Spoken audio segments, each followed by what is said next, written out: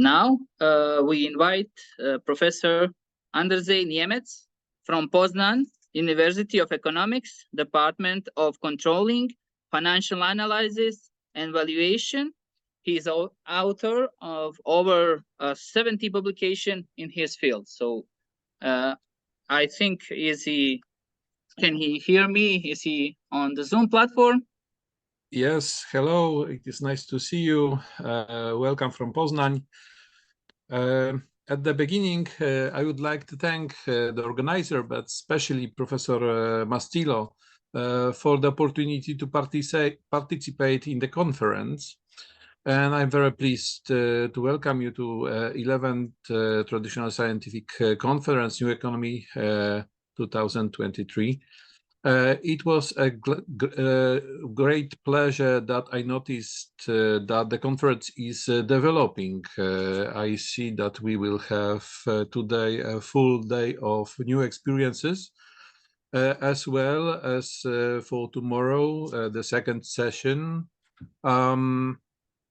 So it is good to know that the conference develops. Maybe also we have some new topics that we would like to discuss because of crisis scenarios. This year, the main topic is innovative solutions for managing the economy in an international crisis scenario. And this is a situation related with few aspects that I've identified during reading the program, the agenda, as well as summaries of some of the articles. The current situation clearly identified that we are experiencing some kind of multi-level international crisis scenario. The crisis we are currently in has affected many economic factors in most of the world's economies, in particular in Europe, but also in the other part of the world. We still have the opportunity to better understand the nature of this crisis, and by listening some of the excellent speeches, for example, Dr. Peter Dukic will identify different scenarios of some global crisis challenges. I think it is a great opportunity to learn more about the factors and the scenarios, how we will face the crisis. The following session about the recession is something that is. I'm personally looking for this speech. This is by Professor Molchanova and Kateryna Kovtoniuk from Ukraine. Is it recession or recovery? Maybe we are at the recovery right now. I hope so. I hope so. Also, there are some elements about the business itself, how the business faced the crisis. We will have also a great speech from Bulgaria, from Professor Nazarov and his colleague Janko Christosov. They will tell us about the effect on business, how business is facing the crisis. We will have also a great opportunity to learn some new terms. So thanks to Dr. Tom Gilpatrick, we will learn the term polycrisis. And also in this speech, I suppose, as well as the next speech from Dr. Cynthia Sandquist-Diaz, we will learn the new term VUCA. I've learned the terms, but I'm willing to have some other other explanations and some experiences about how it is in America. How do you learn this problem from American point of view? Surprisingly, this crisis is facing not only monetary policy. I've identified some problems also in some fiscal aspects of this crisis we are facing, or the situation we are facing right now. There are some articles about the economic growth, but in context, for example, of problems like taxation, like public expenses, and how to finance those elements, especially in the context of the conflict. But as well, we have these themes also in our economy. For example, in Poland, we have also discussing some problems related with public expenses and introducing new expenses in the time of this polycrises. The next theme is there is a large part of the articles that will relate the crisis with monetary policy. We have a great speech of Dr. Nicola Fabri from Central Bank of Montenegro in a moment, so we will learn more details.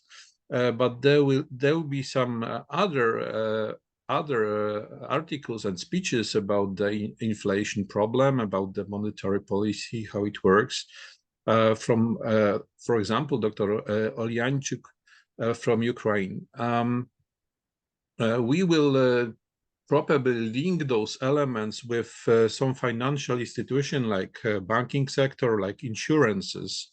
And here we have also a great speech of Dr. Wafa or Professor Aide from Nigeria. I think these institutions are also some kind of benchmark for monetary policy, and their condition also will face the crisis at the beginning. There is a great place for something that is common for policy in European countries, as well as in United States today. This is a sustained development and ESG concept. We will learn many interesting articles and speeches. We will learn many interesting speeches about the ESG concept in context of relationship between ecology and economy. For example, from different point of view, like real estates in Italy, like those natural disasters we've learned from Turkey, like climate changes, like innovative solution in tourism, and the great tourism sector in context of sustainable development. The same for foresting, agriculture, food industry, cotton industry, restaurants industry. These elements are really related with sustainable development. And I think it is a great opportunity to learn this ESG concept from different points of view, from different aspects that we probably haven't an opportunity to learn earlier. There are some articles I recommend, especially about post-COVID economy. I suppose we can have a interesting example about the music industry after COVID, and as well as other elements. Other problems I've identified are inclusive development, digitalization, digital transformation in context of human resources, and entrepreneurial activities. These elements are very important. So I think this multi-level sources of crisis, and as well some innovative tools how to avoid the crisis is very, very near to us after we will have a great opportunity to learn the articles. Now I'm also I ask myself what are innovative solutions and how to overcome the crisis. And there is a great speech of Dr. Epstein from Israel, and he will, I suppose, convince us that the crisis is better to overcome together. And there is also interesting part from Kozik that adds that it is easier if you have a lot of gold. I'm willing to have a great time with you. I'm willing to learn all the presentation, and thank you once again. Thank you, Professor Niemetz. Thank you for this brief introduction of the conference agenda. And now also we have Professor Stelios Bekiros, if we have him here on this Zoom. I need to announce that he is the chief editor of the Economic Journal. We would like to ask him to greet the present audience. It is a great honor and a pleasure to welcome Professor Berrios, a great researcher who works at universities in Italy, France, Great Britain, and Malta, whose research is quoted in more at 6,000 times. Professor Stelios, we give you the floor to address the conference participants. I don't know, Professor? Maybe it's not here. Maybe after he can address. Okay. If he arrive, we will give him a few minutes to address to the audience.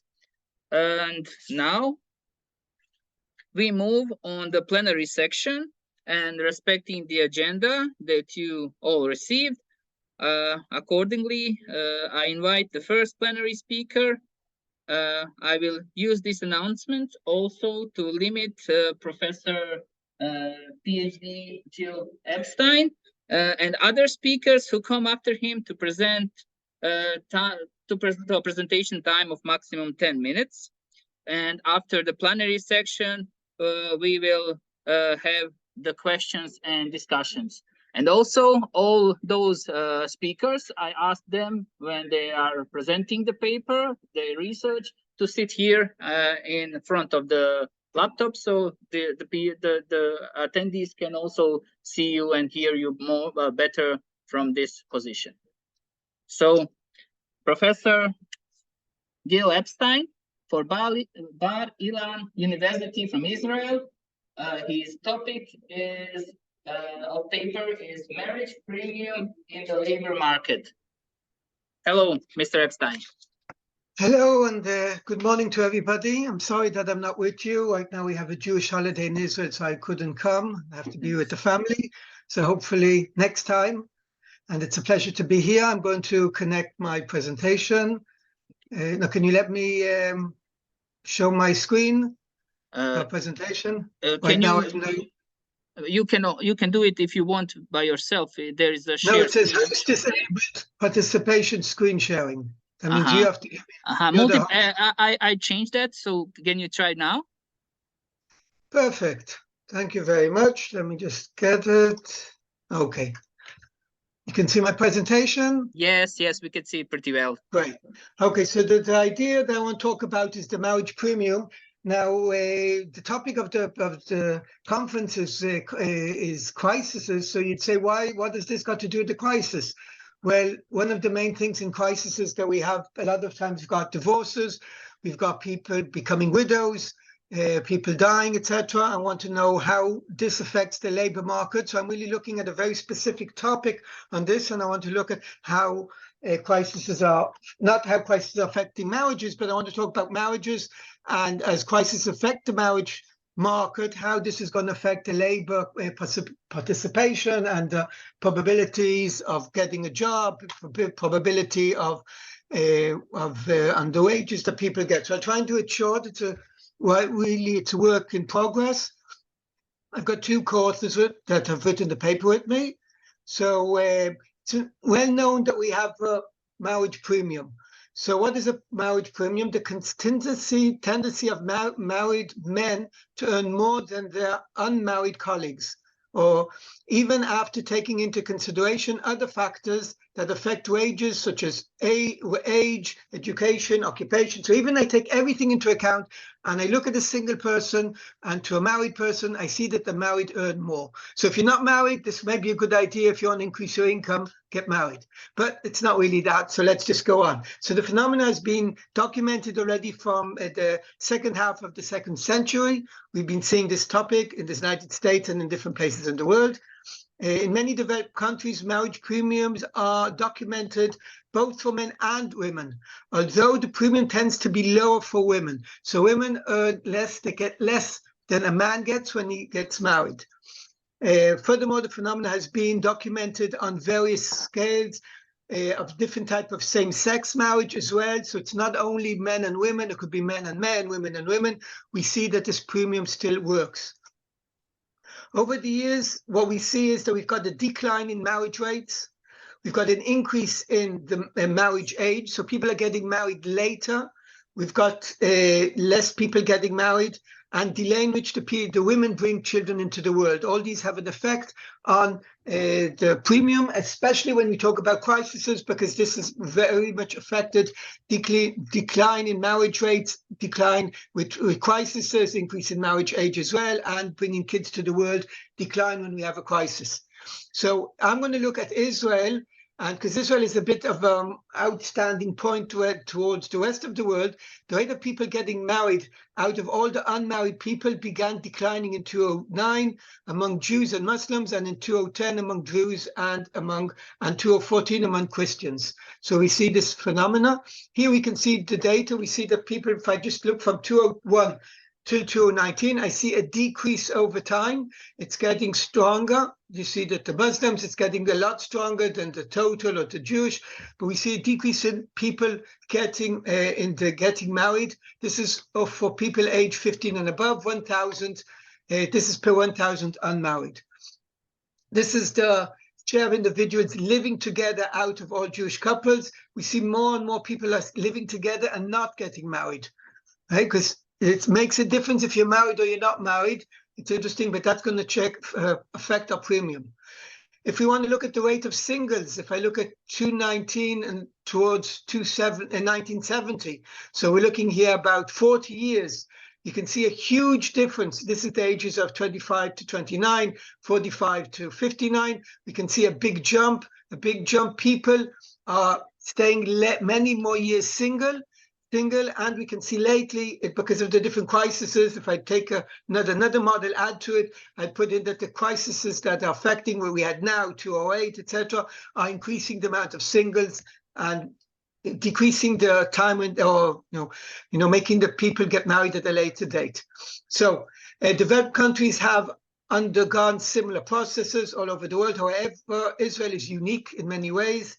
In Israel, marriage rates among all groups are higher, divorce rates are lower, and only about 8% of the children are born outside of marriages, compared to about 50% in the US. Our goal is to explain the relationship between marriage, employment, wages, and in Israel, the labor market in recent years using updated data, especially in light of the changes of family structure and marriages behavior in Israel. Israel is going through a big change and getting closer to the rest of the world. And that's why we can learn from the changes in Israel to understand what's going to happen or happening in the rest of the world. The Central Bureau, we're going to use data from the Central Bureau of Statistics Household Income and Expenditure Survey. It's going to include individual data and on employment, wages, work hours, education, age, gender, marriage status, etc., etc. A lot of variables are going to be explaining here. And we're all talking about, because we're talking about household income and expenditure survey, we're talking about self-reporting. So this is what people self-report if they're married or not married. Observations are 34,000, which is a nice big number, especially for the size of Israel, which is about 10 million people. We've got 61% are married in the survey, 9% previously married, 6.1 were divorced, 1.6 widows, 1.1 separated couples. There's no single explanation why married people get more. So some people say it's because people that get married are more skilled. So more skilled people marry other more skilled people. It could be health reasons. Healthier people marry healthier people, and they are better in the job market as well. There's no single, what did I have here? Something went wrong here. Okay, but anyway, we'll continue. Salaries affect marriage or not over. Only higher wage increases the probability of getting married. So if I've got a higher wage, I've got a higher probability of getting married. Household dynamics. If I get married, so my wife does one thing, I do another thing. So we've got division of labor. Go back to Adam Smith. That can also increase. So we've got literature about that as well. The combination of higher salaries and the tendency to remain married are mutual reinforcing. So you stay longer married if both have higher wages. Safety net. One has a safety net for the other. So if my wife earns a lot of money, I can go and take longer time for looking for a better job, a better match. So this is type of a safety net. And we've got causal effects of marriages and salaries. We've got the assumption that cultural norms affect as well. So that can affect both the type of jobs you get and the type of marriage you do. So the premium marriage, we want to talk about marriage premium, employment and wage in Israel. We're going to look at the multi-household model, includes marital status, distinguishing between if you're currently married or not, if you've been previously married, divorced, separated, and widowed individuals. This is more important for the crisis issues when people get divorced or people get killed in the war and have never been married at all. And I want to compare these different groups. So the model looks like a two-stage model using a Heckman selection model, because I want to look and say, okay, you've got a probability of being working and a probability of being married, and then how that affects. So I'm going to look at, going to do correcting for possible bias from the impact of various factors on employment. I'm going to control for education, experience, occupation, economic history, working hours, geographic location, gender, ethnicity, religion. All these things are going to be control variables. I hope I'm standing in my times I have. In Israel, we've got about 21% of the people are 2 minutes. Arabs. I'm trying to do it fast as you've given the... Don't worry. So we've got a double... Sorry? Don't worry, don't worry. So we've got the framework of a double selection model, similar to what has been done already in the literature. The probability of an individual working and the probability of an individual being married are estimated using a simultaneous probit model. The instruments that we are using for prediction of probability of being employed are the prevailing wage and the number of children under the age of 10. So this is an instrument which is well used. The instrument variable of predicting the probability of being married is looking at what people like me have been doing if they're 5 years younger or 5 years older than me. This is a new type of an instrument that we're using, and it's been caught up now in the literature, and they're looking at the same type of thing that we've introduced this thing. So we look at other people like me, not including me, how many children they have, if they're 5 years older, 5 years younger than me. We use the Heckman and Mincer type of equations. So I won't go into the econometrics behind it, but we've got, just to show that there is econometrics there and there is depth into it. It's all in the paper, but we'll just jump over that. And I want to show you the results. So I'm not going to show the regressions because the regressions are a lot of pages. I want to show the results.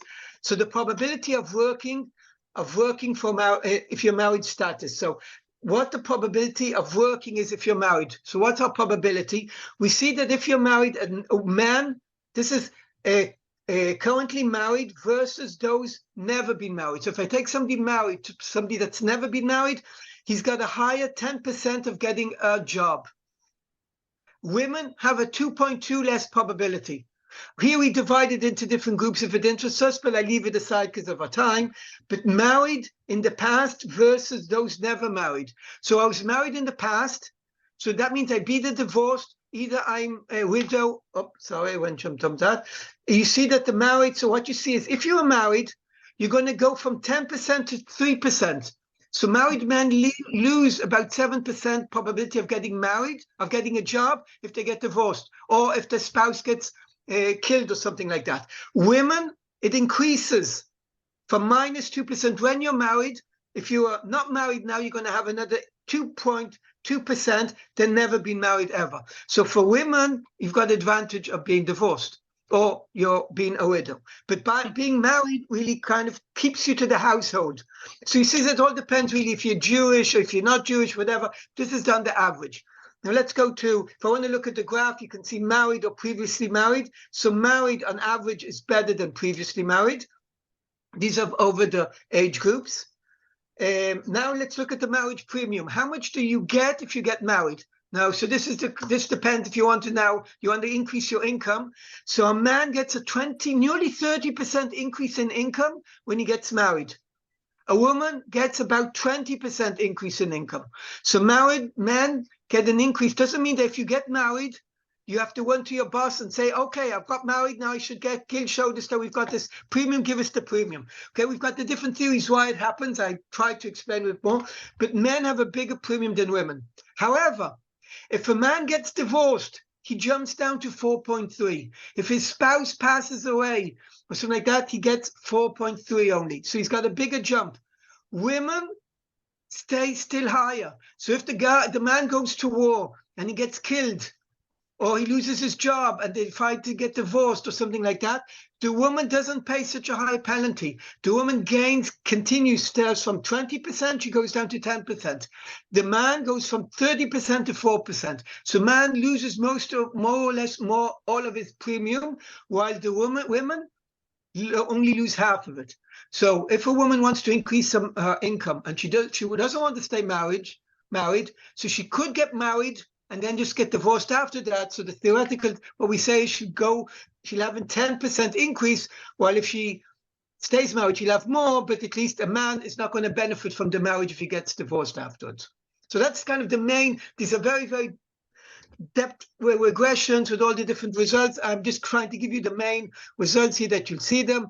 If I want to look at the figure here, this is the gross wage gaps between currently married couples and those who have never been married. So we see that there's a big difference between married and those that have never been married over time.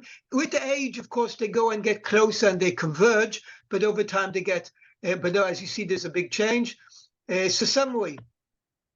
So our analysis shows significant differences between married and singles, or divorced, not only singles, populations over the above differences resulting from the age and distribution.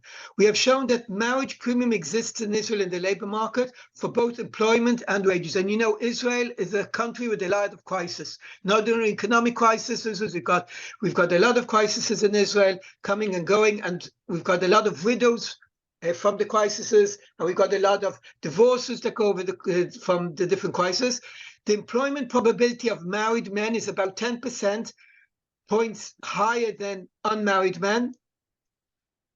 In general, married men's wages are about 30% higher than that of unmarried men, while married Jews of various ethnic services receive premiums ranging between 25 to 36%. The probability of a married woman working is 2 percentage points lower than an unmarried woman. Okay, the wages of a married woman are about 20% higher than that of wages of an unmarried. So I try to give it as short as possible to give you the input. So Israel goes through a lot of crises. We've got different wars, short wars, long wars. We've got terrorist attacks, etc. It's affecting. I could have brought the whole effect of how the crisis affects marriages, but it does. So that's why, and a quarter of an hour that I had, I tried to just give the, the front picture of everything, and I hope it was clear. And thank you very much. Thank you, Professor Epstein. Very interesting perspective to look at today's topics and with astonishing results. So what we learned is that we tend to stay married, and it's better to stay married, especially we men.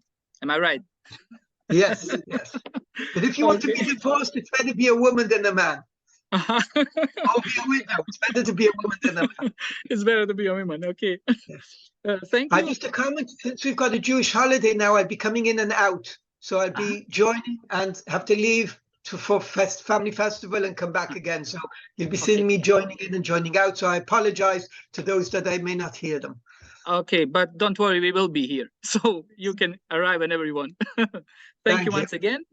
And now, before we continue, also I have to emphasize that unfortunately, PhD Nikola Fabris from Central Bank of Montenegro and University of Belgrade couldn't arrive due to personal issues. And now I invite PhD Gianluca Matrocci from University of Rome, Tor Vergata, Facoltà di Economia, Italy, with his topic, Climate Change and Real Estate Industry Innovation in Europe. So, Professor, the floor is yours. Thanks. Could you please confirm that you can see the slides? Yes, we can see the slides and we can hear you. That's good. So thanks again for inviting me to be one of the speakers of this event. I'm really happy that the event is growing and it's improving year by year, thanks to the organization that is doing all this huge work for improving the event. What we will do now is to make an overview about the climate crisis and impact of the climate crisis on the investment in the stock market. The focus will be on the real estate industry, and we will try to understand for the real estate industry if the climate change matters or not. Here you can see a couple of pictures that are telling us only what is the problem. The first picture is the picture about the temperature that we have worldwide in the different countries. As you can see, the change that we had in the last decade for almost all the countries is a huge increase in the average temperature, plus then 1 grade for each of the country. And we have also another problem that is related to the reduction of the change in the climate, increasing the number of rains and huge rains that we can have in different countries. What we want to do in this paper is try to understand if the market is changing, how it's changing, and what is the role of regulation. The focus will be on the real estate market, because in the last decade, we had a lot of innovation in the real estate market in order to reduce the impact on the climate and the impact on the environment. Two examples are the European taxonomy that is applied to all the companies that are listed in EU. And this European taxonomy, in order to make it simple, is asking to all the companies to disclose their carbon footprint and their impact on the climate. The other issue that is relevant is that we are changing also the market of real estate, because starting from the next years, in EU, we will have a new regulation that will imply minimum efficiency requirements for the buildings owned in order to rent them or in order to sell them. And this is called the Energy Efficiency Directive. The question that we are trying to discuss are quite easy. Are rates targeting more efficient buildings? So if there is or not an interest to do it, and if the market is providing a premium to the rates that are investing in more energy efficient buildings, or are investing in buildings that are characterized by a higher usage of renewable energies. What we have done, first of all, we have done a simple literature review, try to understand what is already available in the literature about the environmental issue and the impact on real estate. There are several works on this topic. Some of them are focused on the environment and accounting performance. Some others are focusing on who are the investors that are taking care more about the environment and when we can classify them as ESG investor. After there are some papers related to energy rating of buildings and the impact on reputation of the companies. So if I am a company and I am a multinational one, why I have to take care about the quality or the energy efficiency of my building? There is also something related to the impact of certification on the type of tenant that you can have in the building. For some multinational company, is still a constraint to have energy efficient buildings, and so they cannot invest or they cannot stay in buildings that are not energy efficient. And finally, there is also a discussion about what is the role of energy efficiency certification for different type of buildings. So what we have done an analysis in which we select listed rates for which in a database that we are using, that is the Refinitiv database, there are energy consumption data. Energy consumption data means that we can understand easily what is the usage of energy, what is the trend in the usage of energy, and what is also the source of energy mainly used in the building.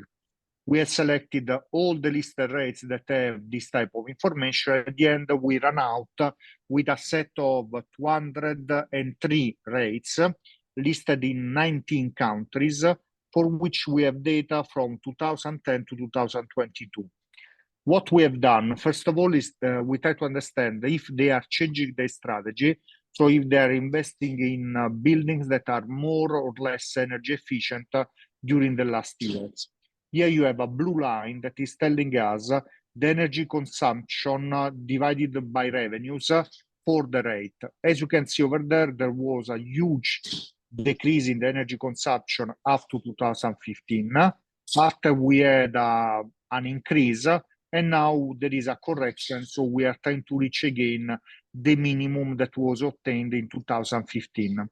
What is most important is that considering the use of renewable energy, so let's say solar energy panels and all this stuff, there is a clear increase over time about the usage of this type of renewable energies.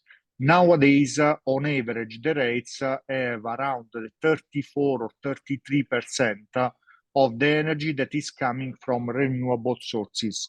This is a change, a huge change with respect only to 2010, because it's more than the double that we had in 2010. What we have done some analysis about the performance of the shares of these rates. So we computed the annual return of the shares for this set of 203 rates. We try to compute a measure of a normal return, that is the difference between the return obtained and the expected return. And what we have done is to use standard methodologies for the normal return. Here you can see the capital asset pricing model. Here you can see the Fama and French 3-factor model. Here you can see the Fama and French 5-factor model. What we have created as new is a new proxy that is based on what? On the basis of the energy consumption and the renewable energy usage. So we want to test if these items matters or not for explaining the normal performance or the performance of our rates.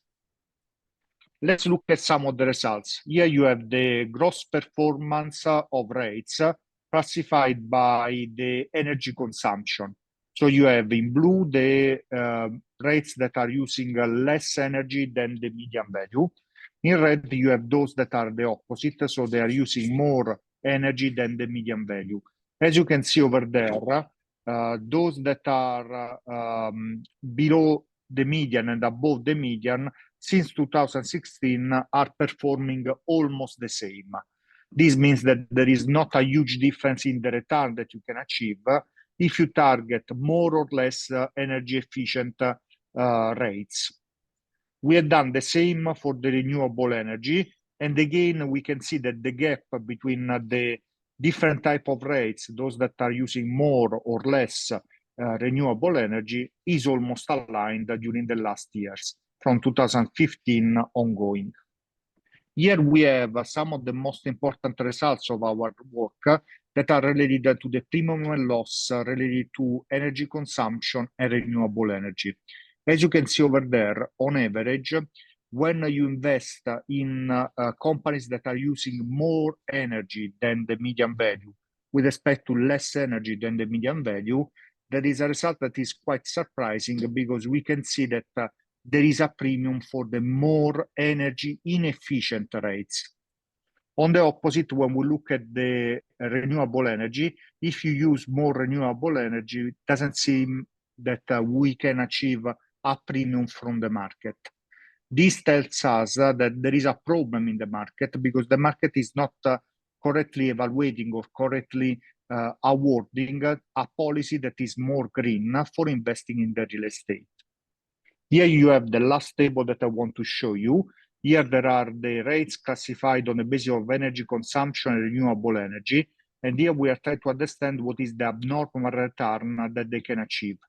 As you can see, for the energy consumption, the more you have energy consumption, the more you have a positive abnormal return with respect to the others. When we talk about the renewable energy, is the opposite. So the more you are using a renewable energy, the less you are rewarded in terms of a normal performance. These data are telling us what? They are telling us that when we are talking about rates and we are focusing on energy efficiency and so on, the market is still not able to price properly this value added for the companies. So what happens is that nowadays, even if there are new rules that are already in place for managing better the rates, more energy efficient, more ESG compliant, there is still not an interest from the shareholders or from the investors to select more this type of rates instead of others. What we are trying to do now for the next development of the paper is try to understand if this is something that matters in every country in the same size or not. Preliminary evidence that we have is that the more you have a country or a set of countries in which the regulation on energy efficiency is in place, let's say, for example, Europe, the more you can achieve a small premium, not a huge one, if you are investing in energy efficient rates or in green rates. The more the regulation is not taking care about this type of issue, the less you can expect that the market is self-regulating itself. So the less you can expect that the market can give a premium to the investments that are characterized by a more green-oriented strategy. Thanks for your time. I hope that I'm still on time and that it was not too long. I hope so. It was perfect. Thank you. We really enjoyed listening your presentation and also the remarkable results. And especially, I must say, for your Italian accent. Thank you, Professor. Now we will have Professor Dr. Manuela Gabor from University of Medicine, Pharmacy, Science and Technology of Mureș Faculty of Economics and Law to present the paper. Yes, I will ask you to maybe do you have presentation? Yes. Give me your USB stick. And you will sit in my place. Just In this place. or there. Just I will because we need to see on the camera. Okay. But just a second. Yeah, Just a second. It's name Oikos conference, the folder. Are we going to try to find it like this? No. Why? So we are going on USB disk. Was this your yes? This one. I don't know. Sorry. You find it? Yes. And the PowerPoint. PowerPoint. I Okay, have I'm going to also- transfer it on the Here. on the channel on the computer. Just a second. F5 function. Yeah. But I think I don't need for.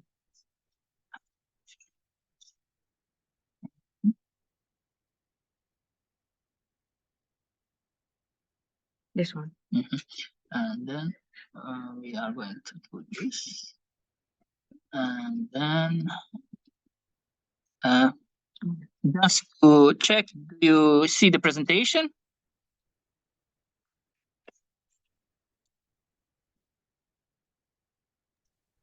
No, we don't see. You don't see. Okay, just a second. I'm alone. So we are going to do this here. Now? No, still see you only. Oh, okay. Now, yes, now we see. Great, Thank you. Thank you. Thank you.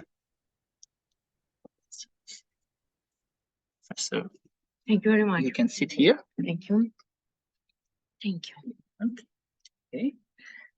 Hello, everybody, online and also on site.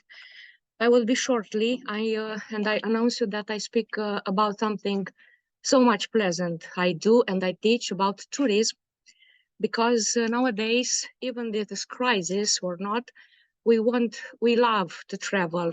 I travel for this conference. I travel for sunny beach in Montenegro or Macedonia or Albania. I travel around the world. Yesterday, this last year, I was in Bulgaria, on Sunny Beach at the conference, by the way. And my own contribution is linked to innovation product tourism as, in my opinion, as a sustainable solution for emerging, especially for emerging economies, because all the country has cultural heritage. Romania has, and Bulgaria also, communism heritage. We have a lot of landscapes, Serbia, Montenegro, Macedonia, and for me, it was my first experience in Skopje. It's a very interesting country with a lot of landscape, beautiful landscape, but we must learn to put in the front of the tourist as the tourists want, because nowadays tourists travel not only for leisure or for relaxation, they travel for experience, to tell their friends how beautiful and how wonderful was their experience in this country, in a special destination.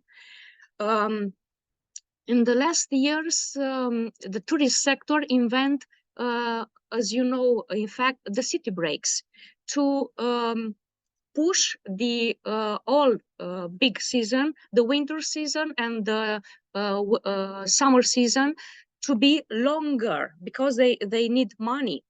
All the hotels had cut off for occupancy, 33% to recover the expenses. But for this, you must offer the tourists what they want. I will talk about some kind of innovation in tourism, name new type of tourism. I have a lot of paper published in a renewed journal like Tourist Management about baby moon tourism, because baby moon tourism, like luxury tourism, is a kind of tourism dedicated to rich people.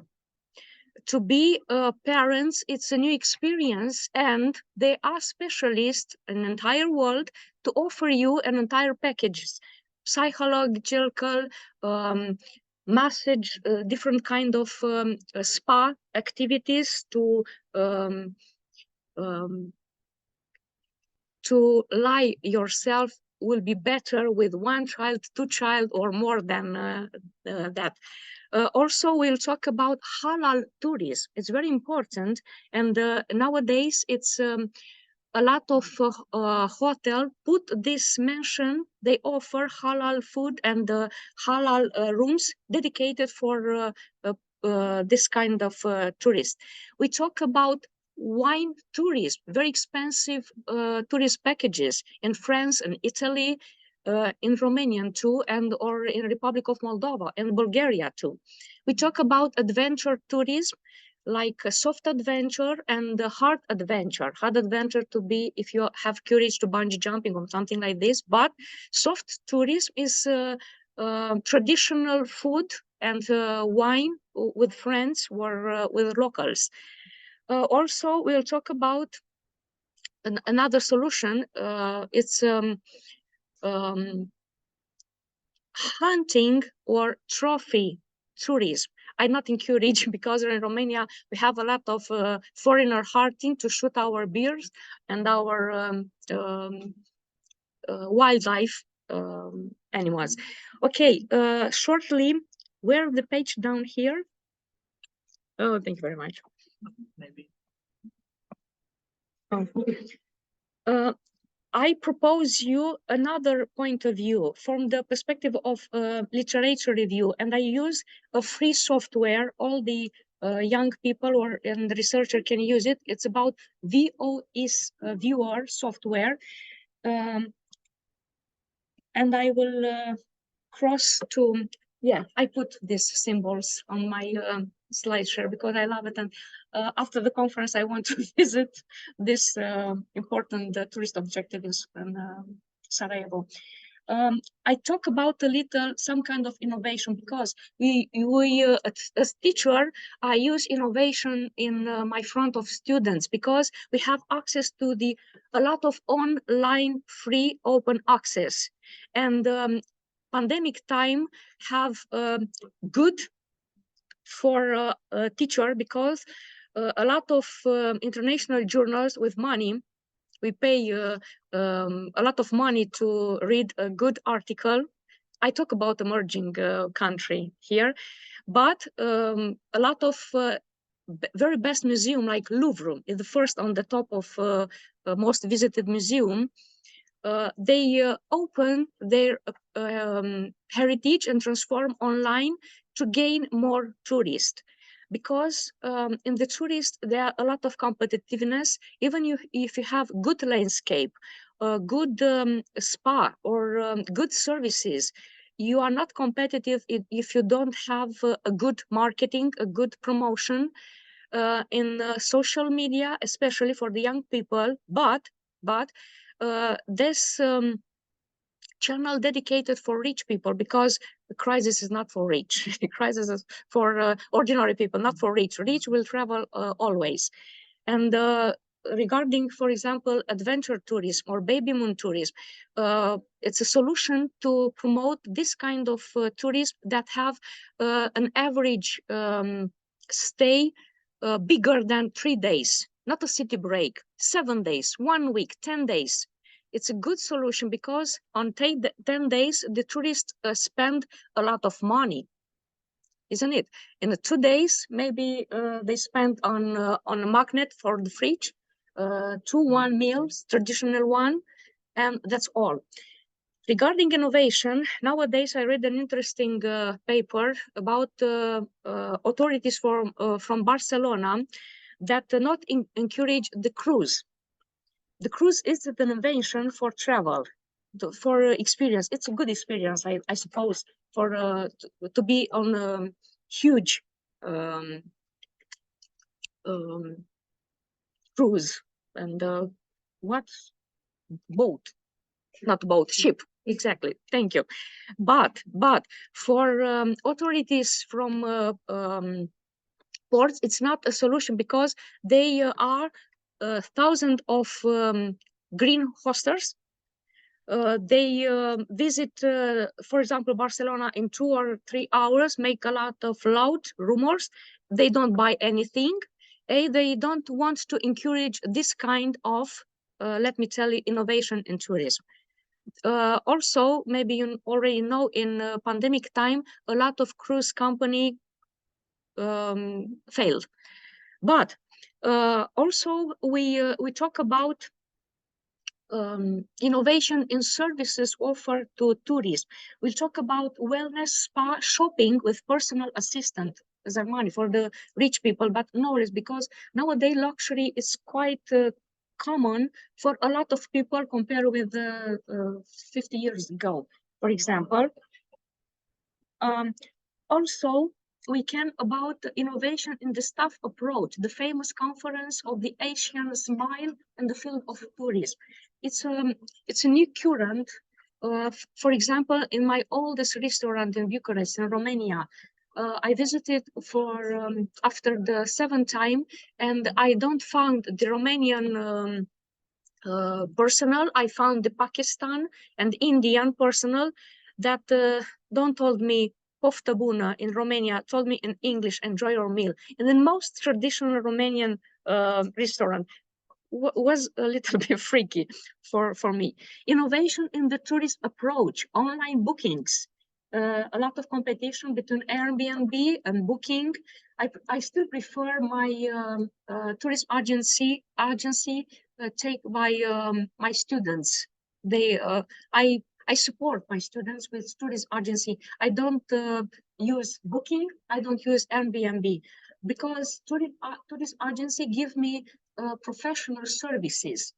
Told me about how to take care in the country, how to manage a travel in a special country, stuff to do or stuff not to do in this country. And it's very important because it respect the culture, the locals. Also, innovation in educational, we are most of them teachers, of course, and we need a lot of solution to teach our students to be their best in their sector. Combining successfully, I said, of digital technology with history, culture, legends, storytelling, myth, literature, and bestsellers.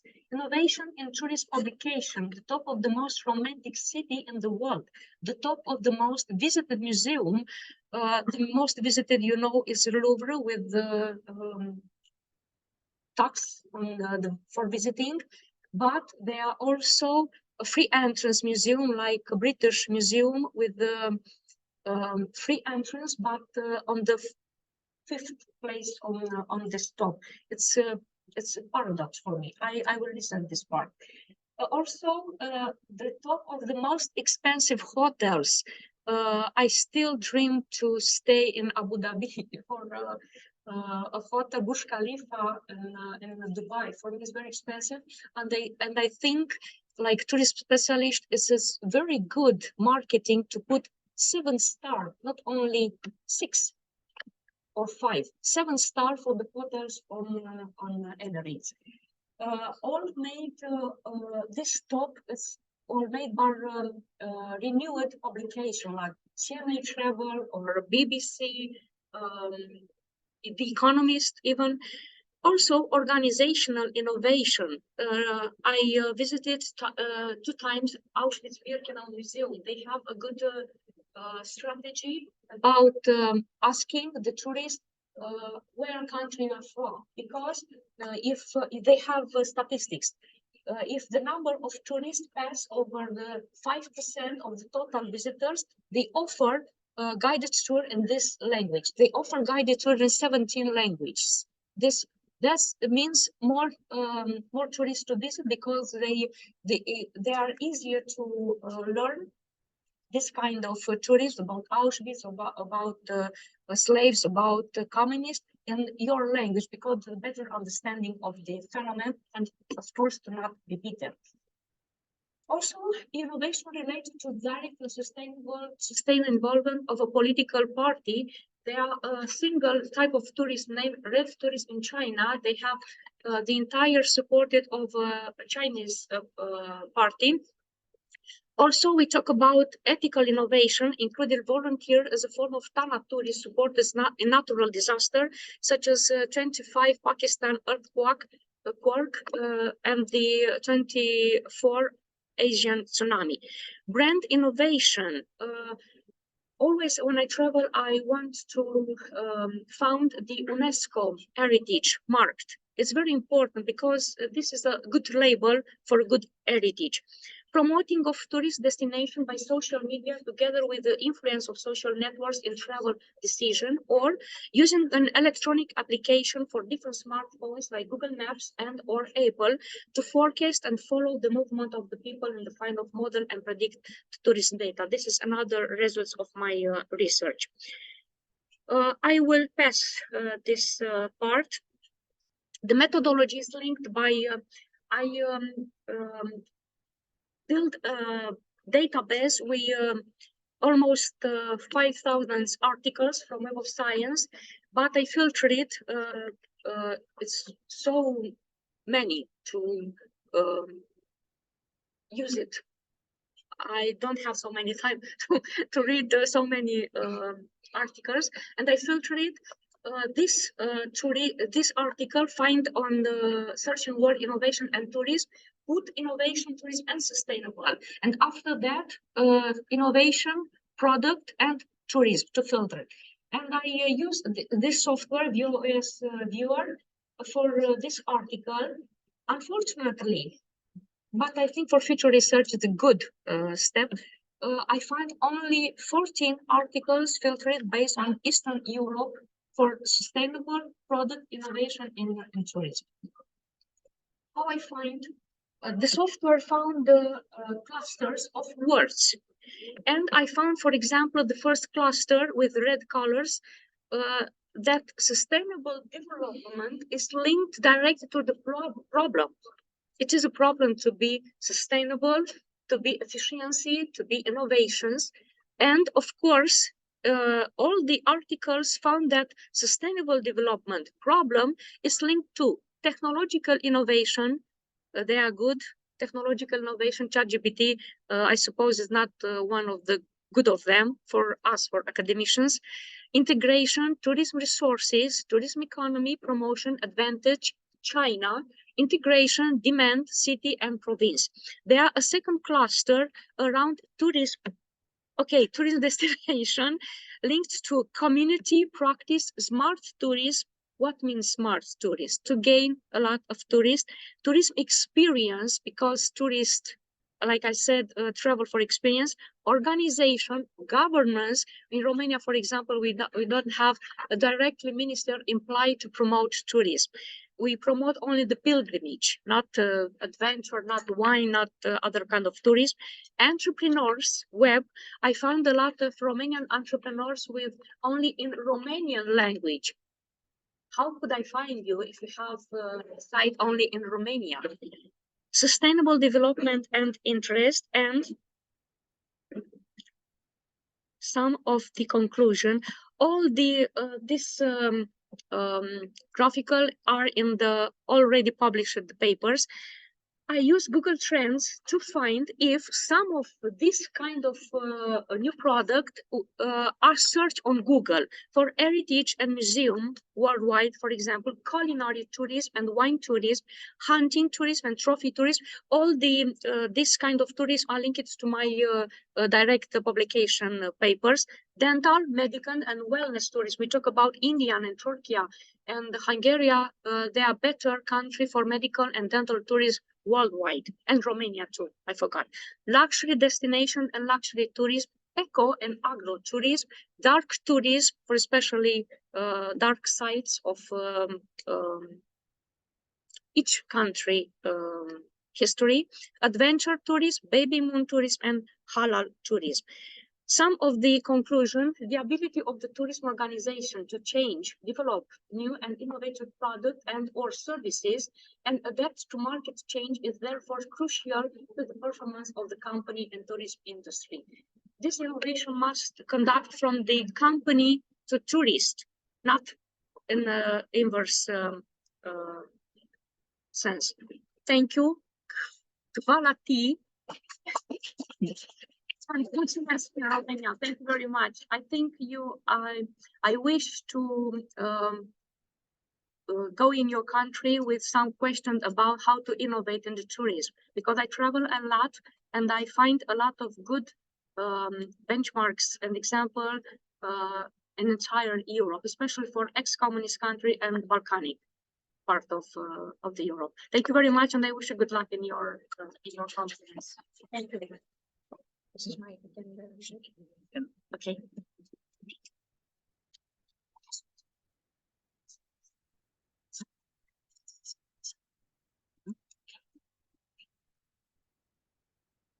So thank you, Professor.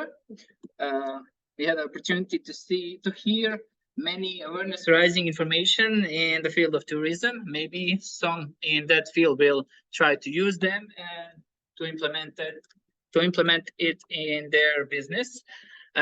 Next speaker that we have is Professor Thomas Gilpatrick from Portland State University School of Business Administration from United States of America on topic building global resilience in a poly-crisis world.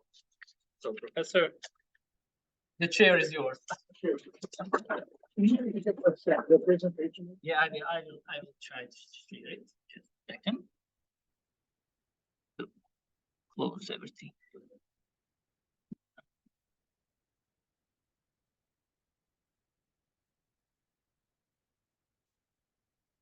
Oh.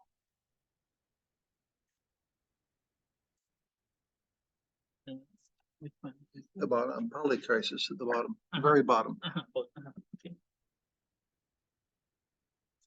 Okay, so we are going to do this.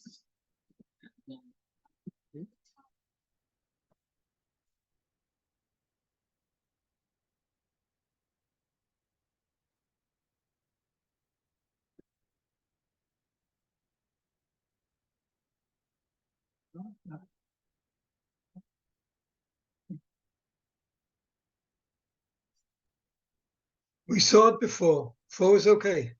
Yeah, I'm just trying to make a better view, maybe. And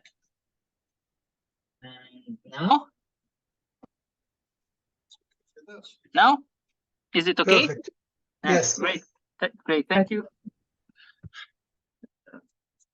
Well, thank you. It's lovely to be here. I again would like to say thank you to the organizers of this conference. I'm very pleased to say this is my 5th year of participating, and I've enjoyed it very much and look forward to future collaborations.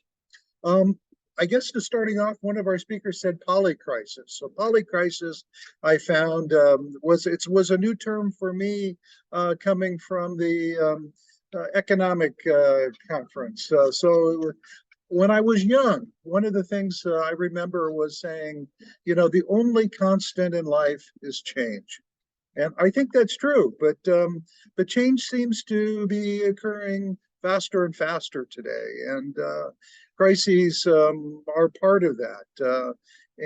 And with Professor Epstein, I was a little bit troubled with his presentation. I see a potential new crisis. His research findings that wives earn more money when their husbands die, I found a little bit troubling, but okay. So, what do I do? Okay. So I probably have too much, so I will probably skip through some of these slides of my agenda, a little bit of setting the stage and talking about different crises. I, again, have some World Economic Forum. I'll kind of go through that quickly. Another phrase that I really liked was that we live in a world of black swans, gray rhinos, and silver linings. And this comes from a McKinsey study. There's a book that I liked very much before that talked about the black swan. You know this phrase. And black swans are unknown unknowns that enter our lives that we haven't really planned for, which makes it difficult to forecast. Gray rhinos are unknown knowns. So maybe a little bit easier, but what I really like, and hopefully we can get to with the presentation today, are the silver linings. So in all of this change and all of this world of crises and multiple crises, different layers, polycrises, what can we gain from it? What are the opportunities? So as a marketer, I'm a professor of marketing. We like to say there are no problems, there are only opportunities. So I try to be optimistic. Let me, okay, this is too small to read, but this is from World Economic Forum talking about what are the crises we expect in the near term and what are the crises we expect in the longer term, 10 years. I'll just say the top one. In the near term, it's really the economic inflation crisis, which we're experiencing. And, you know, in America, its inflation last year was 8 to 10%. So I think maybe for some people in the room, that would be good, 8 to 10%. I've just come from Turkey, and I think Turkish people would love 8 to 10% inflation. But it really changes a lot of lives. It's something to deal with. And then on the long-term crisis is one that, at least in America, and there's some papers on it today, seems to be not talked, well, it's talked about every day, but I think it's on everybody's list, but maybe not at the top of the list, and that's the climate crisis. And so I think it's something that we definitely need to address. So I'm going to skip that one. I guess another theme that we talk about is looking at crises. The first thing that we need to do is identify risk. And what is the difference between a crisis and a polycrisis? Well, for me, the difference is a polycrisis is a collection of crises. Long ago was told to me that you can have a problem and a whole cluster of problems together, tied together like the Gordon knot from Alexander's time, you call a mess. And so I think that a definition of polycrisis is a mess, a whole cluster of crises that are tied together. And I think we see this more. I like this particular slide because I think that a lot of the problems, a lot of the crises that we face today are connected. They're connected to each other. So our ability to focus maybe on economics without looking at climate change, without looking at other problems, is not going to really bring us to a solution. And this is more of the same. I put this slide in, was looking at price hikes for different income levels. And the only point of this slide is on the last slide on the bottom right. Who does this affect? And it affects poor people around the world. So inflationary times today, wealthier people, as I think our previous speaker said, you know, are less affected. And I think that's true in most places. I think a couple years ago, I had a paper here, you know, forecasting what do consumers do in economic crises. Yeah, we can study strategies. We're living those strategies today in the world. And the next slide, I looked at who's at this conference, which countries. And what are, this isn't a whole list, this was the top of mind as I went through my list to fit on one page. What are some of the top crises faced by a set of countries, particularly this region? And, you know, the topic of my talk is resilience in a polycrisis world. And I think in a more developed world, America, maybe parts of the more developed world elsewhere, we are slow to change. One of the things that I think that Americans, people like me, can learn is learn from you, because I think Balkan territory, other parts of the world, you've been living with crises your whole life and learning to be adaptable to crises. And this adaptability, this flexibility, this resilience to find an opportunity in a crisis is something that I think that we all need to learn. So I came up with 10 kinds of factors to how to build organizational resilience in a world that is faced with multiple crises.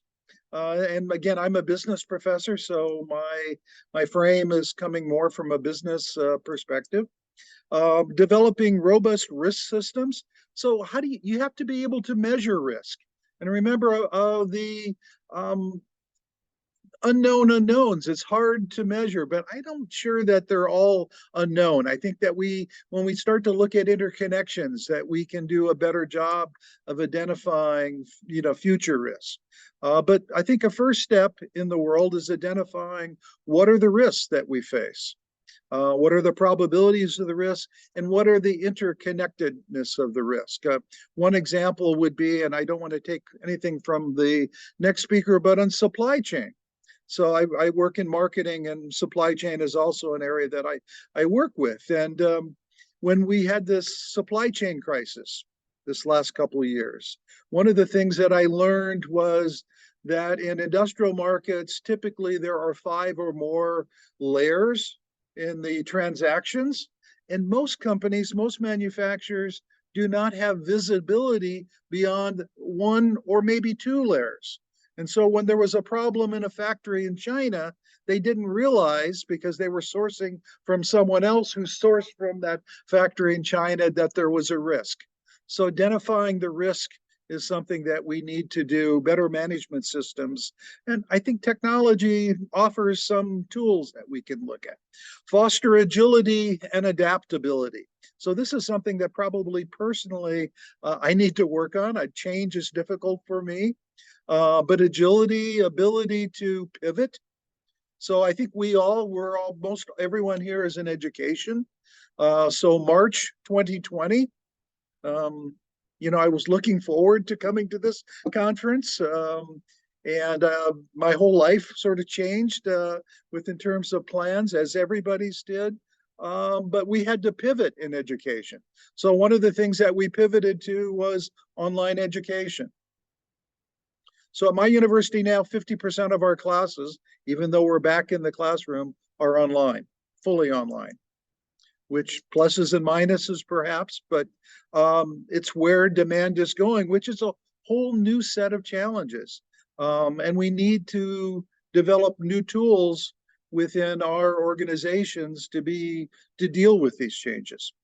Enhance collaborations and partnerships. I think this is particularly important, partnerships between academia, industry, government. These problems are connected with each other, and problems are more global today. So, maybe when I was, growing up at the university, if something happened far away in the Balkans, that was a long ways away, or something happened in China. But today, what happens here, what happens in China affects me in America as well. Our problems are tied together to an extent that they never have been before. So we need to be better at collaborating. We talked a little bit about diversification of supply chains, of dependencies. Supply chains were optimized to provide the lowest cost, but not really optimized for disruptions.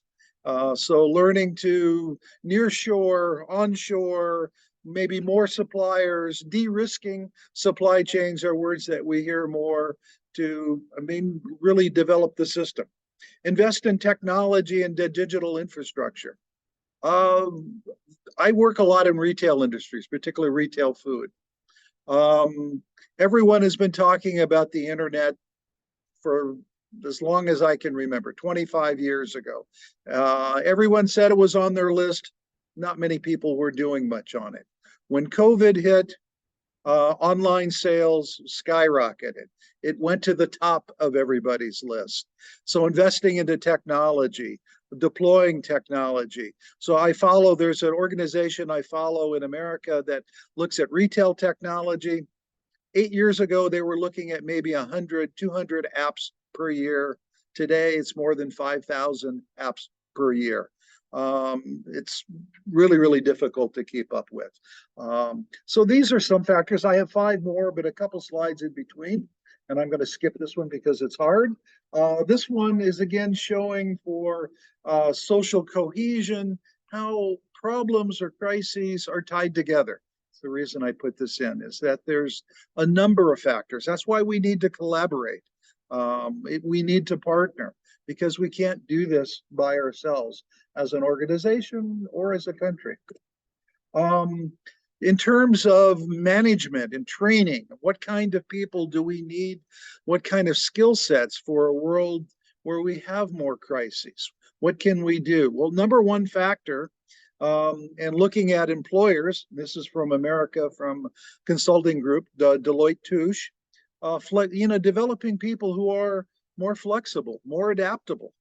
In the retail industry, The number one factor related to adopting new technology by a firm is really getting the top managers to re-engineer their business to fit the technology. It's really the mental connection to the adapting. People are used to the old times. I grew up in a system where it said, if it's not broken, don't fix it. Today, we want to break it ourselves to make it better. Jeff Bezos from Amazon is constantly breaking his business model to try to improve it to be better. So a whole list of factors that maybe a workforce can be better at, but some other factors to sort of round out my list in building organizational resilience, prioritizing employee well-being, talent management. This goes to sustainability factors as well, balance factors. You know, I think that if you look in America, there seems to be an increasing problem of people feeling alienated from their work, maybe feeling alienated from their life in a way. So working on well-being is a real issue, and how to design that into developing people in organizations. This is very much a change. When I started, it was all about surviving. If you survived, they liked you.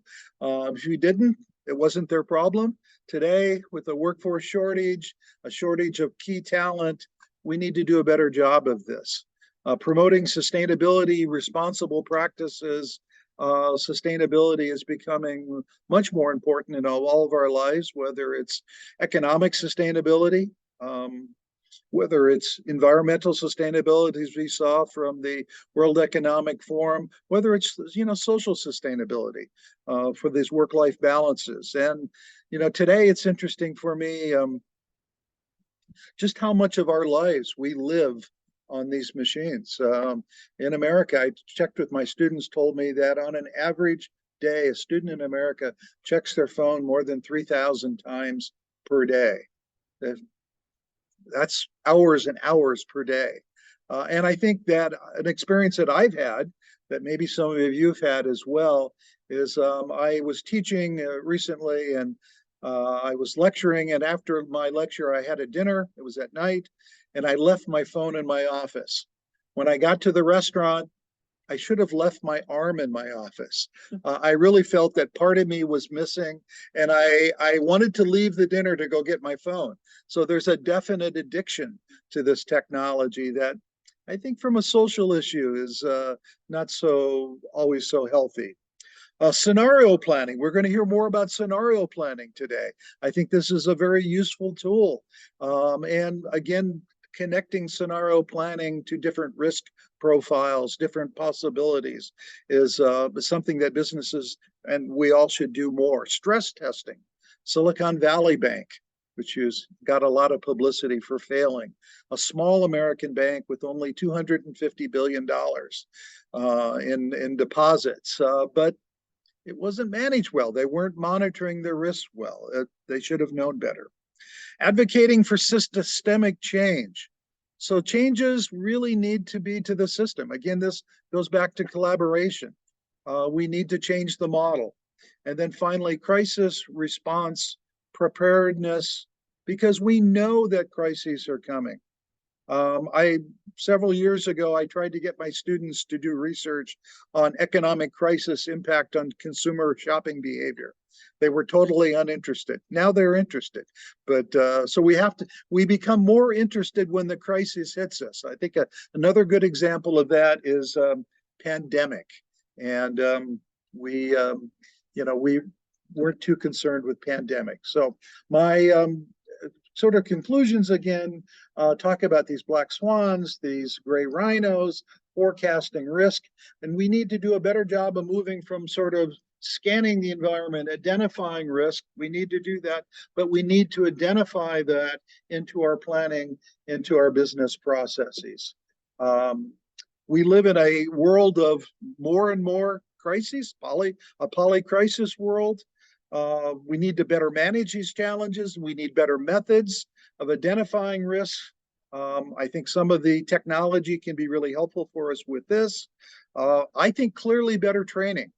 And I think there's a training in terms of a psychology of adapting. And again, as I said in the beginning, I think Americans, maybe we've been a little bit too stable, too easy.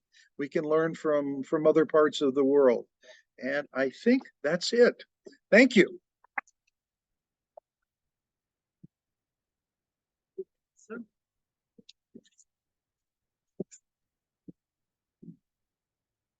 So thank you, Professor. You're right, we are used to crisis. The crisis here in Bosnia is a way of living.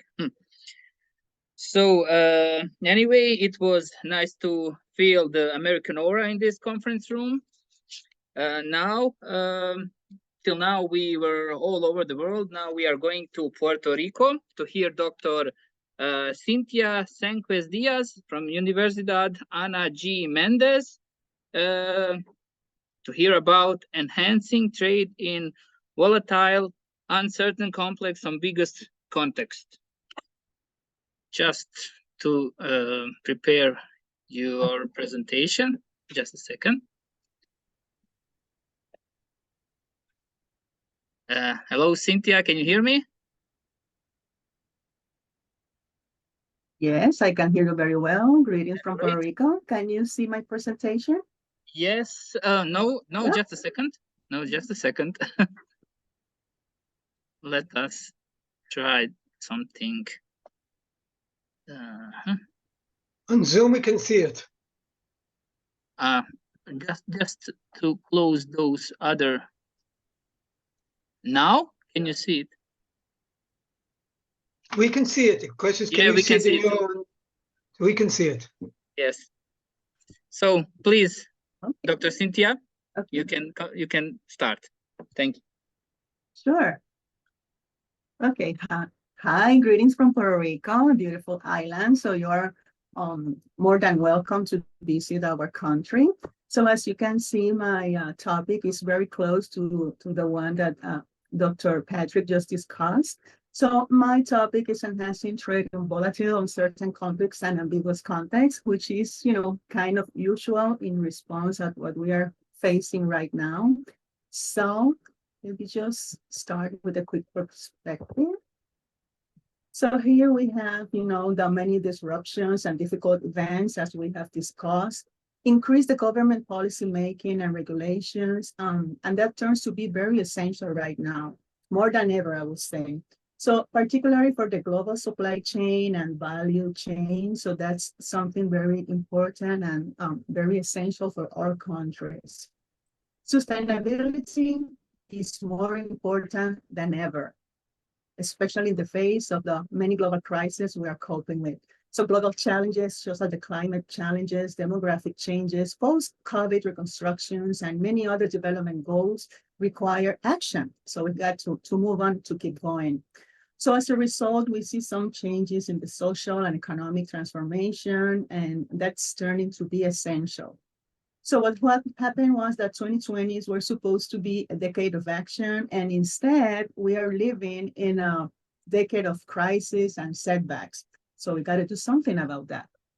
Opportunities to enhance trade worldwide could be at risk, where the just in case should be the new normal, and then that's impacting the business efficiency.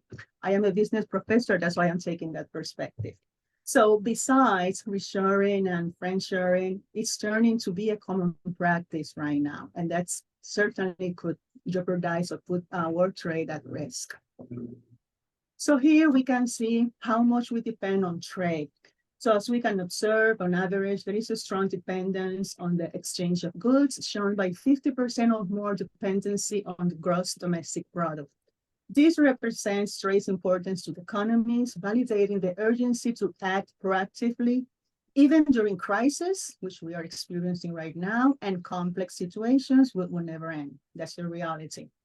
Therefore, flexibility should be a rule, and then we should be supporting social economic progress in different countries, but especially in the least developed.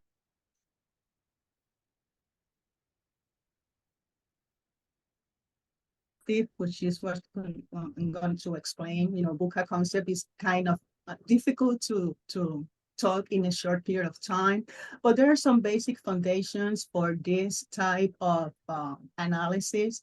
And first, we got to see, for example, what are the different levels involved, because we talk about collaboration. So that means that we got to consider the different levels. First, we have the macro level, which regards or refers to the environment, where the firm policies really depend on somebody else, particularly the government. And that will increase the integration and the resilience of the many organizations and business involved in trade. Then we have the meso level, where the strong collaboration is expected from both sides, the public, meaning the government, and the private sectors, meaning the business and the firms, regardless of the sizes. And then we turn to the micro level, which we talk about the flexible strategies that are needed by the managers, the owners of the business, to continuing remodeling their business structures, the business models, to keep going to what we are facing right now. I think I jumped on one, I'm sorry. Okay, I'm sorry for this one. Let me explain what's a BUCA, because it may be unfamiliar to some of you. BUCA is an acronym, and then we start with the 4 characteristics of it. So even though the literature is deepening the BUCA concept right now, analysis containing a multi-level perspective seems to be limited right now. So there is extremely important because business are the smallest units in the economy. So therefore, regardless of the plans to outperform, it will not be easy to do it efficiently, as firm success depends on other factors. So undoubtedly, the government's support is essential. I think all of us are sure on that, agree on that. And therefore, there is a need for higher industrial approach and considerations on that respect. However, government efforts are the key to helping firms to manage disruptions through the regulations. So we then have the meso level, highlighting everything. And then we got the volatile, where we have the challenges, unexpected or unknown of the things that are happening that are not hard to understand, but it's just unexpected. So that makes it hard to plan and to react accordingly. So that's one of the characteristics we're facing right now.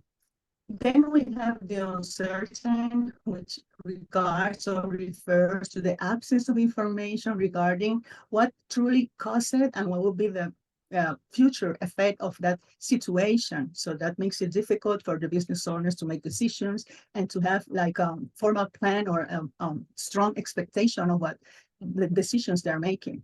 Then we have the complexity, and then we are sure that all trade-related activities have this characteristic in common, where we have many factors involved, as we know. It's hard to say, hey, if I do this and I do that, I'm gonna get this result, because there are many factors, most of the times out of our control.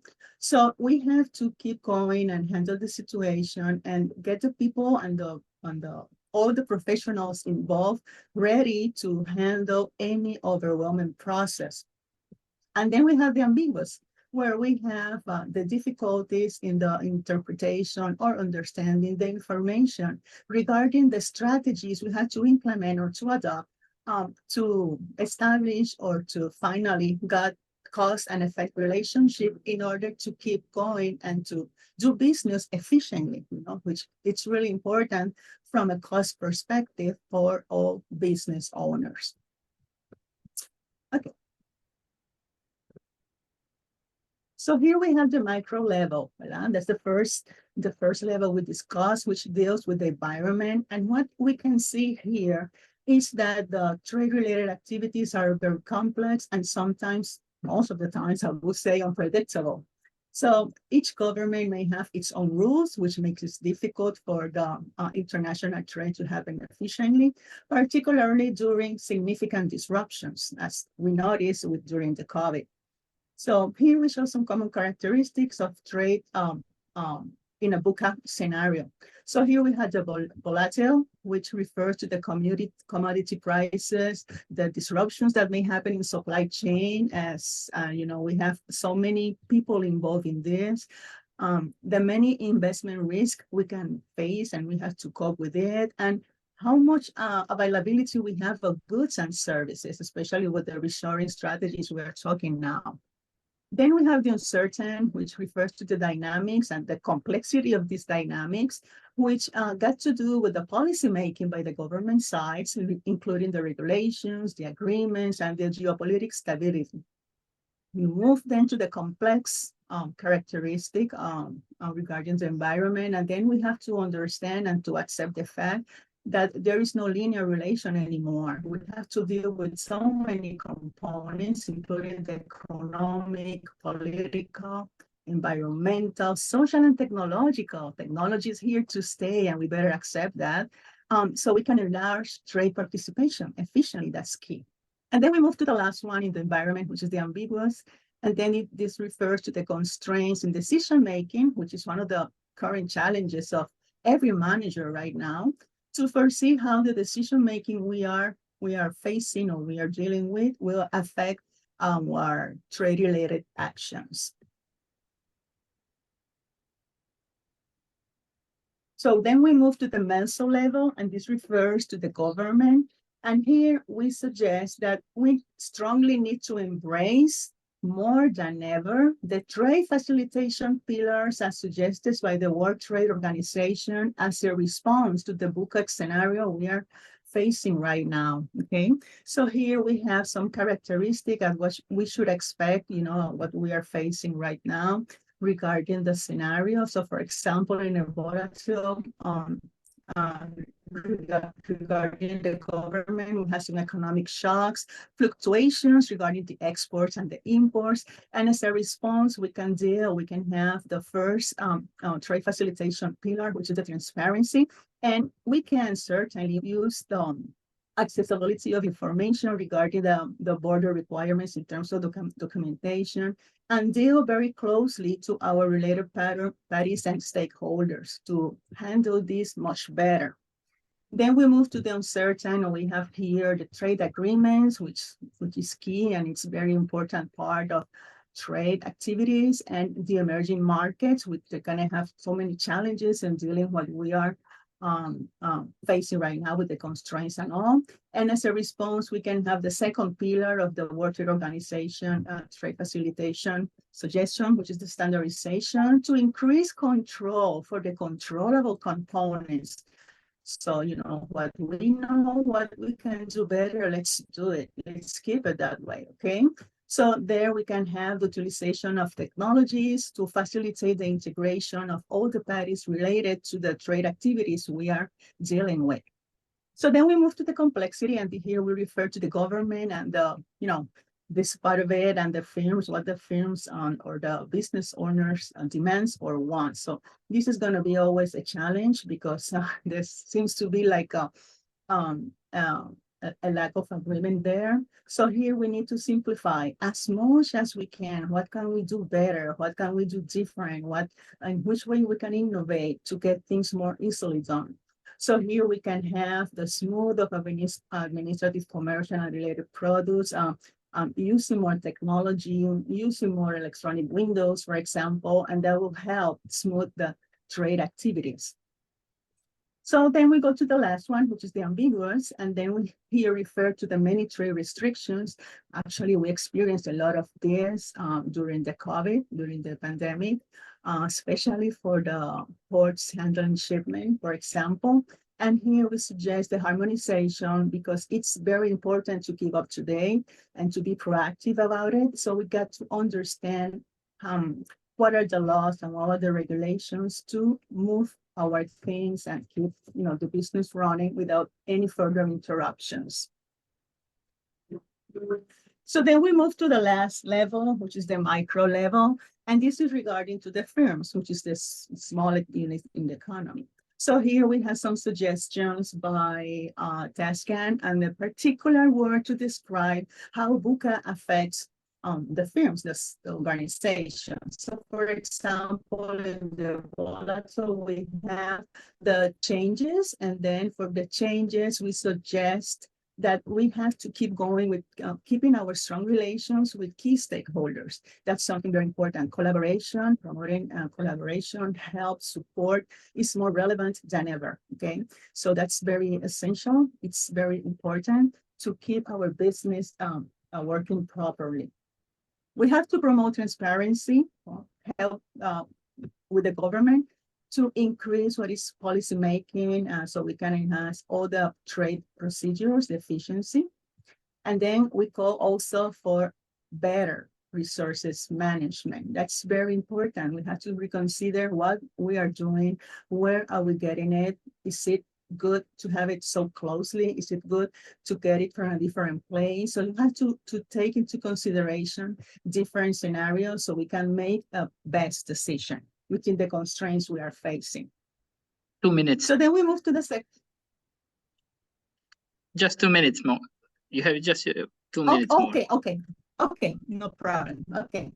So then we go to the uncertain, and then we have to deal with the unpredictable. And here we deal with the technology and technology adoption and how we can use the many improve the decision making and diversify with trade partners. The complexity deals with the factor relations and how we contribute by helping people to be more agile by learning and development. And then we go to the ambiguous with the multiple interpretations. We have to enhance collaboration to reduce the risk with other stakeholders. So here is the final multi-level approach, what we suggest. We got the micro level with the environment VUCA, and then how it affects the firms, for example, and the government with the trade facilitation efforts, and how the firm strategies, will be then very efficiently if we get the support from the government and we go hand to hand with the government on those collaborations. So this is like a kind of a summary of what I just said. So some proactive strategies for this is we need more efforts toward trade facilitation, no restrictions. We need to support more activities related to the export and import activities. And then we cannot underestimate the changes, no matter the size, because every change is important and we could have relevant consequences. And then we call for network collaboration as response to the different events we are facing. And here are some references regarding my work. And here I have my email address, and I thank you for the opportunity. I'm sorry I took maybe a little bit of the time. Thank you for your attention. Thank you. It was perfect. Thank you very much. Now we invite PhD Petar Đukić from University of Belgrade, Serbia, with his paper on different scenarios of some aspects of global crisis challenges and innovative approach. So, Here. okay. Oh, presentation. Is it here? Yes. Okay. This sample that. That's one. Yeah.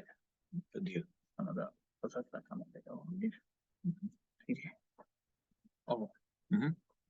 For the complete. Yeah, just like this. Okay.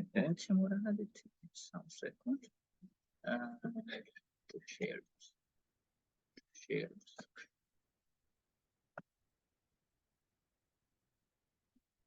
Just to check, everybody see the presentation? We can see. Thank you. No.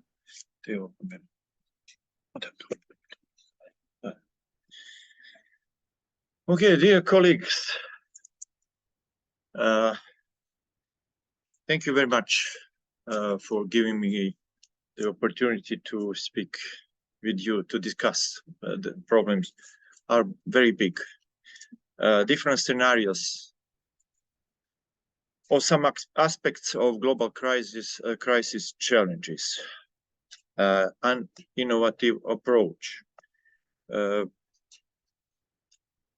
About crisis contents, I would like no spend too much words because of experience of my previous colleagues.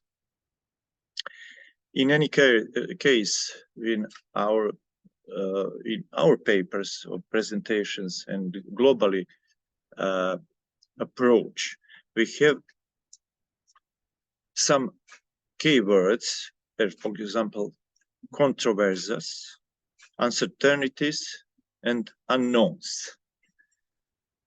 What kind of crisis we have? Polycrisis. It is new notion and new expression for me, acceptable for all of us.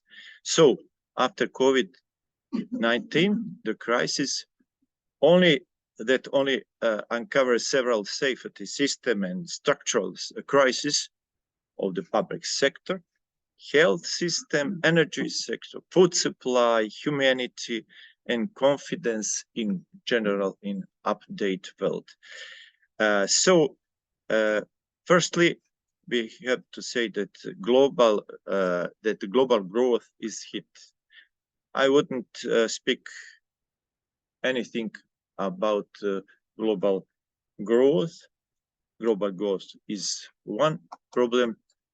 The second, and maybe several other problems are better than growth rate in update in this year, in several next year. So what would be expect nowadays? Post-COVID growth stimulations by money supply accepted all over the world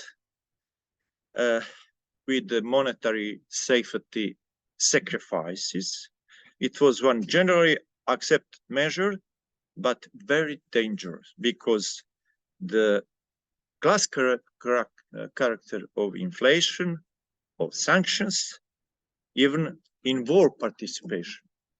You know maybe better and me, but to me from previous communist countries, know enough about class character or some economic categories as Marx wrote. So nowadays we can repeat several of these remarks that inflation is connected with the social crisis, food prices, health costs increase, inequalities not only economic inequalities towards health system using, for example, for in energy sector supply, social protection, and even in health care. I said further tightening, psychopathology of fewer caused by COVID crisis, and new political divide. Political divide is very dangerous, confronting parts of the world. Regionalization and the previous supply and production chains. What is unavoidable? Huge economic and human losses in update nowadays world. About global growth, only one miracle. It would be weak and hesitant. Nothing new, especially, but very, very, very dangerous in update world. Not only because of inflation on the global level last year, 8.7% in 22nd, in 23 it could be fell only by 1%. It's not enough for us. Is analytics as people who live this world.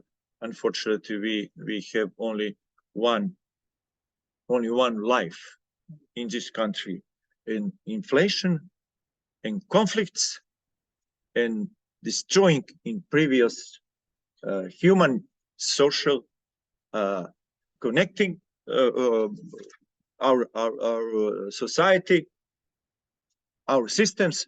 It is very, very sad. Nowadays, in any case, we have more and more expensive money parallel with the rest of inflation factors, weak investments, investment stimulus, and weak employment.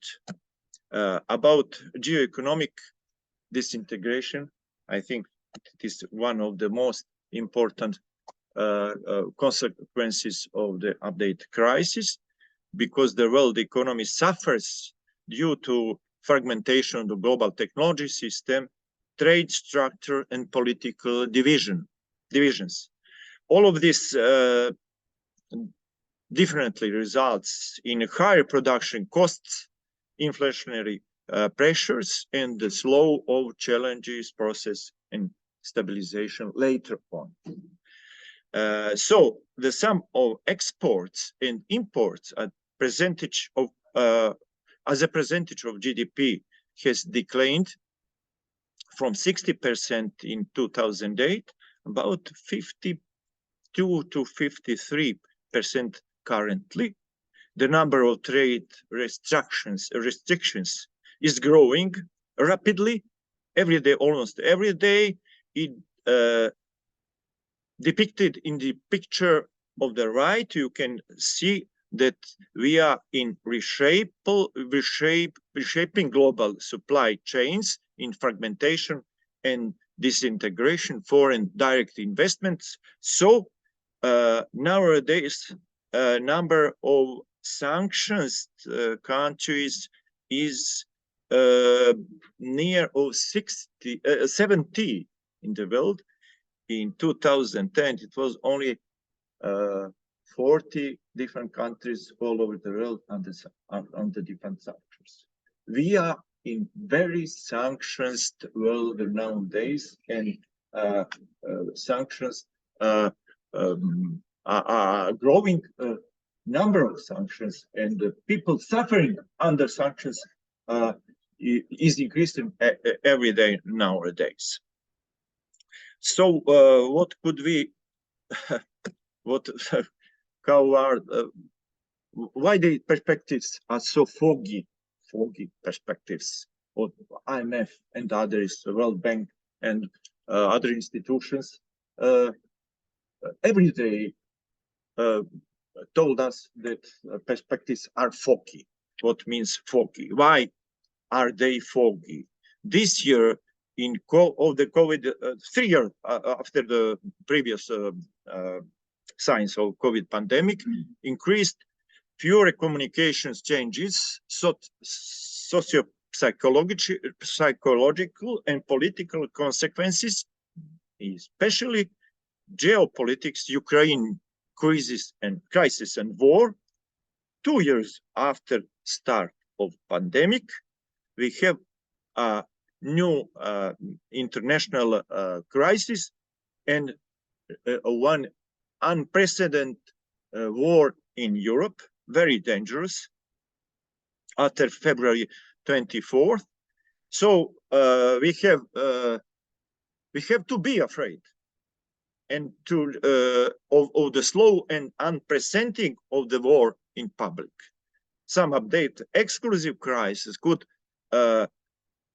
overshadow the war tragedy and its influence all over the world. The same problem could be caused by climate changes. I think the climate changes nowadays are not less than war threats. So this kind of new environmental and climate crisis could become a little bit boring for some of people, boring after the this dangerous all these dangerous new circumstances during the referring to war. So to be accepted as they deserve, they should be made more interesting, should be for us. So I'll try to suggest some of you for us some conclusions. What the economics offer really effective and new. We need innovations in theory, in practice. What are our innovations mean. Deglobalization and globalization, it's a new word, are the projections or statement of IMF and other. It's not enough impressing for me. A week ago, we in Belgrade, Scientific Serbian Society, Economic Society, held one conference named "The Challenges of Globalization in the World of Uncertainties." So I guess something needs to be announced among us as certain, because we are here not to discuss about uncertainty, but what is certain. The first, market economy is normal, globally and regionally needed, even though it doesn't have an answer, on economic questions. Globalization is primary, technological trends and law of development. Globalization is better than deglobalization, division, fragmentation, and now Berlin Walls of confrontations, maybe future Berlin Walls as consequences of globalization. Wars bring no good anyone, and no war ends differently than with peace. And but the costs of war are enormous and growing every day. International controversies must be solved peacefully and through negotiations. International controversies must be solved peacefully.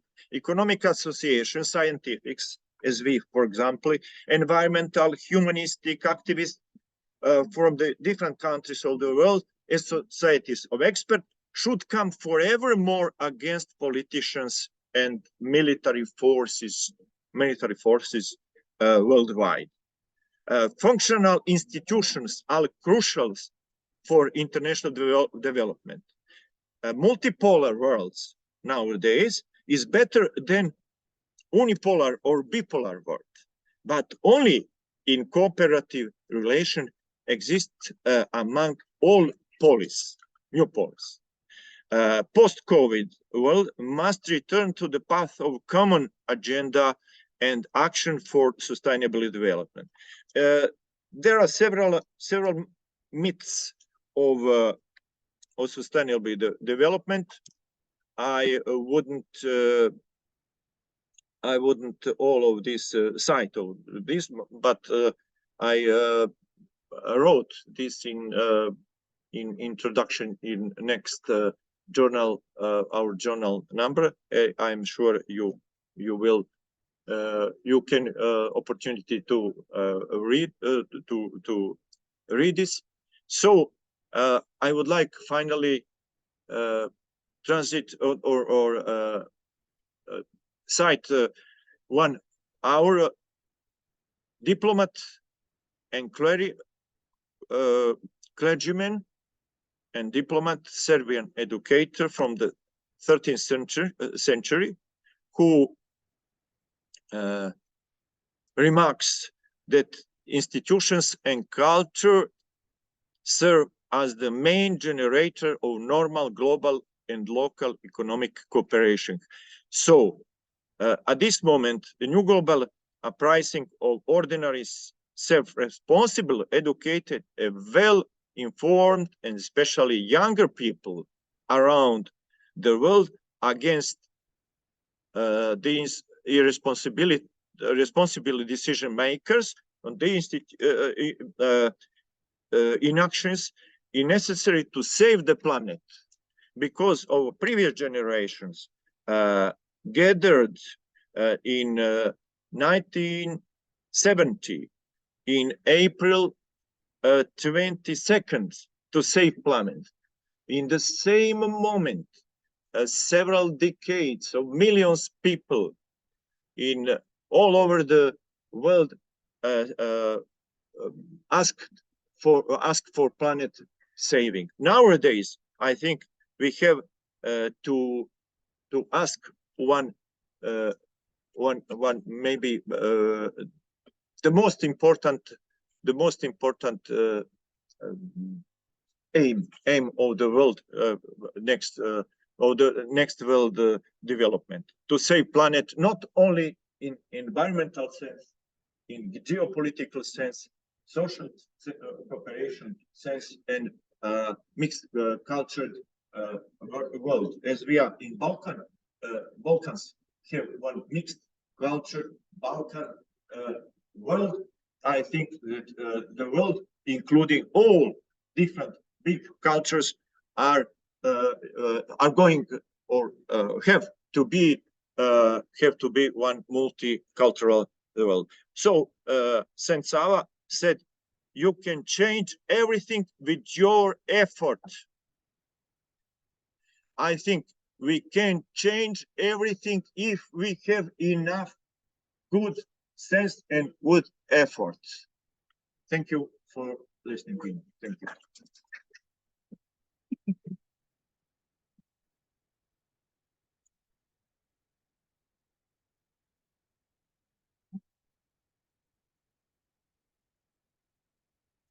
Thank you, Professor. Yes, we all need to do our best.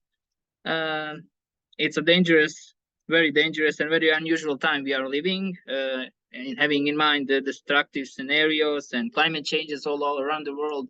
We see so much floods, fires, freezings in United States, mosquitoes in Portugal, and so on. And that's something that we need to have in mind and to do something about it. So the next speaker is Dr. Professor Alexander Dubovsky from West Ukrainian National University, and also Professor Alina Zhukovska. They have a paper on topic inclusive development as an instrument to overcome economic inequality and discrimination. So here. Hey, hello. Hello. Do you have your presentation? I can show my presentation. Yes. Yes, you can. Just a minute. Okay. We can show this. Yeah, we can see it, and I think you online, everybody can see it. Yes, hello, everybody. Hello, Yes. everybody. I want to speak today about inclusive development as an instrument to overcome economic inequality and discrimination. And we work about this topic with my colleague, Alexander Dlugopolsky. Started. Inequality is an economic problem because created rates between the rich and the poor that is not in line with wealth economics. This can lead to a social gap and a lack of trust in the government, as well as a lack of opportunity for those not born into wealth. To create a more inclusive economy, the government needs to invest in programs that reduce inequality.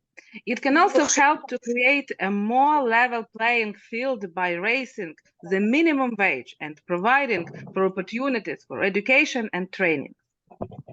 In this slide, we can see the focus of inclusive development problems.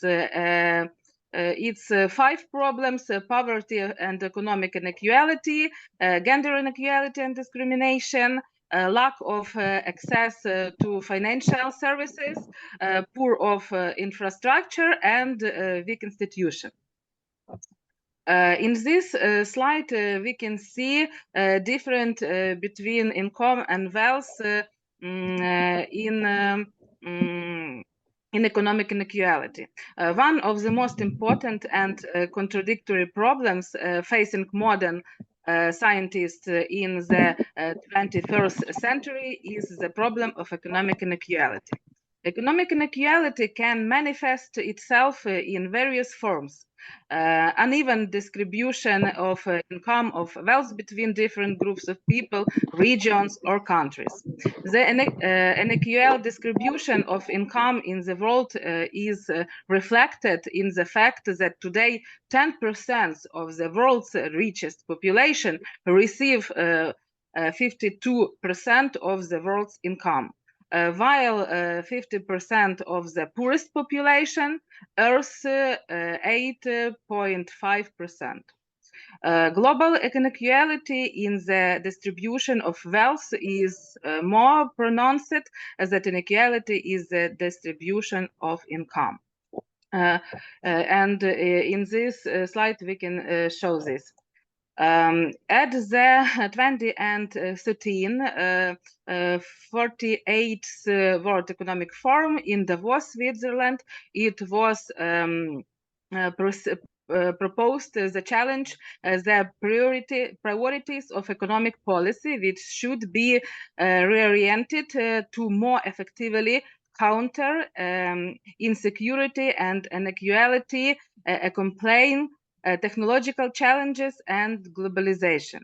Sustainable inclusive progress accompanied by an increase in the population's income and simultaneous enhancements of its economic opportunities, level of security and quality of life should be recognized as the main goal of economic development, not GDP growth, as was previously thought. Analysis of the main macroeconomic indicators of a country can show a high level of macroeconomic high level of economic development, but at the same time is a significant part of the population will not be included the process of creating GDP, and accordingly in the distribution of social benefits, as a result of which wealth inequality of the population is observed and a number of relation problems occurs, the main of which is poverty. In this slide, we can we can see key performance, inclusive growth and development. And the Inclusive Development Index is an extended measure of countries' social and economic development. In addition to GDP, this index measures 11 additional parameters. And IDI, Inclusive Development Index, is composed of 12 indicators divided into three major groups: growth and development, inclusion, and intergenerational equality and sustainable. And in next slide, we can see countries leaders for by IDI, Inclusive Development Index, and GDP per capita. And in next slide, we can make a relationship between Inclusive Development Index and any different indexes that we know most important for research this problem. In developed countries, the relationship between Inclusive Development Index and the Gini index is inverse but not linear. That is, high levels of inclusiveness correspondent to low levels of inequality. However, in development countries, such a relationship is not obvious, but may be explained by the lack of well-formed institutions of inclusive development and the wide range of values of the inequality index in countries belonging to this group. In the next slide, we can see the relationship between Inclusive Development Index and quality life index. This is a direct correlation between IDI and QLI index, meaning that a higher level of economic inclusion correlates with a higher level of life satisfaction around the world. However, it should be noted that this correlation is more significant in development than in developing countries. Again, this can be explained by the establishment institutional environment and the value orientations of people living in highly developed countries. In next slide, we can see the relationship between Inclusive Development Index and Happy Planet Index. Similarly to Quality Life Index, the level of inclusive development is directly correlated with the Happy Planet Index, which reflects the well-being of people and the state of the environment of different countries around the world. Comparison of GDP values of considered in operate science, the unlimited goal of most people is not to be rich, but to be happy and healthy. And in next slide, we can see the relationship between Inclusive Development Index and Human Development Index. The most widely used indicators to access the conditions of the formulation and development of human capital in the Human Development Index, which reflects the average level of a country's achievements in the three most important elements of human potential development: long and healthy life, knowledge, and decent level of living. There is a significant direct correlation between Inclusive Development Index and Human Development Index in both developed and developing countries. And in maybe 2 minutes more, okay? Okay. I say about our conclusions. And after that research, after that work, we can say, in order to facilitate inclusive development and reduce economic inequality, the following measures should be taken: increase access to educational and training opportunities for disadvantaged groups of promote economic inclusion, and invest in infrastructure and public services in disadvantaged areas, investment in human capital with new jobs creation, and organization of an effective system of social protection, prevention of their discrimination, ensuring social integration and all members of society. Thank you for our attention. I finished. Thank you, Professor Zukowska.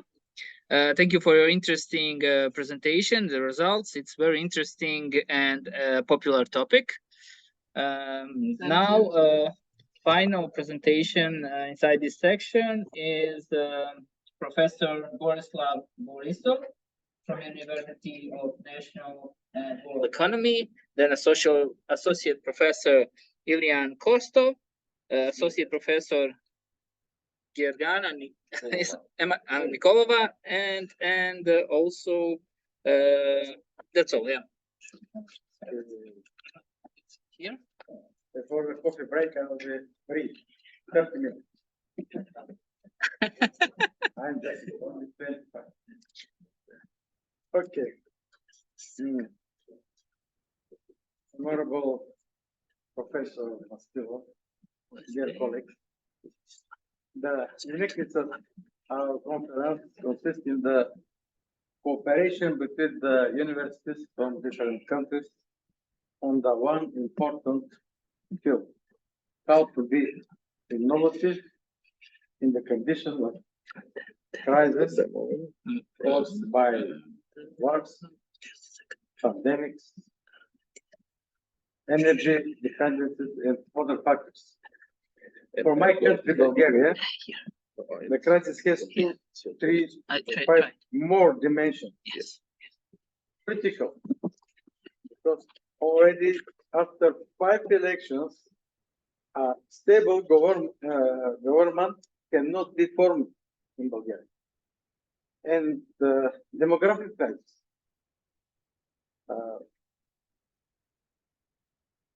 Since every year in our country,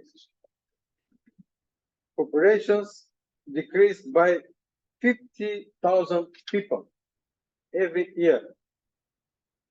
Some people are talking about a demographic disaster. Another crisis for my country is related to the migrants from Southeast, this problem.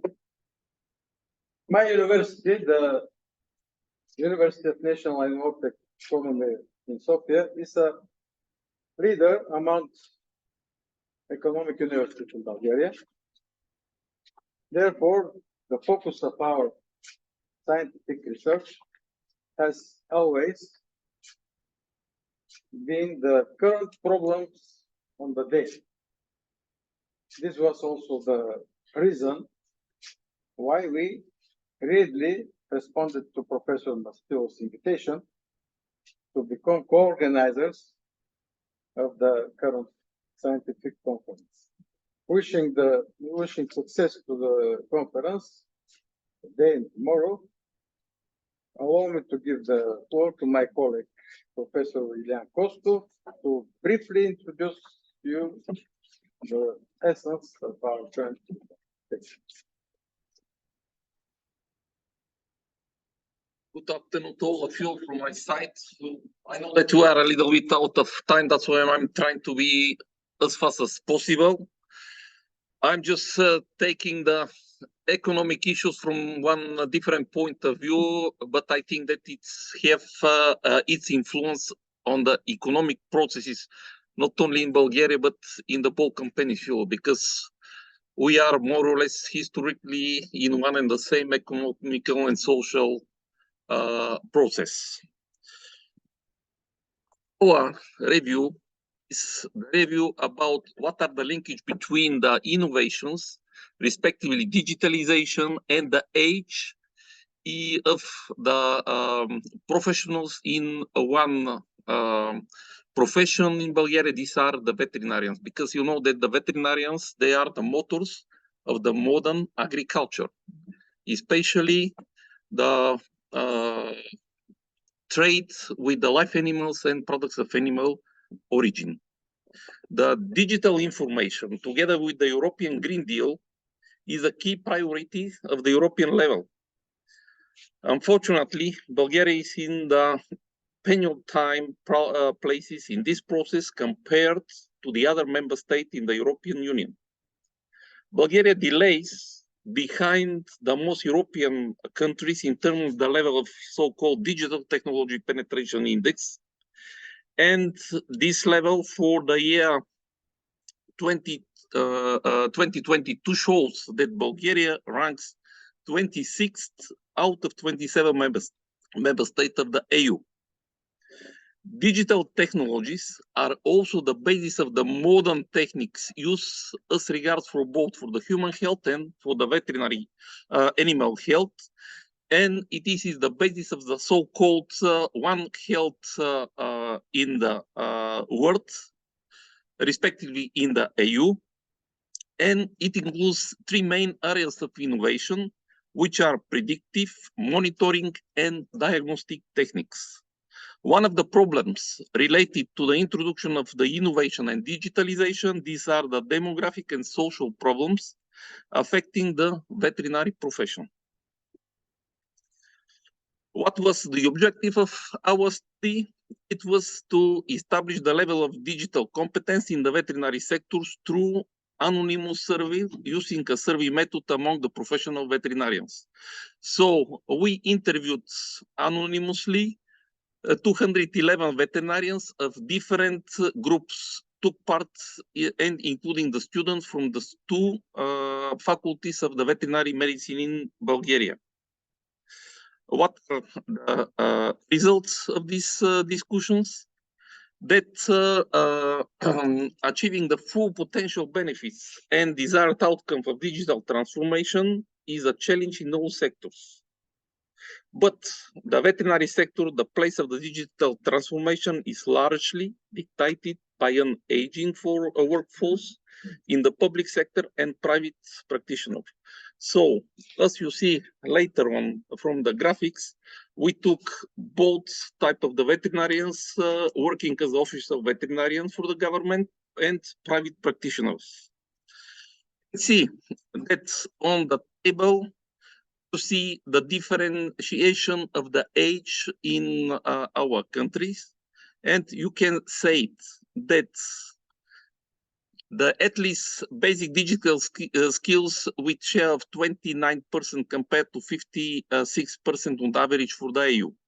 Only 11% of the individuals possess skills about the basic, which respectively it means 34 for the EU, with only 90% of the workforce in 16 economic sectors covering Bulgaria, and the digital compares the skills for the position they hold. Therefore, in 2029, we provoke and organize one national roundtable in our veterinary faculty in Stara Zagora, which called Challenges to the Veterinary Profession and Digitalization. And the results were that the number of the official veterinarians doctors by regions who have reached the age of 50 and more are retired is much larger than one of the veterinarians is age under 50 years. It means that introducing the new tools and instruments based on the digitalization will be much tougher than in reality. In addition to this, I would like to inform you that the European Commission nowadays is preparing a special regulations that all the processes as regard the official control and traceability of the live animals and products of animal origin as regard the health of these animals will be digitalized, which means that there will no more papers in this regard.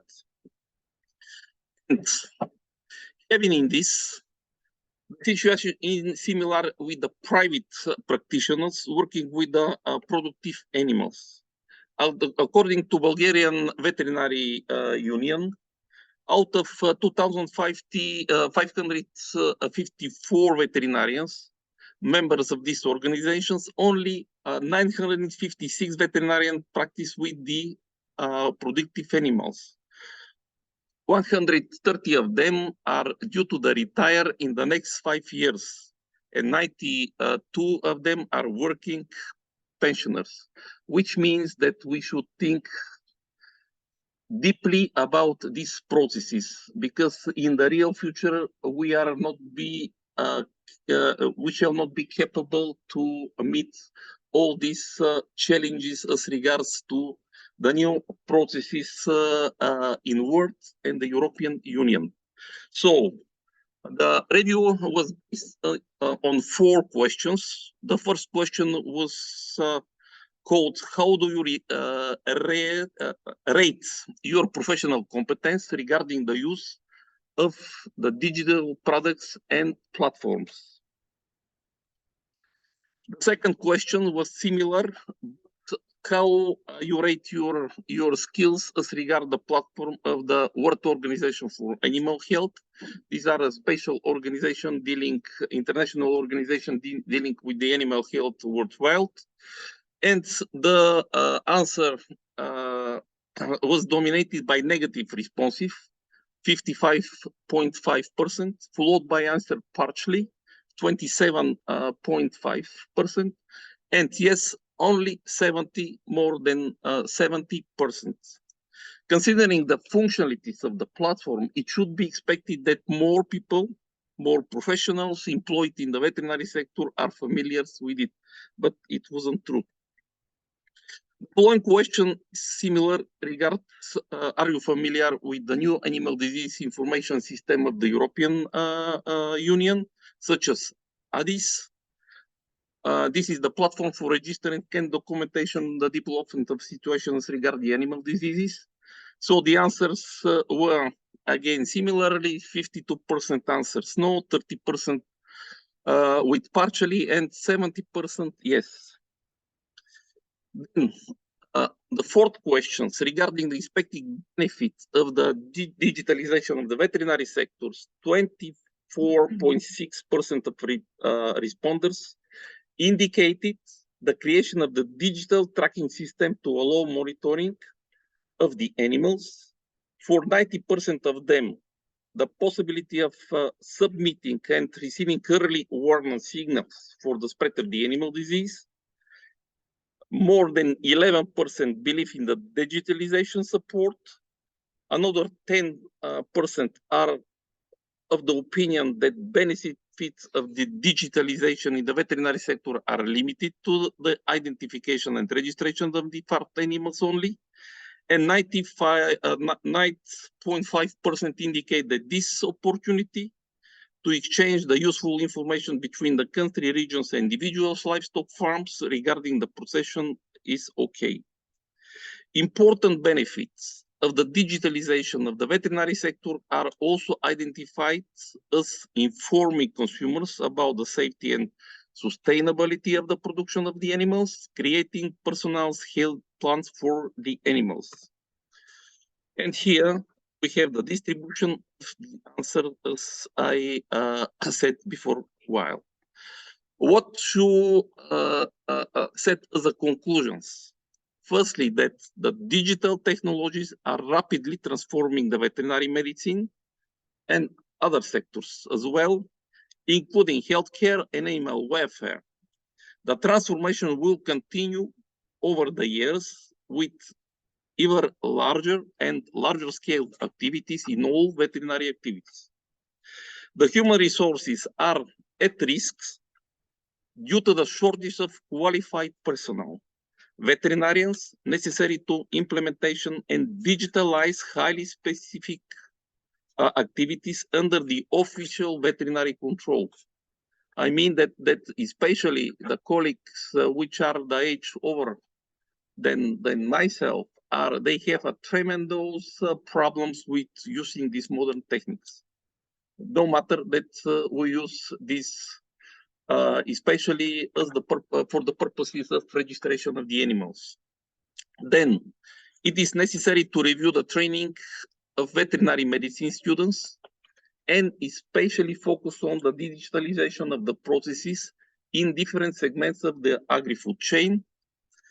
Mechanism must be created by the state and the professional veterinary organization to increase the communicative culture of the veterinarians and access to easy credit schemes for re-equipment of the veterinary medical facilities with emphasis on the innovating and digital technologies.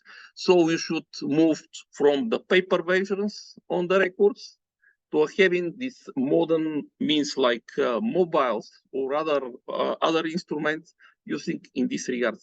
Thank you very much for your attention.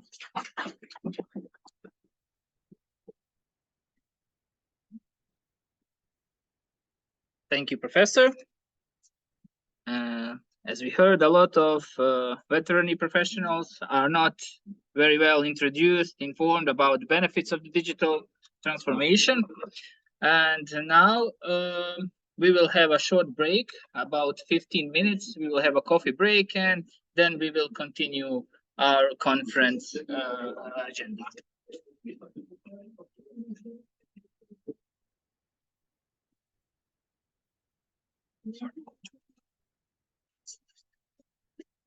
Yep. Okay, I will give them back. Okay. Thanks.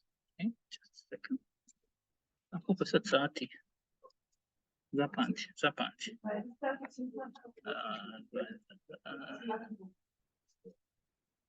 So put this off. Okay. Okay. So I'm going USB. This is the one. Both or just the first on the first? Okay. Then we will go here. Then to remove it safely. That's it. Thanks. Okay. So you go first in 15 minutes. Yes. Wow. Sve okay. Sve okay. Ti kako god. Hoću eto me samo da napišem. Hello. Does anybody hear me? Yes, We yes. hear you very well. And it's me again. I need just to make some changes. If you can just stop sharing your presentation, because we have some professors that that are urgent to go. So thank you for the cooperation. If just we can now let the floor to Associate Professor Dr. Janko Hristozov, and on his topic, effects on the business and the condition of superior crisis. Okay, thank you for your cooperation. Idemo ovdje. Prvo ćemo ovako. Jel to, is this?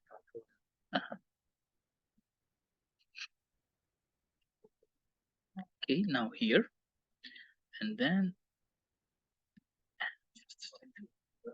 just a second. Share. This is the. So, Professor. Thanks. The floor is yours. The chair is yours. Okay.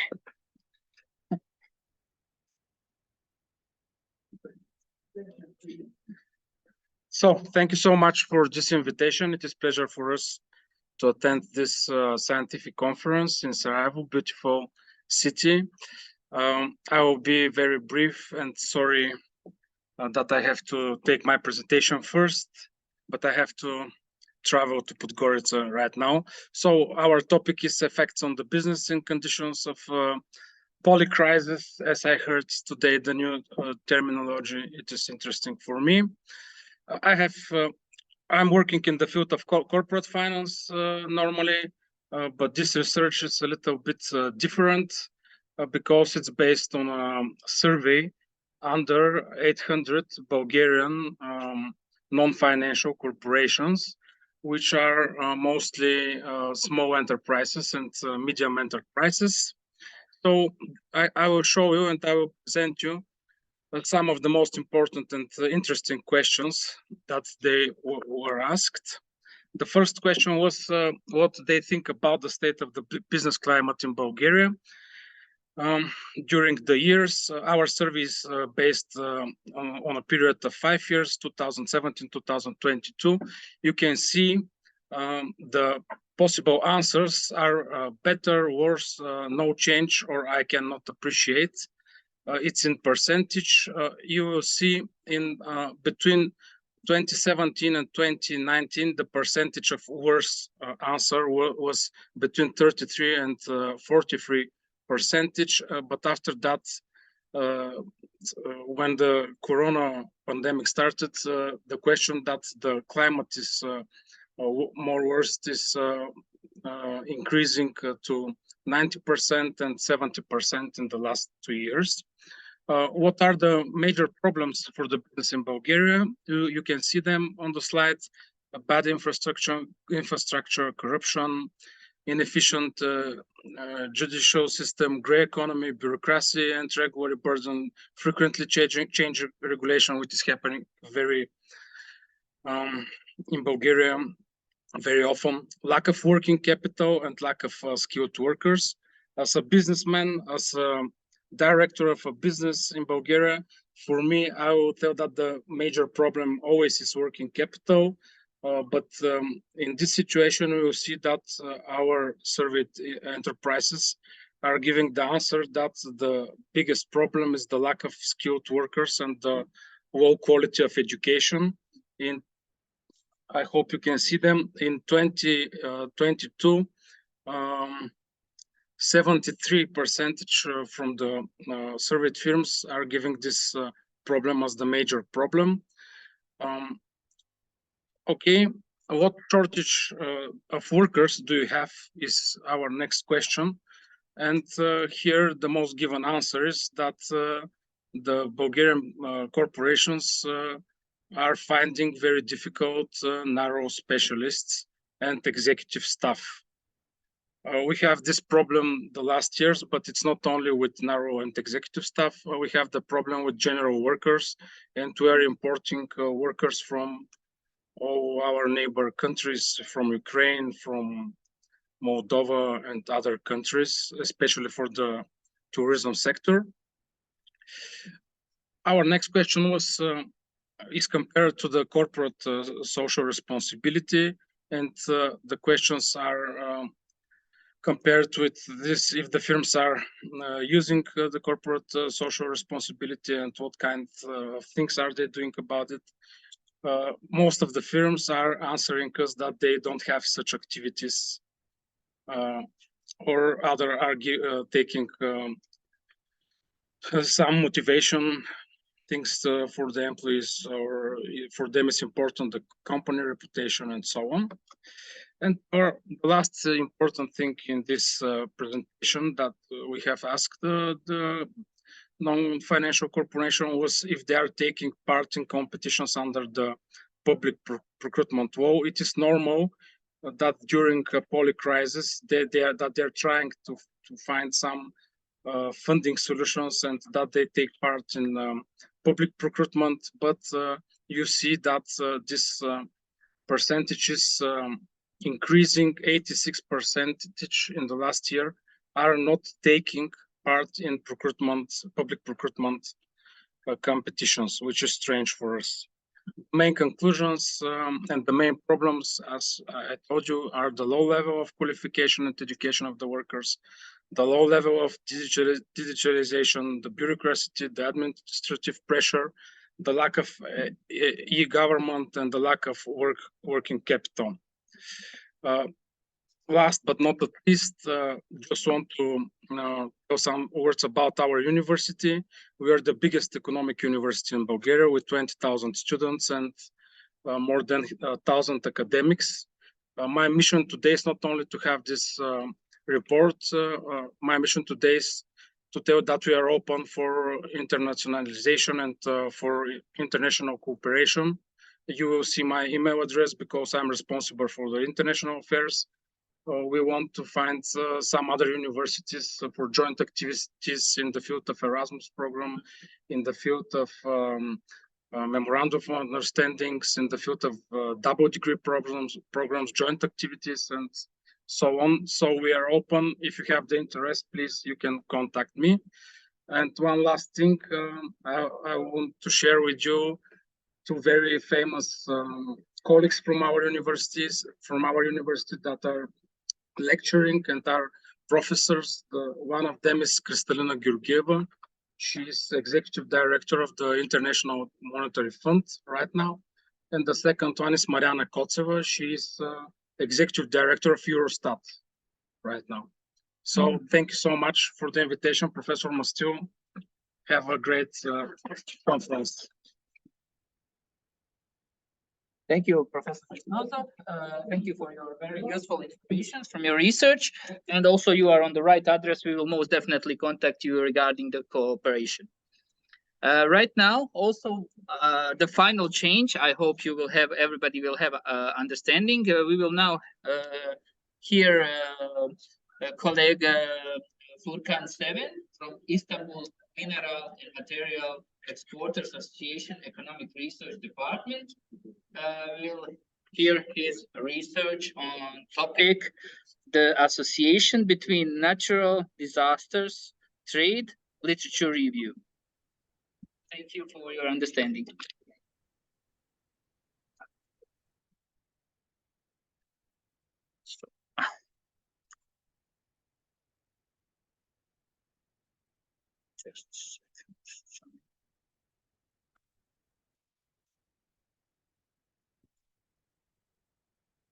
This one. And then here. Yes.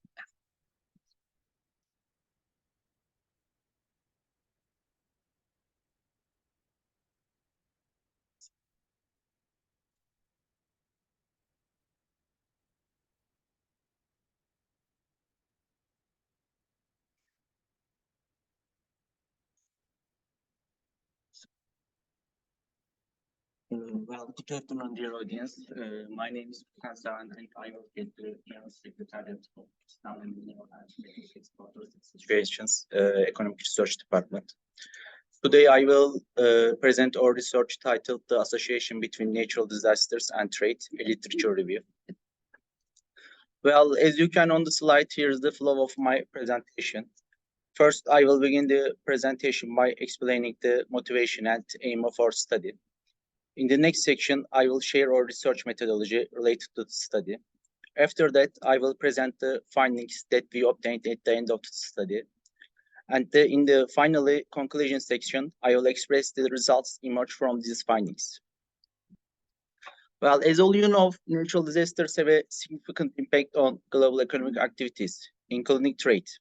While there are many studies available on the economic damage caused by natural disasters to economic activities, it is observed that the impact of natural disasters on trade has not been adequately studied.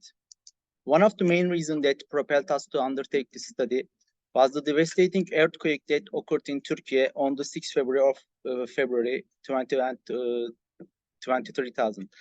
After this disaster, we felt the need to examine the scope of the studies made association, natural disasters and trade, or our goal is to identify the models, areas of analysis, the resources used in studies that affect the association between natural disasters and trade, and to provide a roadmap for the future. Well, you are seeing the general summary of our studies on the slide. We have detailed our study by separately examining the findings obtained. In conducting this study, we used keywords as natural disasters and trade, natural disasters and exports, and natural disasters and imports to search the Google Scholar database.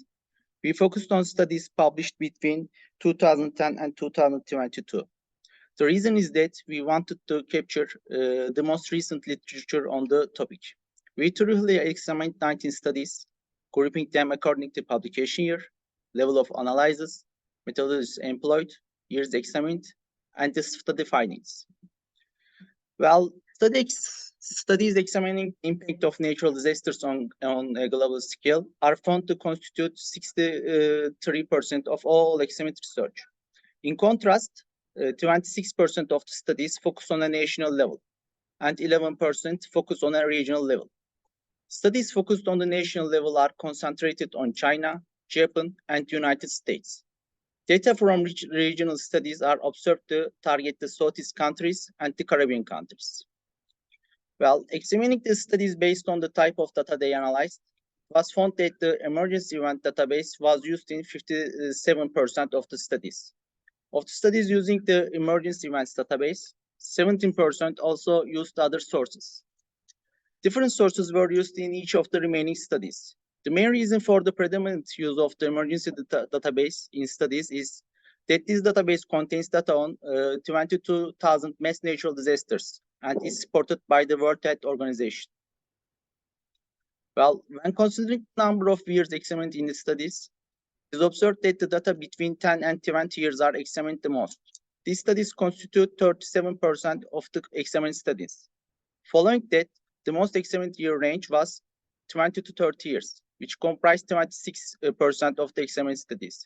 The 0 to 10 years, the 30 to 40 years, and 40 to 45 years ranges each constitute 11% of the total examined studies. Literature review revealed different analysis methods in the studies. The gravity model has been used in the 48% of the studies, making it the most frequently used model. Fixed effects model was used in 37% of the studies. The remaining studies each used import demand and export supply, difference in differences, and configuration modeling. Each method yields different results, providing a range of insights. While evaluating the examined studies, it was determined, as expected, that 57% of the studies found a negative impact of natural disasters on trade. In 11% of the studies, it was revealed that natural disasters had no structural effect on trade.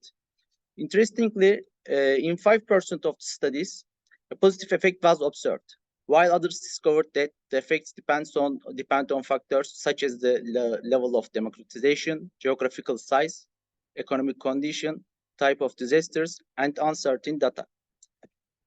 It highlights the complexity of the topic. These findings underline that the effect of natural disasters on trade can vary widely based on different methodologies. Well, when we look at the results obtained, it's clear that we need a wider variety of models to study the impact of natural disasters on trade. Moreover, to increase the effectiveness of these studies, it seems necessary to focus more on specific natural disasters or certain parameters rather than a global perspective. By doing this, we can achieve more accurate and concrete results. As a result, decision-making mechanism and businesses can make more effective choices when it comes to implementing strategies that lessen the impact of natural disasters on trade. Well, in general context, our study reviewed existing research on the association between natural disasters and trade. We identified gaps in the current research and suggested areas for future studies. This knowledge can lead to better policies and strategies. Understanding the impact of natural disasters on trade is very important, and it is crucial to increase the number of studies taking into account these identified areas and points. Along with this, our studies as department continue in order to deepen and widen the context. Well, thank you for your attention and your time. Thank you, Mr. Seven, for your brief presentation and for the respecting the time bound and for very insightful information. So now we will have we invite Konstantin Pavlov, Olena Pavlova, and others to present their paper on the topic of assessment of innovation and investment attractiveness of the Western Ukrainian regional market of tourist services. And I just want to emphasize, thank you for your cooperation. Thank you very much. Good afternoon, everyone. Let me introduce myself. My name is Olena Pavlova. I'm a doctor of economic science, professor, head of the Department of Economics, Entrepreneurship and Marketing at Lesser Ukraine Kaolin National University. Also, we are pleased to present to you a publication on the topic, Assessment of Innovation and Investment Attractiveness of the Western Ukrainian Regional Market of Tourism Service. First of all, I want to say that today an indispensable condition for the effective function of the Ukrainian economy is the implementation of processes in the tourism sectors. Innovations and the regional levels of modernization and regulation should be forming regional tourism markets as centers of competitive territorial and special units. And markets to take their rightful place in the structure of what tourism market. There are several problems associated with the lack of sustainable innovation vectors of tourism and recreation development, decrease in consumer interest on the part of the domestic and foreign tourism, and the aggravation of several social economic consequences that hide the reproduction of any market structure. And that's why methodological approaches to determining the dependence of regional tourism service markets on investment and innovation factors. To assess the level of support market of tourism service from investment and innovation factors, it was decided to build a regression from each of the region of the western region of Ukraine, as well as the following sequence. And it's at the slide number 1. An analysis of the variance table was complied before resulting pairwise linear regression equation. As for the tourism market of competitiveness should be assessed comprehensively by 2 groups of indicators. First of all, it is indicators of the region's development, first of all. Tourism market indicator includes statistical data. However, to analyze the market scale's impact, we used a relative hand in our study and the all-Ukrainian indicator. Please look at the slide number 2. Please, slide number 2. Thus, based on the research on the territorial distribution, it means zoning for our country, the following Western Ukrainian regional markets of tourism service were identified. Хмельницький, Закарпаття, Івано-Франківськ, Чернівці, Волинь, Рівне, Львів, Тернопіль. You can see it at the slide number 2. It is important to emphasize that the areas included in the undivided region for tourism services differ significantly in a wide range of features, including economic, including social and economic, innovation level of the development level of investments, market indicator level of the small and medium size business development. Also, I want to say financial self-improvement level of infrastructure development and its developed sphere. Labor level of quality of environment conditions and rational use of natural resources. And a general of the division by demographic and geographical structure in shown. You can see it, and I want to say that thus to assess the level of innovation and investment attractiveness of the Western Ukrainian regional market of tourism service and its sectors, it means regional markets of tourism service. We summarize and organized the study result as shown in slide number 3. Please, can you show us slide number 3?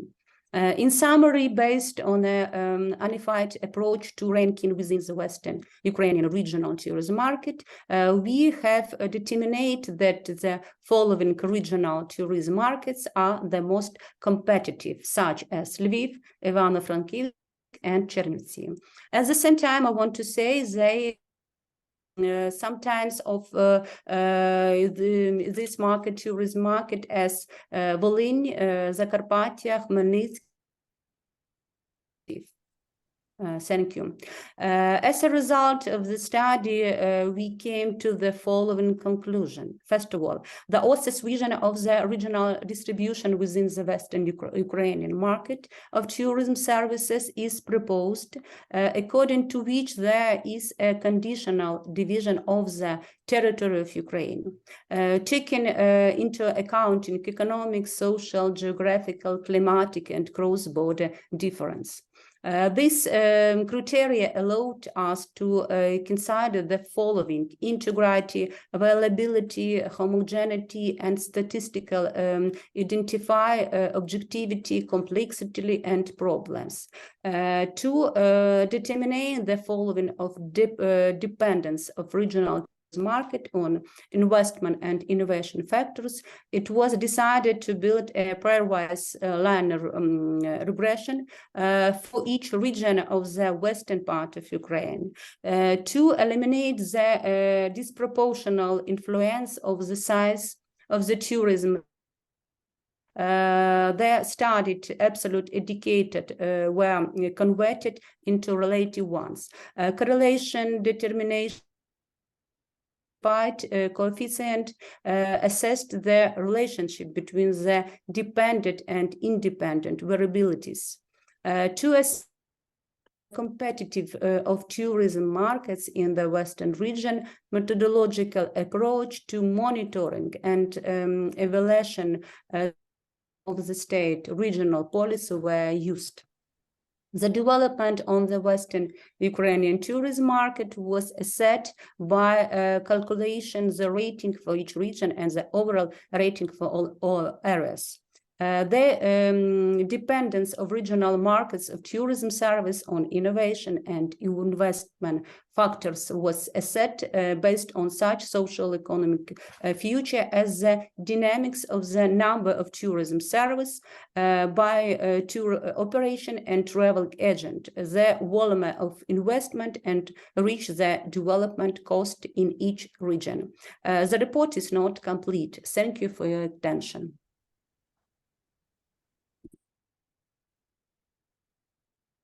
Thank you, Professor Olena Pavlova.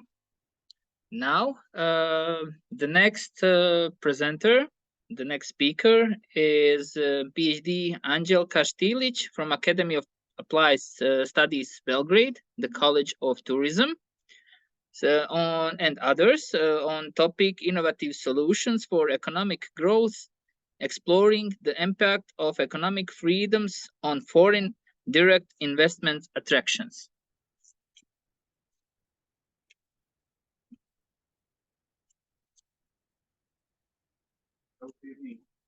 And you? Unless you have your own mic. Is Professor Angelka here with us online? No? Okay. So instead of her, we will have Krsto Vukovic, who is a student of economics and finance. So, Mr. Vukovic, the chair is yours. Napiszę mi the student. Ti se predstav. Da nađemo prezentaciju.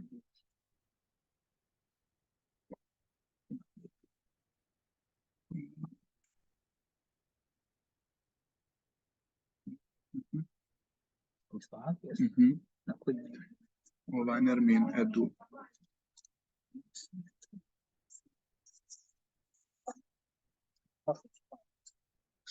Evo ga, exploring the impact of Samo moraš malo. Sjećam se da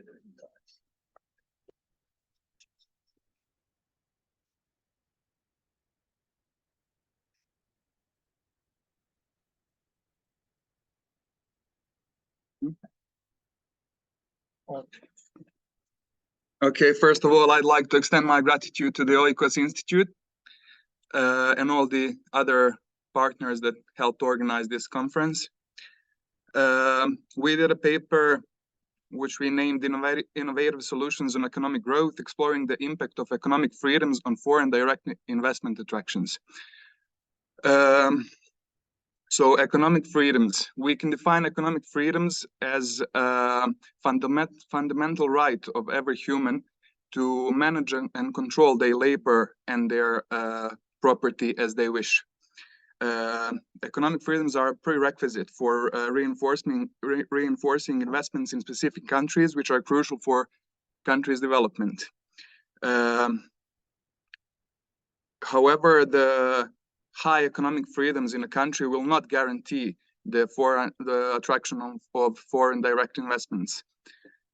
We have example in the world of the companies exploit the unstable situation in lower freedom countries, utilizing the workers to the fullest extent possible, knowing that these societies lack basic human rights and suffer from high corruption. Therefore, these countries should have more economic freedom and less political risk to achieve the progress.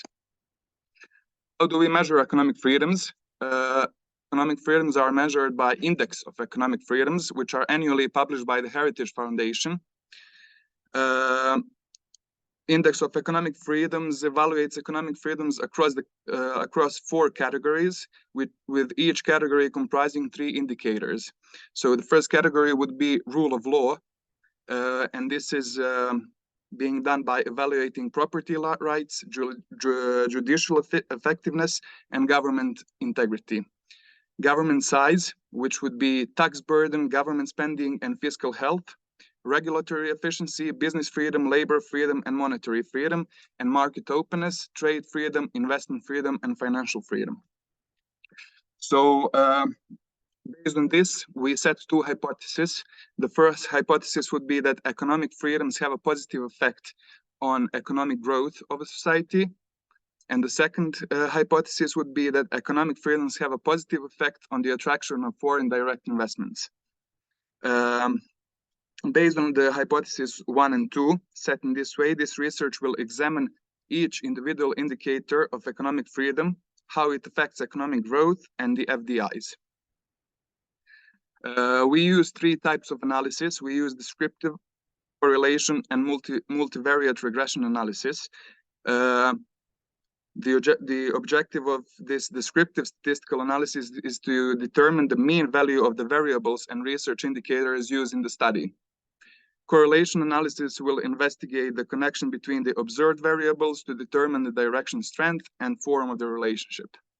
Multivariate regression analysis will be employed to test the research hypothesis, as MRA is a statistical method used to analyze the influence of independent variables on the dependent variable. So here we have the result from the descriptive analysis. We can see that each of the indicators is evaluated on a scale of 0 to 100, calculated as a total score of a country based on mean value without weighting. Property rights and tax burden have a maximum score. The tax burden indicator has the maximum average value, which means it affects the index the most, and financial freedom indicator has the lowest average value, meaning it will affect the index least.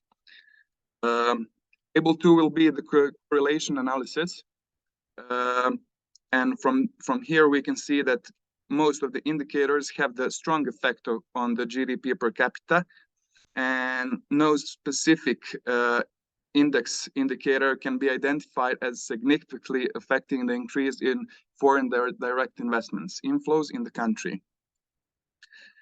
Table 3, this will be examining the impact of index of economic freedoms on GDP per capita.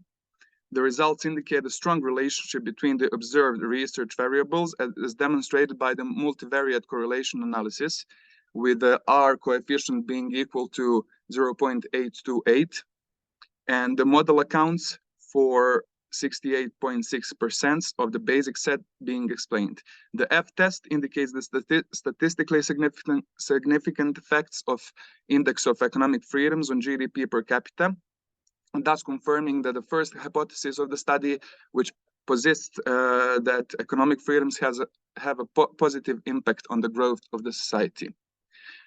Table 4 will be examining the impact of the index of economic freedoms on foreign direct investments. Upon examination of the second hypothesis, it was posted by the index indicators that they have a positive effect on the attraction of the foreign direct investments. The results of the second regression analysis indicates a weaker connection between the observed research variables compared to the first regression analysis. The F-test results indicate a statistically significant influence of economic freedoms on the inflow of FDIs. thereby confirming the second hypothesis of this research. And at the end, conclude, we need to say that the research presented in this paper explores the relationship between economic freedoms, economic growth, and the inflow of the investments, with data obtained from the Heritage Foundation's reports from the year 2022, as that's what we had available at the time. The World Bank report provided additional data on the GDP per capita and the FDI indicators. Based on these results, the correlation analysis, it is evident that the correlation between the index of economic freedom and GDP per capita is significantly stronger than the correlation with the inflow of foreign investments, which means, long story short, it means that we need to have high economic freedoms for the growth of the country, for the direct investments, and we need to work on all of those that you see right here at the presentation. We need to work on them. We need to secure property rights. We need to secure government spending, business freedoms, labor freedoms, and we hope to grow. That's all. Thank you for the attention. Thank you, Mr. Vukovic. Quality research. Now we will have the opportunity to hear PhD Elena Molchanova, Department of Grants Projects, State University of Trade and Economics from Kiev, with also PhD Katerina Kovitonuk on the topic recession or recovery, the fifth stage of the contractive wave. Hello, everyone. Hello, participants, and especially for organizers. I'm so sorry of the conference. Thank you very much for your invitation. And briefly, our representatives, that is recession or recovery of modern period, and we make this presentation and make this research with Katerina Kovtanyuk. We are both from different universities, Kyiv, Ukraine universities, but we had specific background of this research. Firstly, if we will start to talk about different aspects of meaning of where does it appear, of course, many scientists will find different aspects, where it was firstly, who told, what kind of aspects, for example, fluctuation, cave, what does it mean, cycle, duration, is it will be a business cycle or something more like this, but we combine in this research and presentation all aspects, like here, for example, you can see different aggregates we try to identify, and we collected just some information from world economy, similar politica, and secondly, that is influence of crisis management, because the influence of the global development, of course, we will have some specific reflection on all companies' country first of all, and it will be fields, and later, of course, it will be company. And of course, mostly try to analyze economic cycle as a trade or investment, mostly compare with the GDP or what kind of growth will be. And secondly, most of economists try to identify the length of this business cycle, and we also try to identify, because as we know, Kondratiev ways this perfectly, but how it's easy to identify, especially in this model, he took different aspects. And here briefly, what kind of even looks through some translation of the main idea of theoretical background of the some kind of meanings and main the most famous researchers in the world who represented their interesting aspects, background of the meaning of what does it mean. But I think you mostly of them know what does it mean or what kind of solution were, for example, in even capital, also in post-Soviet Union country, we avoid speaking about this, but mostly very interesting publication where I was. But the most interesting for us, it was where it was firstly recommendation for the cycle 60-year recurring Great Depression, you can see, and it was very interesting that this first was regulation, how to reduce this influence in future loans, credits in this period. And in Bible, there was representative. They were not researcher, but it's really very interesting facts. It's why we can discuss who was the first, like eggs or chicken, but in this case, we will open a very huge discussion. Secondly, there is we try to identify and not only identify, just collect different, for example, Ziglar's here explanation. Yes, what is it? Explanation: crisis, recession, recovery. That is most of us use even in our lectures, and everyone know. But then we combine, for example, kitchen, Ziglar, Kuznets, and Kondratiev these ways. And firstly, the most known model of this, of course, it's not our model, it's just review. Secondly, it's more deeply explanation between recession and recovery, from what period, and we need to know. And of course, most of the economists calculated from peak to peak, for example, but in some cases for us, it was more easy to calculate from bottom to bottom, because peak it's perfectly, but it's very difficult to identify where is the peak, but everyone know where is the bottom. That's why it's also different in other aspects, some how we can identify prosperity, and here we also analyze according to economical aspects like effectiveness of development company, for example, and try to adopt this model to the global caves. And next we combine some research who made previously. You can see the different periods and analyze what were the idea, because in all these different periods was a different situation, influence, different factors, and we didn't collect it all these factors, or can say, okay, in this period it will be only these factors, in another period it will be another, or it will be similar.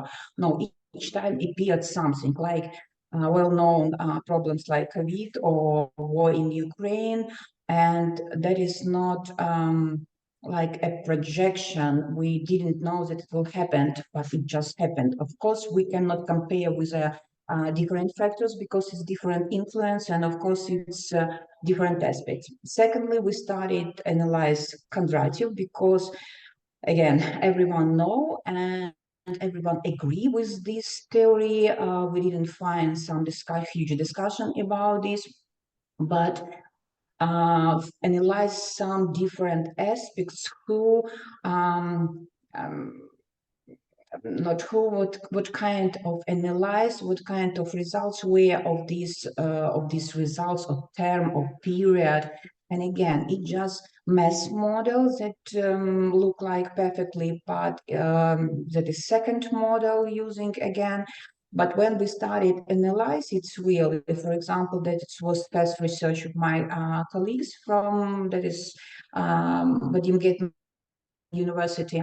That is was very interesting. And secondly, you can see that if we talk about Kondratiev waves, they became shorter and more higher. It's meaning that we more quickly will develop and then we will quickly go down.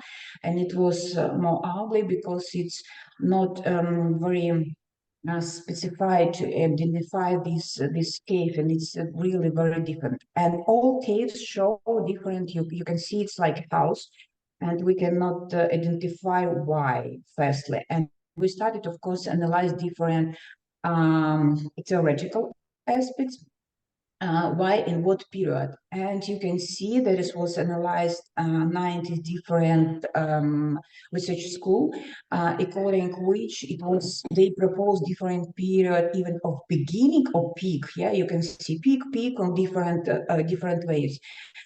And of course, duration. Mostly of them try to put this period that will be surely during this identified period.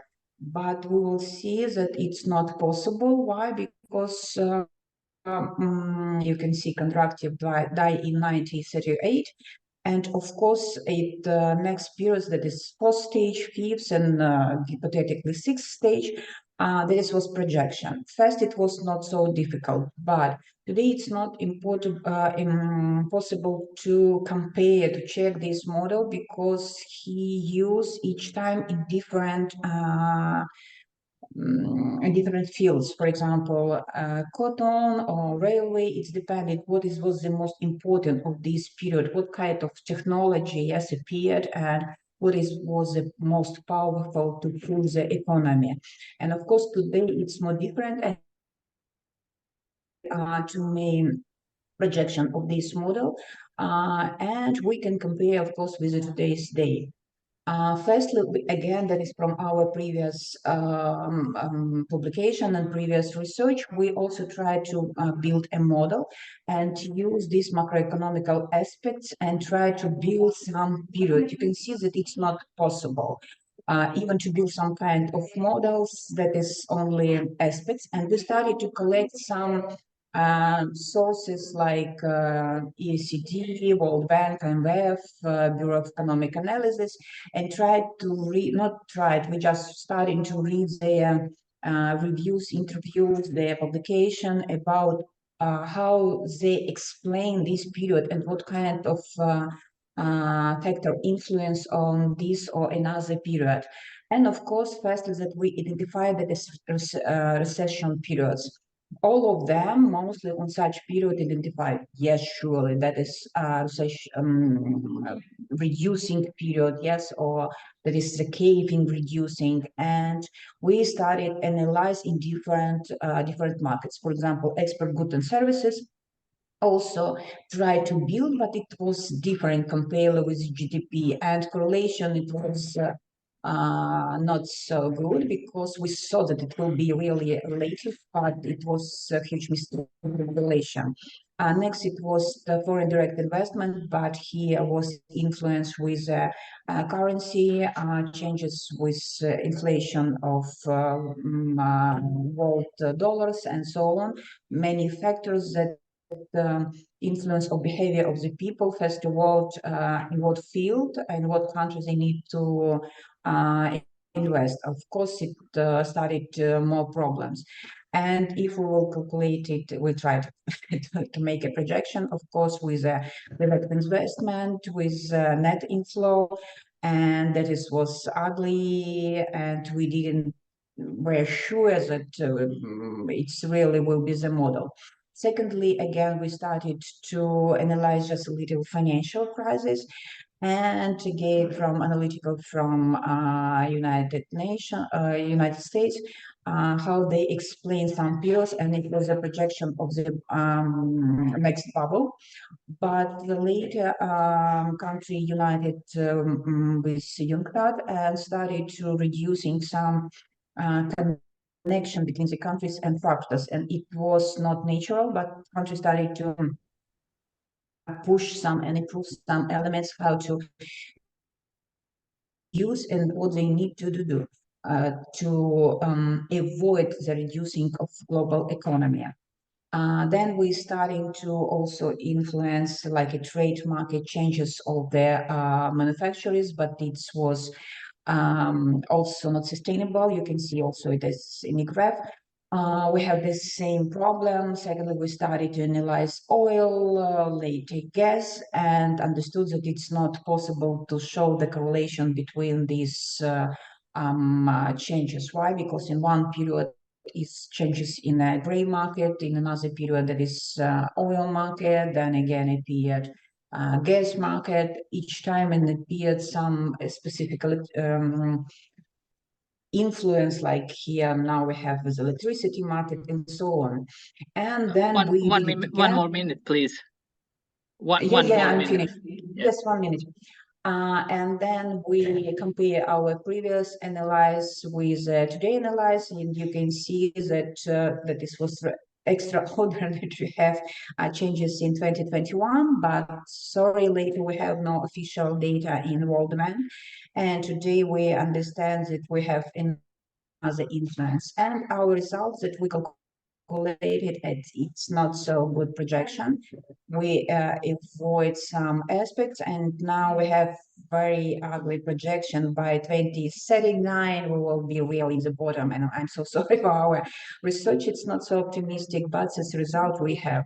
And secondly, we again started to identify why in 2021 we have surplus indicated with this rate of growth, and you can see that it's slow, that is really down slow to this moment. Okay, thank you very much. I hope I'm in time. If you have question, I will be glad. Thank you, Professor Molchanova. I apologize for interrupting you. I try to stick to the schedule if I can.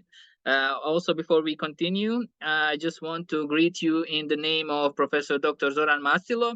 He is very grateful for your contribution, especially your help with the reviews and recensions.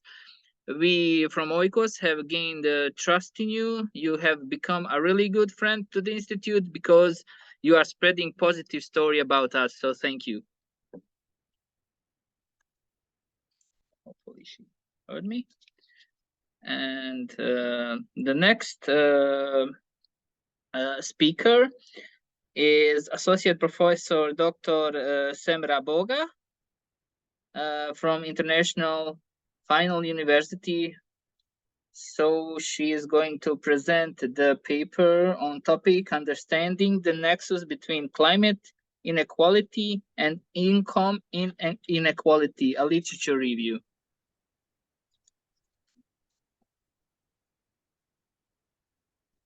Hello everyone, good afternoon. I'm Good just afternoon.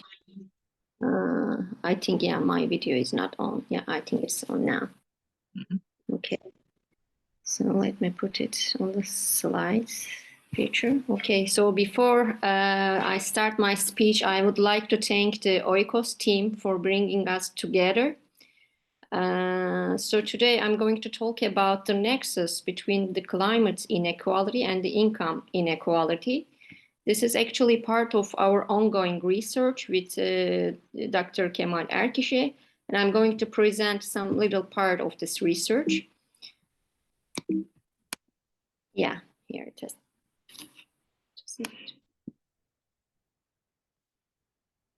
Yeah. Okay, so when we talk about the climate change, I think we know what we're talking about, but still, if we define it, we can say that it is a long-term shifts in the temperatures and weather patterns. So we know that the average global temperature have been increasing, and since 1880, it has increased by about 1 degree Celsius. And it is projected that it will increase by about 1.5 Celsius by 2050. So this is a big threat for the entire world. The problem here, I mean, even like thousands of years ago, when we were in the ice age, there was a climate change. So the world was going from the ice age to more warmer periods. But current problem is that, as you can see from this graph, the problem is this current climate change is occurring in a relatively short period of time. So if you look at this graph, it's very obvious that after the 1960s, especially, the world started to get warmer in a very, very short period of time. If we consider the age of the Earth, so this is happening in a very small period of time. So this is, of course, worrying all the people and creating some threats for the world. And based on the report of World Economic Forum's Global Risk Report, global climate change is considered as the second biggest global risk of the coming 2 years and the biggest risk of the coming 10 years. So the question of please estimate the likely impact of the risks over 2-year and 10-year periods. This question was asked to more than 1,000 representatives from academia, from the government, from the civil society. And they ranked, as you can see from this table, they ranked the natural disasters and extreme weather events as the second biggest risk for the world after the cost of living crisis. And in 10 years, failure to mitigate the climate change, it seems to be the biggest risk out of economic, environmental, geopolitical, and technological risks. When we look at the effects of climate change, of course, environmental impacts are already seen. I think we're all experiencing in our lives, like hotter temperatures and like wildfires because of the hotter temperatures, increased droughts and warming and rising oceans and loss of some species. In addition to environmental impacts, it creates also health impacts. So according to the report of United Nations, every year 13 million people are dying because of the environmental factors. And the lives of 4 million children could be saved by preventing the ecological risks. So this is a really humanistic problem. And in addition to environmental and health impacts, climate change is also creating some economic impacts.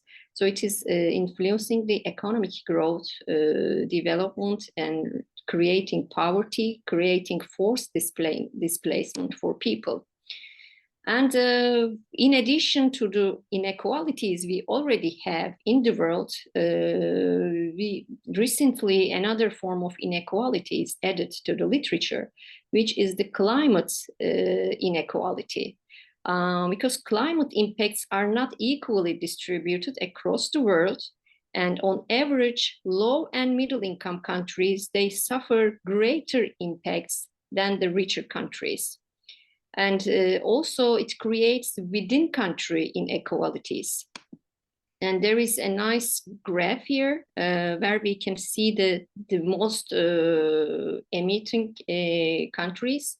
So as you can expect, the USA and China, these are the most carbon emitting countries in the world. And this chart is showing the global economic damage caused by these countries, by each country. So it's obvious that the distribution of warming impacts from emitters has been unequal. So these bigger countries, they are causing the carbon emissions, but the other countries are suffering the most. And this report,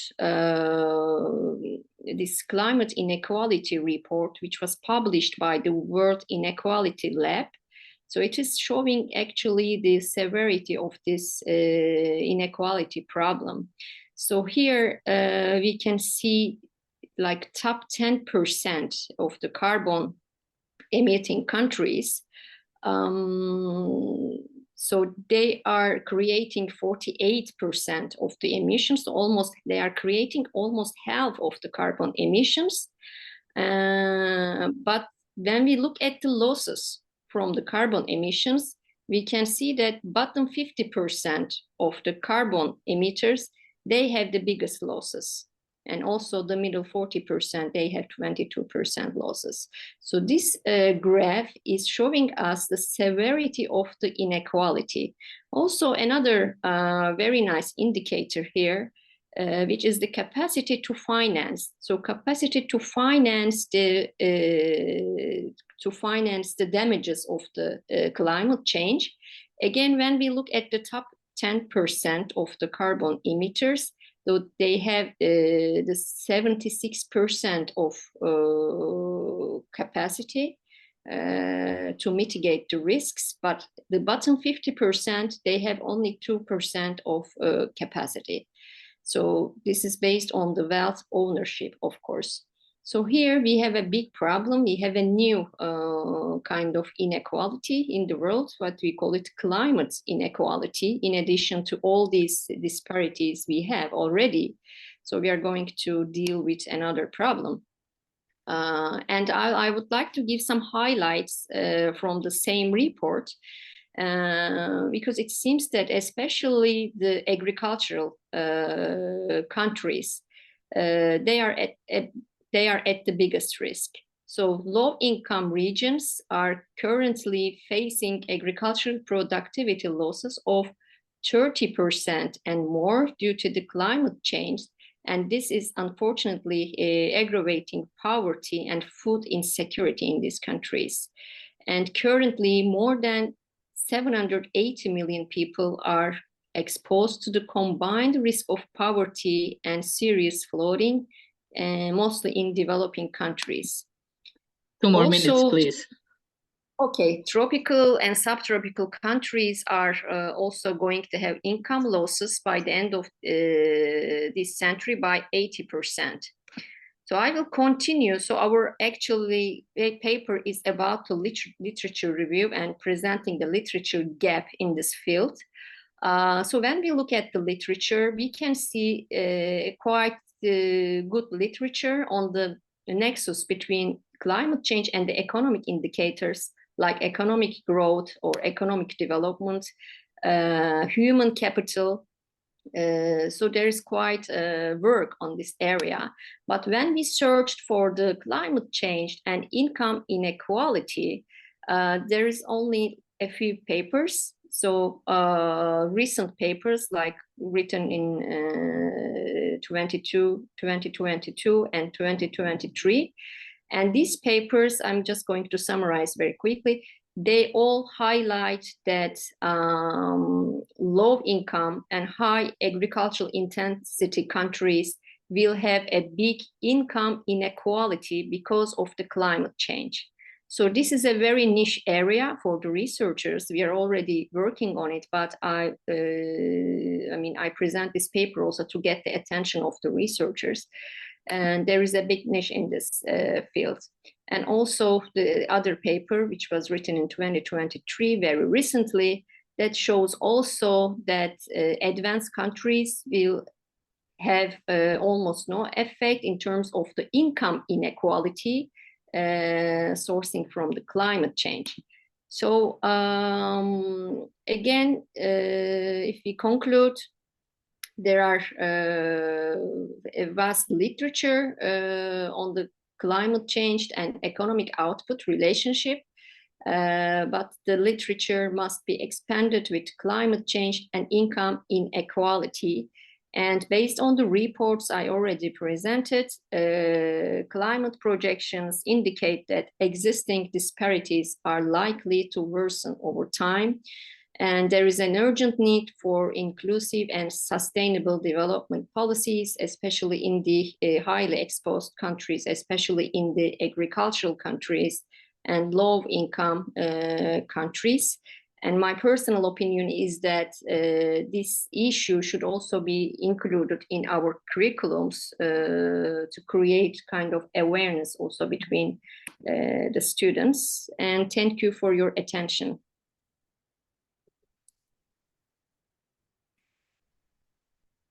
Thank you, Professor Boga. As you said, all this needs to be put in awareness of, especially of students, by maybe through Erasmus Plus project for capacity buildings and something like that, and another very actual research. So I will now invite PhD Andriana Markajic-Ateljević, who done the research together in cooperation with PhD Andrej Raspor, Petra Kleindienst, Predrag Ljubotina, Bojan Rajko, Zoran Mastilo, Vesna Miletić, and Dejan Mastilo on the topic impact of quarantine due to COVID-19 on the music industry in Slovenia and Bosnia and Herzegovina. A different and very interesting topic.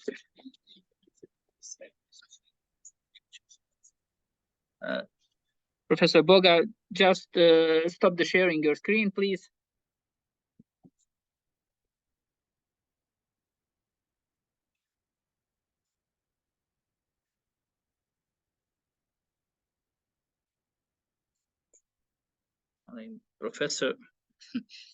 Professor Boga, can you please turn off your screen sharing?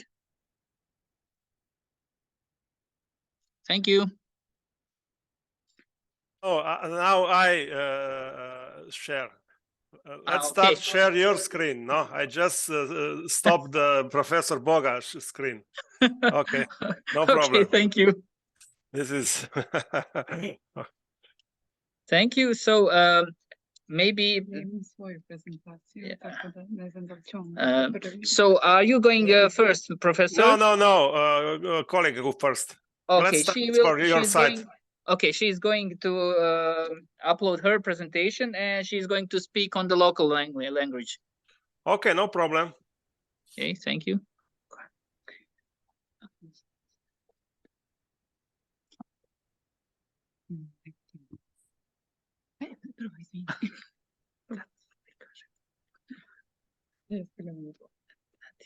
Ne možeš čovjek čita, ne registruje, to mi je point.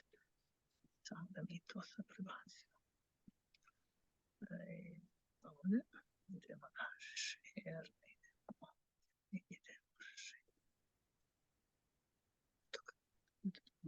Jeste. Pa vidim da jeste. Sad sam da im da funkcioniše. Nije, aha, čekaj. Sad radi. Mislim da sad može. Sad može raditi sam prvo. Može, ja da može. Dobar dan, pozdravljam sve prisutne. Danas ću prezentovati rad koji je u stvari rezultat projekta, bilateralnog projekta sa Slovenijom. Drugi dio rada ispred slovenačke ekipe prezentovat će profesor Andrej Raspor, a tim za Bosnu i Hercegovinu čini su uvaženi profesor Mastilo, master Vesna Miletić, master Dejan Mastilo i moja malenkost. Tema, dakle, našeg rada jeste utjecaj COVID krize na muzičku industriju u Bosni i Hercegovini i Republici Sloveniji. Svi znamo da je COVID kriza imala enormne efekte na cjelokupnu ekonomiju, samim tim i na određene sektore kao što je kreativna industrija, a njen segment osnovni jeste i muzička industrija.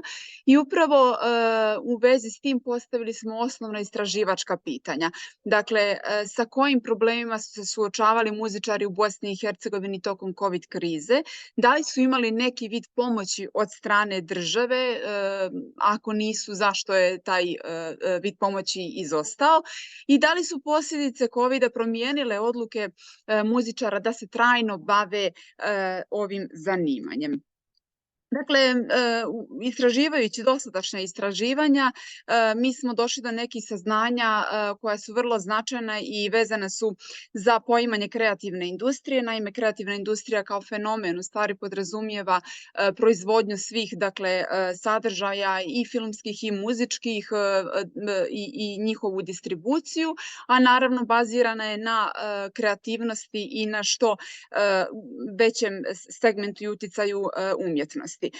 Bitan aspekt kreativne industrije jeste svakako muzika koja se u većini istraživanja navodi i kao turistički resurs, što u stvari podrazumijeva interakciju turista na licu mjesta, dakle gdje se muzika i uopšte muzički sadržaj mogu prodavati kao značajan turistički resurs.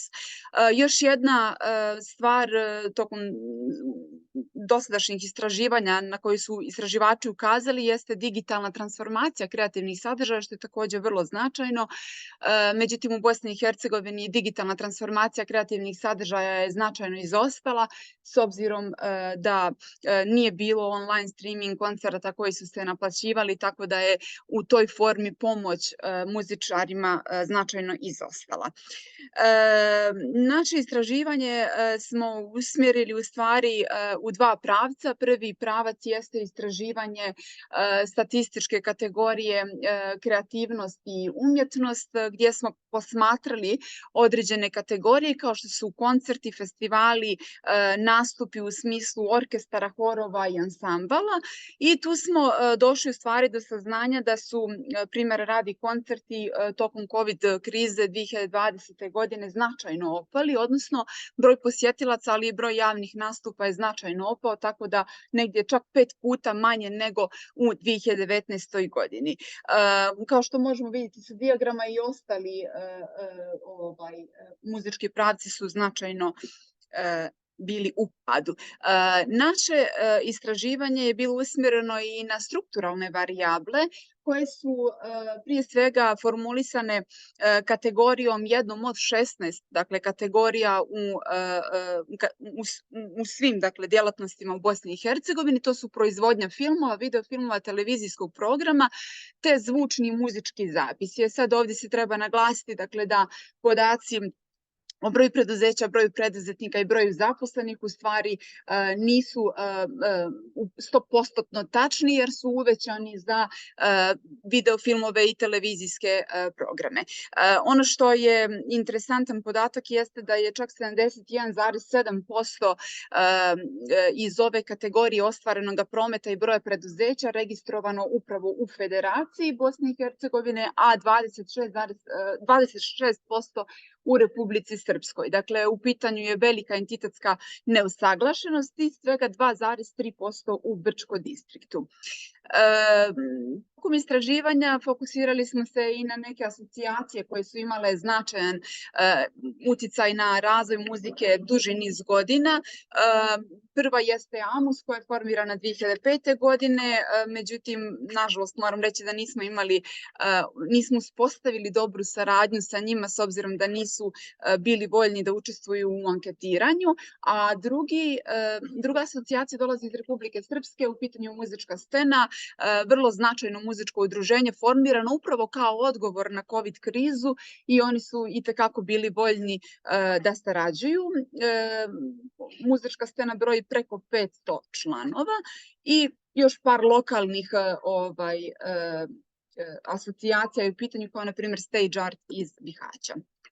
Ovdje dolazimo do rezultata istraživanja, dakle, 91,7% ispitanika dolazi upravo iz Republike Srpske. Malo prije sam spomenula da smo imali bolju saradnju sa udruženjem iz RS-a. 100% su odgovorili da je COVID utjecao itekako negativno na njihovu industriju i na njihov životni poziv. Oko 41,7% je komunikaciju sa posjetiocima održavalo putem online streaming Instagrama i Facebook profila, a na pitanje koliko se prihod od muzike smanjuje tokom COVID krize, čak 64,6% ispitanika odgovorilo da je to 80%. Nažalost, na pitanje da li je država na neki način pomogla, 100% odgovor je da država nije pomogla, dakle Bosna i Hercegovina nije ni na koji način pomogla muzičku industriju, i otprilike oko 54,2% ispitanika su odgovorili da su se djelimično vratili u normalu tokom 2022. godine. Svakako tek slijedi oporavak. Ja sada prozivam da profesor Andrej, mislim da će on da se uključi, da nastavi da.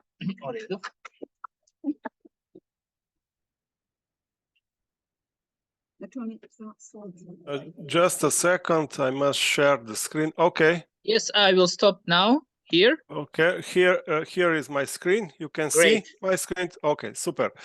So pa ja ću sada, ako je kolegica počela na domaćem jeziku, ću ja isto tako, imam prezentaciju na engleskom, ali mogu sad i ja na domaćem jeziku da odradim tu prezentaciju. Već su bili, koje sarađivaju na projektu, ste već vidjeli. Sigurno ovdje treba naglasiti da smo imali podršku Ministarstva Bosne i Hercegovine i Agencije za razlikovanje djelatnost Republike Slovenija, koja je podržala naše istraživanje, i ja ću naravno sad objasniti taj dio koji je bio urađen u Sloveniji. Mi smo radili online istraživanje od 17.3. pa do 10.5. Bilo je to mogućnost da si imao zatvoreno pitanje i mogao si upisati i neka odgovore koji su koristili kasnije nama. Kod nas imali smo jaki, da kažem, odziv svih zainteresiranih. 226 bilo je ukupno onih koji su odgovorili, nisu svi odgovorili na sva pitanja, na ona bitna su odgovorili. 58% je bilo muškarca, prosječna starost je 43 godine, number of the members of household, broj članova porodice 3, iskustvo sa muzičkom djelatnostom praktički 20 godina i najviše od svih 151 bilo onih koji su bili muzičisti, ali kako vidite odgovorili su i menadžeri, odgovorili su i producenti, public relation, tako da stvarno smo bili jako zadovoljni da su nam odgovorili na sve. Koji tip muzike?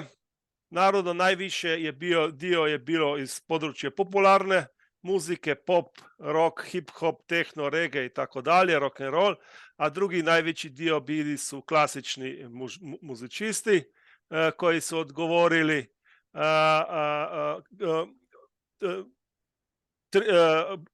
Samo, da kažem, 36% je razmišljalo da bi promijenili karijeru zbog COVID-a.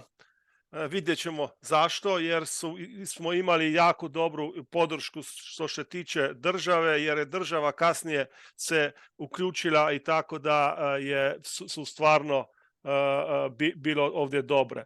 U prosjeku 58% ovih koji su odgovorili su rekli da su im svi prihodi godišnji prihodi iz muzičke industrije predstavljaju 58% prihoda. Od toga je bilo, da kažemo, u punom radnom odnosu 68 i 21 su onih koji su imali status artista, profesionalni status kad država ti plati neke poreze da lakše naravno živiš. Šta su bile, da kažem, ključne izazovi i outputi naših istraživanja? Po mišljenju naših, ovih kojih smo ih anketirali, će se industrija oporaviti za 4,5 godine, jer puno ljudi, to je bilo, da kažem, na ovom opisnom dio, otišlo je van muzičke industrije da radi druge stvari.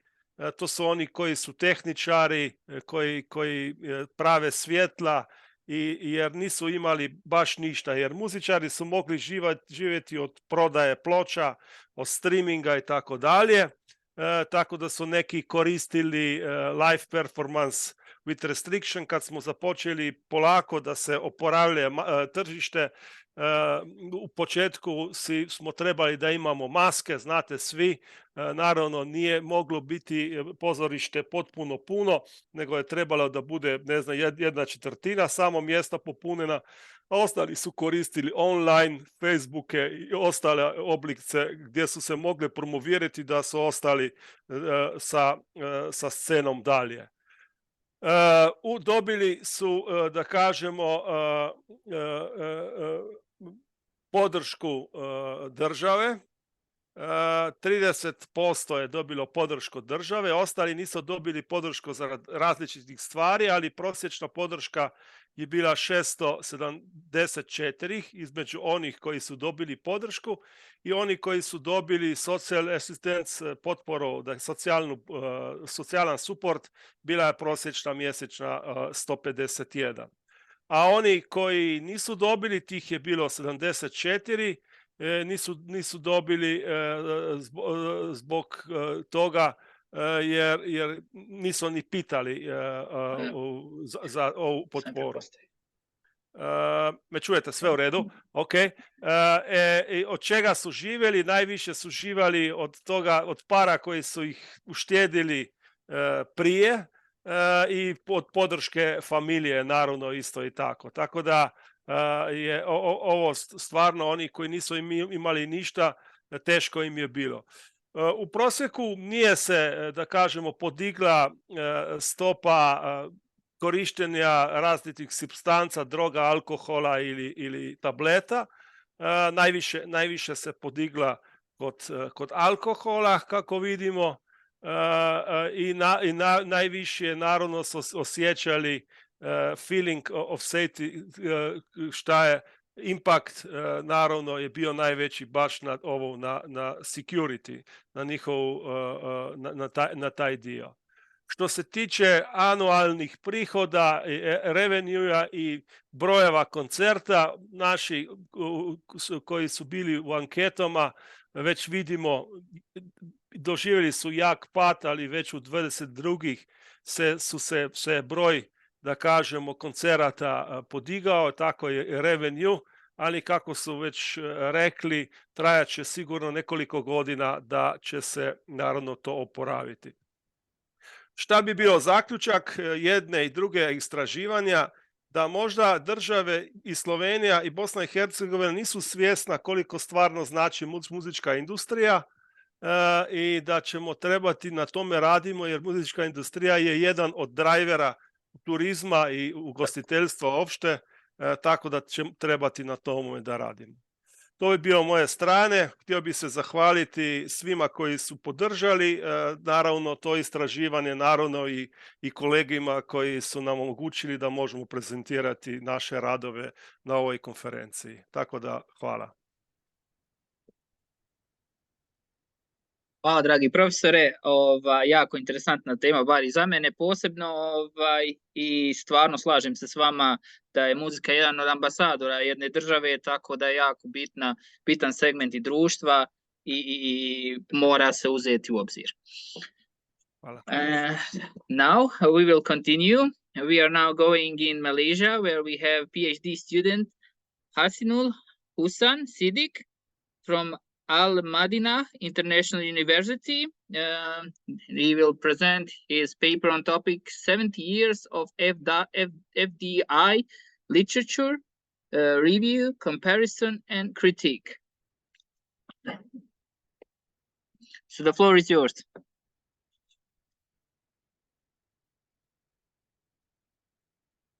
Mr. Siddiq? Apparently. Can you hear me? Yeah, we can hear you. Okay, great. Just a moment, please. Yes, you just take your time.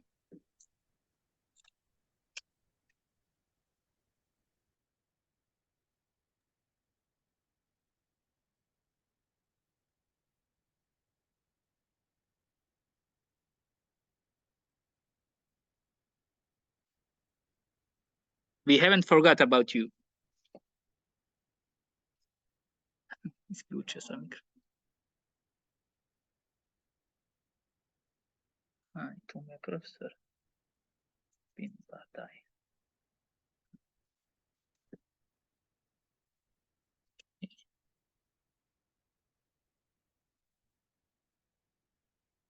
Just turn your microphone on also. Great. One sec. We see your presentation, we hear you, so. Is my microphone on now? Can you hear me? Yes, we can hear you. All right. Thank you, Oikos, for giving me an opportunity to present my research. I've been doing my PhD from Al Madinah International University, Malaysia. And the topic of my PhD is Oman-India trade relations and modeling the determinants of Indian FDI. With reference to my PhD, I'm presenting my first paper today, and I'm grateful to Oikos for giving me this opportunity. The topic for presentation is 70 years of FDI literature, review, comparison, and critique. Now, in this research paper, what I've done is that I have considered the research, reviews, articles, journals, which have been published since 1950 to 2020. So it's a period of 70 years. And we all know that FDI is a very important topic because international capital movement in the form of foreign direct investment, it has contributed a lot to the economic growth and the well-being of different countries. The topic is indeed very vast. And I think in this research paper, I have not been able to go to the very fathom the depth of it, but still, I have covered 85 publications spread over a period of 70 years, in which the first period is from 1950 to 1974, where 20 theories I have considered. The second period is 1975 to 99, where 35 theories have been considered. And thereafter, 2000 to 2020. Mr. Siddiq, I apologize for interrupting you. Are you changing your slides on the presentation because we only see your front slide? Yes, I'll be changing it now. We only see your okay, now we see the abstract. Right. Okay. Right. Okay. So we see that, as I was just mentioning to you, that I've divided my research into three main years from 1950 to 74, comprising 20 theories. Then from 79 to 75 to 99, comprising 30 theories. And then from 2000 to 2020, comprising 35 theories. Now, in this research, basically, I have discussed the mode of FDI inflows, statistical methods, theoretical models, contribution to different paradigms, and empirical papers that have investigated FDI. Now, the focus has been to see what is the resultant activity of multinational enterprises in the form of the subsidiaries and what modes of entry for FDI they have undertaken in different countries. Like, for example, you have market seeking, strategic asset seeking, efficiency seeking, different modes of operations that are undertaken by multinationals to enter the countries. Then I have identified the gaps, opportunities in existing literature, and arrived at a conclusion with some suggestions what the future upholds for us. Now, as you can see, that FDI has been contributing significantly all over the world, particularly in emerging economies and developing economies. And, you know, there have been dozens of empirical studies which have covered the FDI from different perspectives. But the fact remains that its interaction with economic growth, increase in GDP, improvement in the well-being of the citizens, all that has been, you know, sidelined because country-wise and firm-wise, the focus has been on firm-level FDI. So now I have interacted with different variables, and I found that in spite of all the developments, Dunning's OLI paradigm, that is ownership, location, and internalization. This paradigm and internationalization theory still holds good, and it is being recycled. So let me begin with the methodology which I sought after to publish this research. I conducted a keyword search across different online databases and journals like Business Source, Premier, Jester, Science Direct, ProQuest, Elsevier database, Scopus, Springer Link, Google Scholar in the last 7 decades. Now, the keywords which I typed were FDI outward, multinational enterprises, and so on. And I made sure that the studies which I select have a minimum citation of 500 counts with FDI in the title. Thereafter, I employed Prisma. Prisma is the model which stands for Preferred Reporting Items for Systematic Reviews and Meta-Analysis. This helped me to validate the I just want research to process. remind you that you have 3 minutes. You're right. Now, as you can see on the screen, out of the 85 theories which I have taken, I have broken up into 3 periods. And thereafter, I have the flowchart in which I have arrived at these 85 theories by negating 3 empirical researches, 6 publication dates, and 6 citations were not available.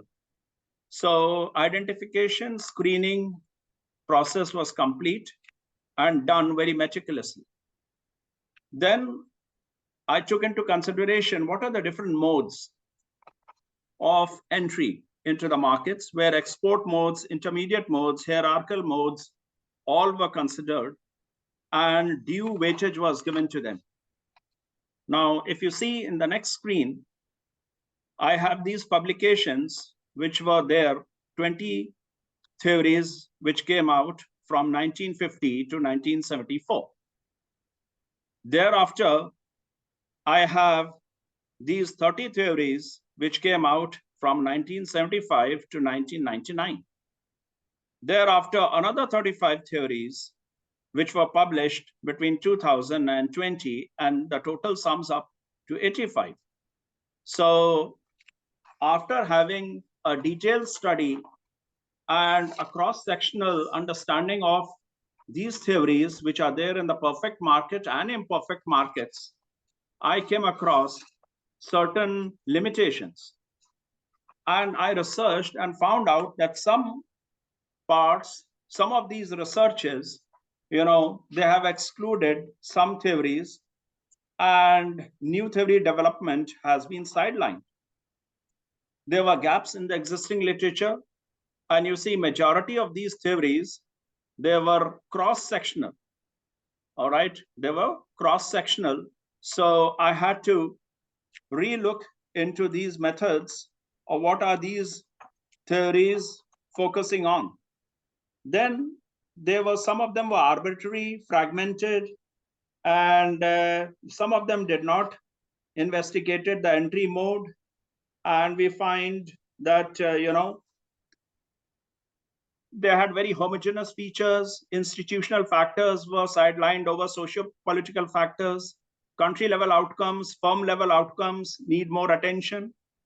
After having an understanding of these limitations, I arrived at, the findings.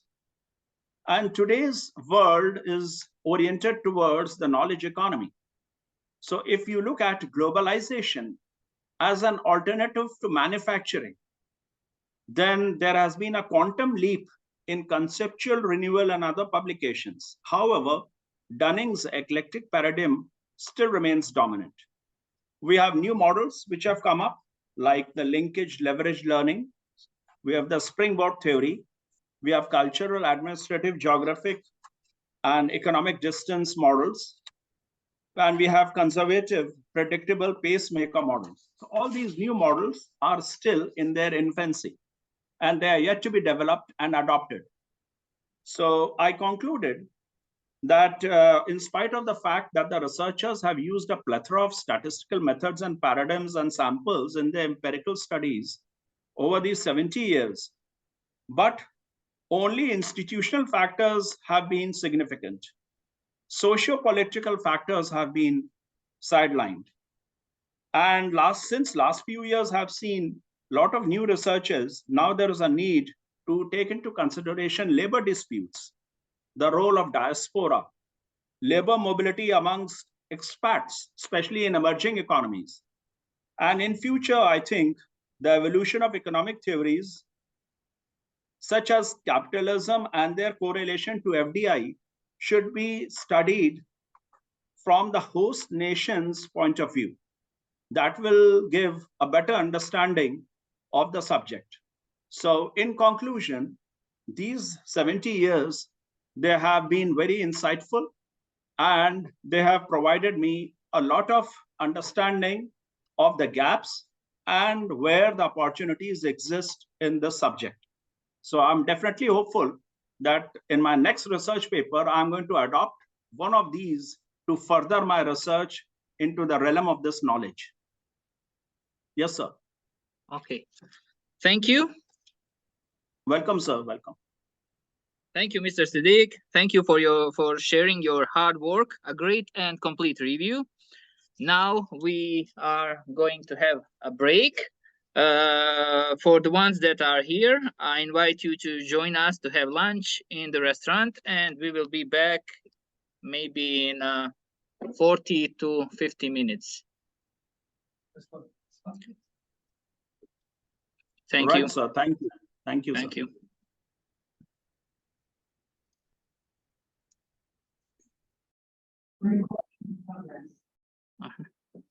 The next speaker is Dr. Hyams Sekais Dennis from Great Manchester Business School, University of Bolton, United Kingdom. He is going to present the paper on the cultural effects of migrations, economic growth in the United Kingdom and Greece. He done this paper, this research in collaboration with Dr. Daskalaki Eirini from Metropolitan College, Crete Campus, Greece. So the floor is yours. Thank you. Good afternoon from Greece. So I will present the first part of the presentation, and later my colleague, Dr. Dennis Himsekasi, will carry on.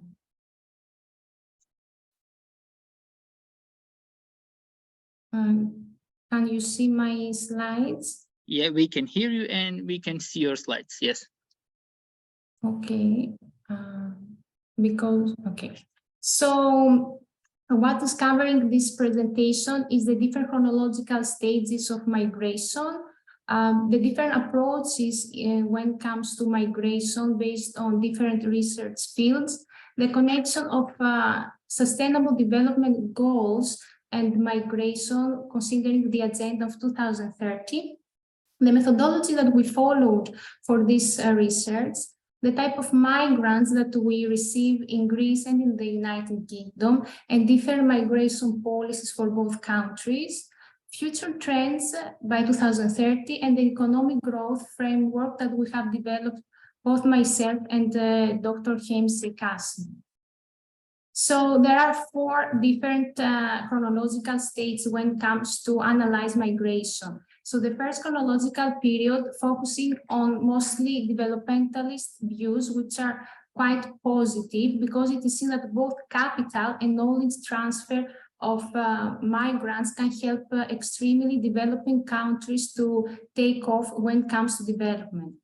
And the second chronological stage, we see that there are the first signs of pessimism and the feelings of brain drain. On the third stage, a more persistent skepticism is present, which means actually that the topic of migration starts to get neglected, that it is not of high importance. However, things change, and after 2001, there is a boom in research when it comes to migration, and there are no more concerns about brain drain, but there is high expectations when it comes to remittances, brain gain, and the role of diaspora in developed and developing countries. So in general, international migration relates to the relocation of people to a certain region or country, normally more than 12 months, regardless of the reasons and the intentions that they are having in mind and the means. So as we have already mentioned at the beginning of our introduction, is that we have different types of research fields, which means that we have different approaches as to how migration is perceived. In our paper, we have followed and have adhered to a more economist view. So we examine which are the pull and push factors, which means which are the factors, actually the reasons that motivate individuals to leave their home country and to relocate to a new one. From a sociological perspective, it is seen that when the first migrants arrived in the host country, it is seen that they exchange a great amount of information with their family surroundings, friends, when it comes to housing, schooling, job opportunities. From an anthropological perspective, it is understood and it is highly highlighted that there are high standard of living in the host country, and here it plays a key role, the media presence. From a psychological perspective, it is analyzed the factors that motivate individuals to migrate. So these are factors that they relate to work and to career advancement.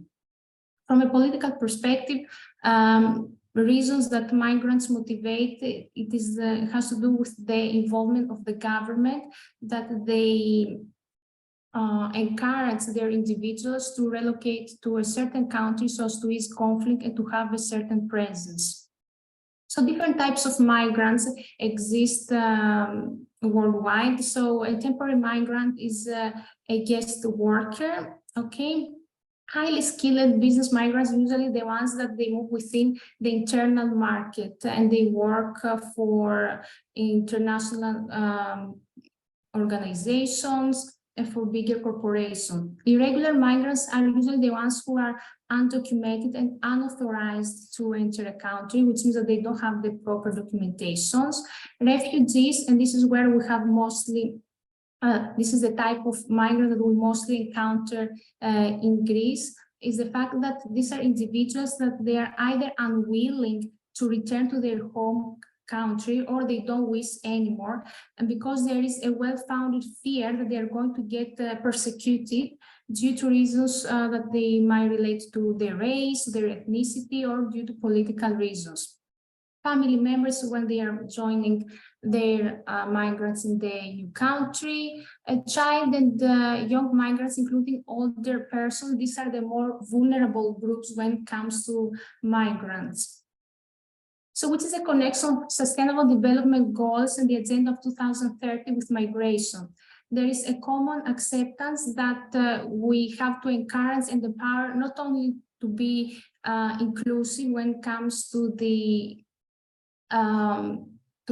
country standards, but also to the governmental standards and to infrastructure, but also we need to empower diversity. So the two the two closely related goals when it comes to migration is the Sustainable Development Goal 8, which relates to decent work and economic growth, which means actually that we need the development and creation of jobs, that they encourage an entrepreneurship mindset, they encourage innovation, creativity, and they have, and all people, regardless gender or age, they have participation in this plan. And it is taken for granted that the development of small and medium enterprises is of paramount importance. At the same time, we have to consider the conditions of employment, which means that we have to offer a safe working environment.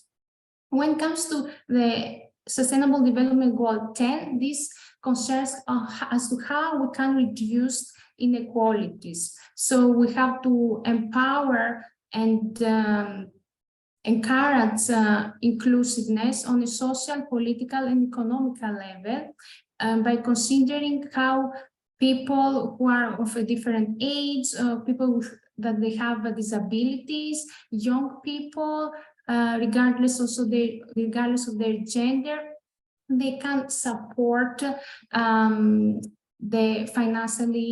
economy of the country. Professor Irini, you have Yes. 3 more minutes. 3 minutes. Okay. At the same time, we have to consider the discrimination of the elimination of discrimination laws and policies. So this is where we focus on push and pull factors in our research. The reason that they encourage individuals to abandon their homeland and the reason that they make them to move to a new country. And this has to do with unemployment, with low wages, poor infrastructure when it comes to push factors, and the factor that they attract a new individual to relocate is the great range of job opportunities that they have in the new host country. In our methodology, we reviewed journal articles, different governmental policy documents from the Ministry of UK and Greece, national and international sources such as the Council of Europe, the Migration Observatory data, the European Commission. Okay, and now my colleague, Dr. Dennis, can take over the floor. But just shortly, 2-3 minutes top. Yes, you have at least 3 minutes. Yeah, I just want to point out briefly about the migrants, that so many migrants have arrived in their countries, but there are also policies in place that normally are taken into account and specifically do with their integration and as well as the culture. So the government policies and social integration play an important part as far as migration are concerned. The next slide gives us a good overview about the different types of migrants, either in Greece or the United Kingdom. And what we've got here, that there are 3 types of migrants: the labor migrants, the family members.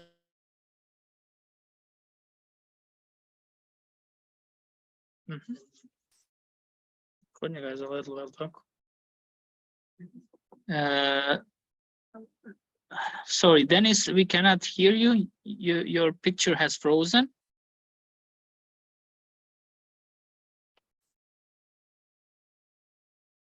Can anybody else see Professor Dennis?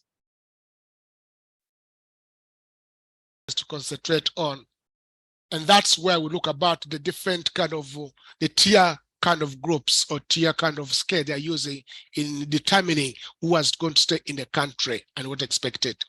Last but not least, gives an overview about the future trends.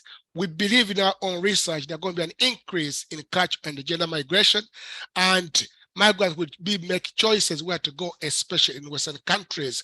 We also believe that the insecurity in neighboring countries will force people to move from one country to the other. So generally, we could say that the migrants really do contribute to the growth as well as development.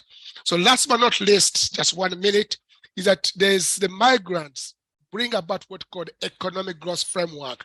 And what we're showing you here is a migrant that have got the input as well as the output, is what they bring in and what they expected. Each country has its own expectation, but we believe in our own research that migrants are becoming entrepreneurs in the sense that they're able to contribute both in the country they are living in and also in the country they're coming from. Thanks very much for listening to us.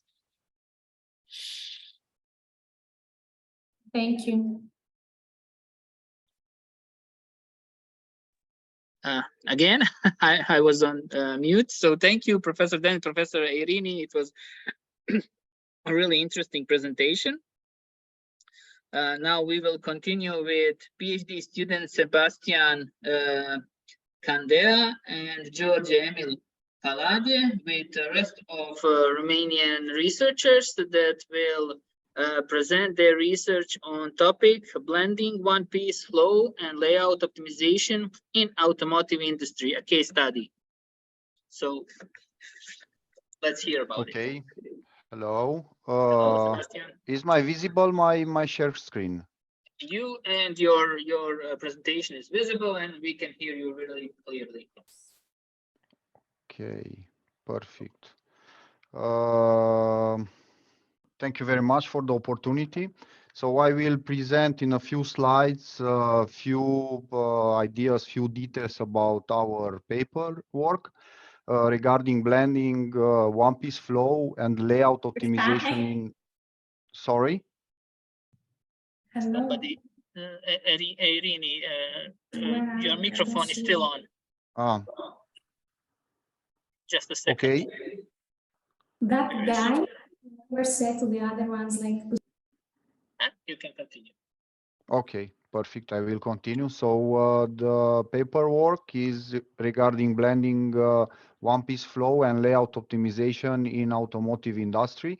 A case study is referring to the main objectives of this paper are to demonstrate the relevance of one-piece flow and layout optimization in an automotive company, to offer a practical perspective from an organizational point of view in order to reduce the overall production cost rate by optimizing the production space and increase efficiency on working activities. And also to develop a unique 6 steps model of implementing the one-piece flow concept. So to provide a concept, how to implement, how to evaluate, and how to implement one-piece flow concept. And last but not least, to provide the one-piece flow cell potential calculation tool. So a tool to evaluate the production line and to identify if there is the possibility or not to implement the one-piece flow. Here, I presented 2 slides with few examples of original approach in the paperwork. This is the concept how we developed the project in 6 steps. First step, to understand the concept in organization. The second step is to prepare the data. Sebastian, Yes. just we can see we can see only your first slide. No. Yes. Now we see the examples. Okay, then I will keep like this. Okay. Okay, so this is the concept, the unique concept developed together with the team. First, like I said, in the first step, we had the understanding of the concept in organization. On the second step is to prepare the data and to collect the data.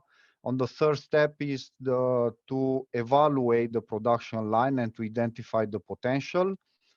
And then in the fourth step is to define and track the timeline, the rollout of the project. At the end, to evaluate the results, and very important, the last step, to close the entire concept, like in PDCA, is to ensure that the new working standards are monitored, so the new standards are respected. The entire concept in detail under each process step is defined in the working paper. Another example of the original approach in the working paper is the one-piece flow calculation tool developed in the project, which can be adapted and used in any production line, helping to evaluate and implement one-piece flow cells. Again, also this tool is well explained in the working paper. Before to finish the presentation, we have the major findings during the paperwork.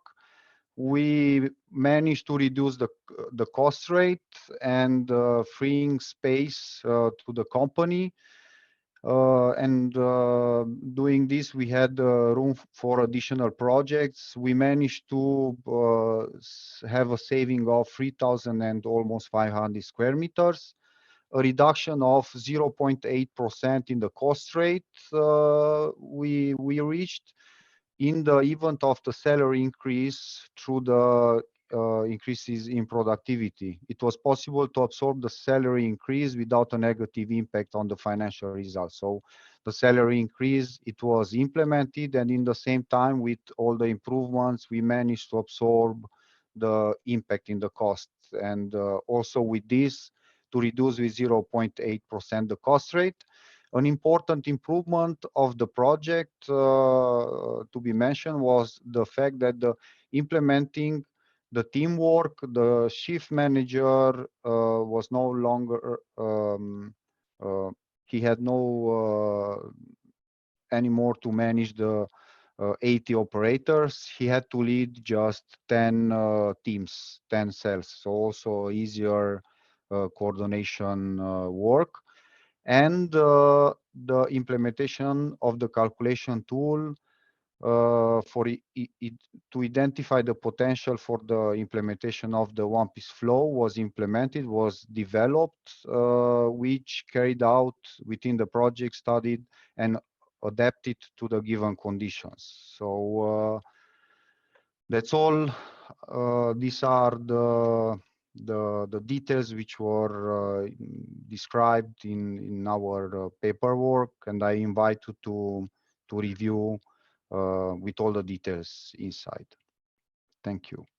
Thank you, Sebastian. Very brief, very concrete, and as you can see, we can now see during this presentation that during the research you can actually improve some operations and have the great results. So thank you once again. Exactly, thank you. Now we have another PhD student, but this one from Ukraine, National University of Kiev, PhD student Olena Volvach and Taras Shevchenko. On the topic, they will present their paper on the topic assessment of the efficiency of use of EPS by businesses. So please, you can start. Hello, everyone. Hello. Hello. Yes, I'm sorry. I have problems with the internet connection, and if I can, I will try without camera. Whatever you want. We just want to see your presentation, and you can also stay by only by the voice. Whatever you prefer. Yeah. Yes, my voice and presentation. I try to demonstration share screen. Okay. Just Sebastian, stop sharing your screen, please.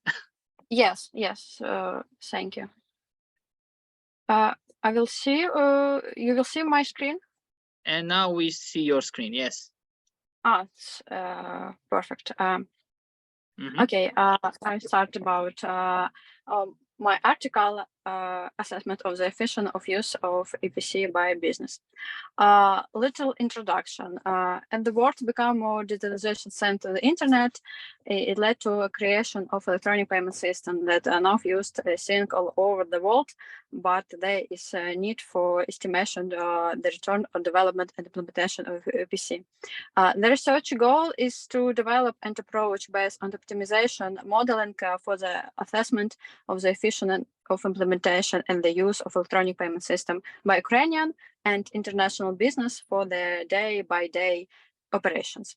The article also analyzes different classification of EPC and determined several types of methodology for the evaluation of the efficiency of the EPC.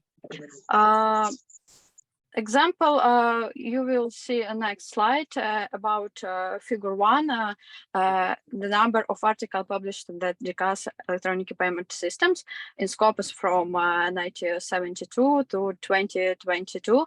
If you can see this decrease and development. Today, rapid development of information technology is leading to significant digitalization and digital transformation, which contributes to the development and expansion of e-commerce in many countries around the world. Since the beginning of the 2000s, the topic has been increasingly popular among the academic community, as indicated by the number of articles published discussing EPC, which peaked during the last 5 years. More than 15 papers discussed EPC in the last 5 years. As a result of all this process, a serious need was created for platform that would allow to process thousands of financial preparation all at once, and at the same time making it a reliable and safe environment, which led to the creation of EPC that are now used to think all over the world. Next slide, some literal overview. Example, in modern economical literature, there are many studies devoted to the issue of definition, classification, detailed characteristics, as well as the choice of EPC by companies. Example study by Urach and Plumont, the after breakdowns EPC classification initially into two classes. The ones that require subscription, the one that don't, if you can see table 1. After that, bonds groups can be broken down into subgroups that would include security protocols, which will help distinguish reliable and protected payment system. And example 2 about Yang, Cheng, and Song describe a different classification method of EPC. According to the author, they can be also broken down into general categories. The first category is the one that included internet banking payment gateway. This way is pretty direct, as it happens with the client's direct payment to the e-commerce business using their platform that is connected to some kind of external banking system, and the client is aware of that. And the second time uses an external payment platform. In the case that the money from the client account is transferred to the seller's account by such a system. The difference in the internet banking payment gateway adds bank into the equation and is basically designed for security reasons and authorization, but tends to be a more costly option compared to the second type. If about practical cases, my work about methods to achieve the goals in the scientific paper, general scientific methods, we used logistical derelation, comparison, analysis, and synthetics method of optimization modeling. Overall, the study is conducted using system analysis and particular generation and systematization, classification, and evaluation. About a result of my work, integration and interaction with other systems, card, clearing, credit, settlement, forming a common payment infrastructure, also important factors in ensuring the economy effection of electronic payment system. In this regard, the efficient parameters of external systems and partners also significantly affect the economic efficiency of a payment system. In accordance with the main goal of the EPC to ensure reliable, fast, safe, and timely transfer of funds between accounts. There are certain criteria for achieving and evaluating the efficiency of the EPC, and in particular, the payment processes. Such factors can be estimated by speed of money transferring and by evolution of the safety by expert and by implemented safety protocols. Some conclusion and in modern condition of this digitalization, modern as a payment system are actively used and existing one banning improved social as bank informatization and the rapid development of electronic payment system. The result of the current research what the substantiation of theoretical and methodological principles and practical recommendations for the assessment of the efficiency of EPC implementation for business. As the peculiarities of EPC classification also were studied. The economic efficiency in the field of EPC become a very important scientific issue, which needs to be solved due to the high level of EPC implementation. In the cases, economic efficiency is a complex concept that encompasses the maximization of economic results, revenues, and the minimization of cost and losses while meeting all regulatory requirements, rules, safety standards, risk minimization, etc. Thank you for your attention. Great. Thank you, Lena. Thank you, Lena. Thank you for sharing your research done by the book and with interesting results. I wish you successful completion of your PhD studies to you, to your colleague, and also to Sebastian, George Emil, Siddiq, and other PhD students. Now we will continue with another research from Nigeria. We have here Folorunsho Aide with other researchers that are going to present the topic, does insurance sector matter for economic complexity? We will try to get that answer for that question. So the floor is yours.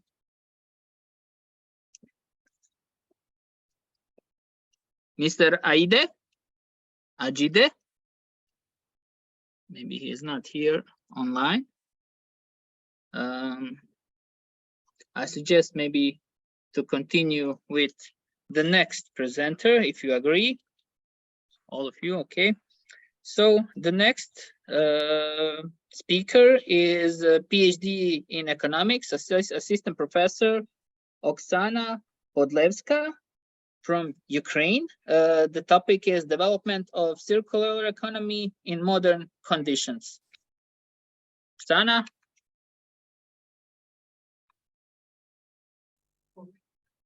No, maybe not. Okay. Now we will have a coffee break for at least 10 minutes, and we will be shortly again here with you. Thank you.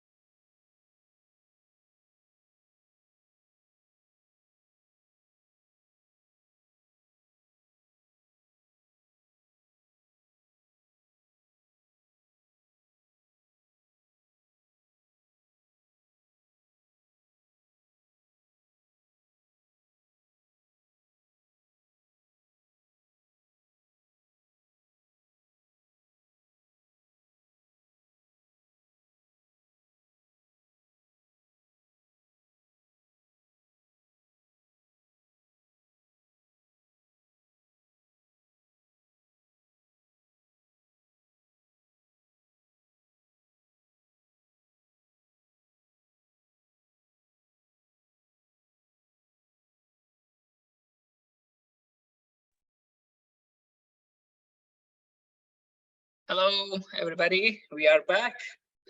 It took longer than we expected. We apologize, and then we can maybe continue with our agenda.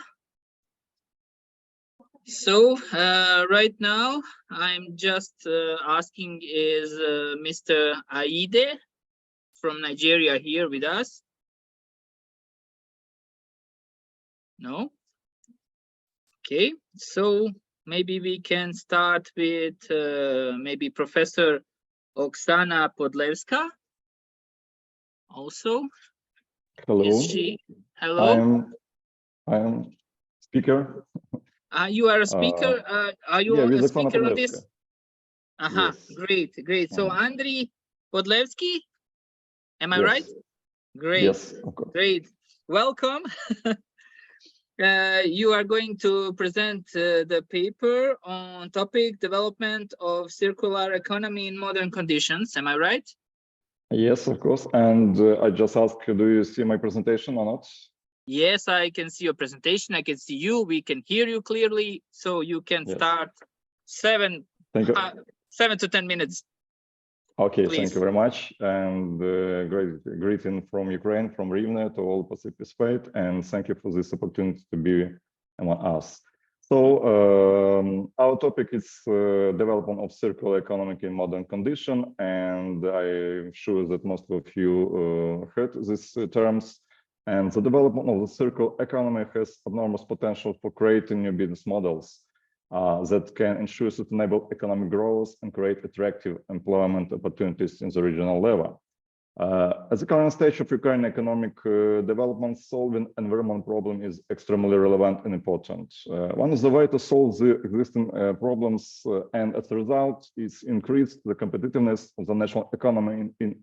The economy is intensive, maximally efficient, waste-free resource consumption, as well as systematic reduction of all types of anthropogenic pressure on the environment through the green modernization of mostly industries and the introduction of new technology process. So the circular economy represents as a new economic models associated with the green growth and ensures the movement from mass consumption to responsible consumption. The definition of the circular economy in the context of the decoupling phenomenon given by Peters in 80. I'm sorry. Oh, you see the presentation next year.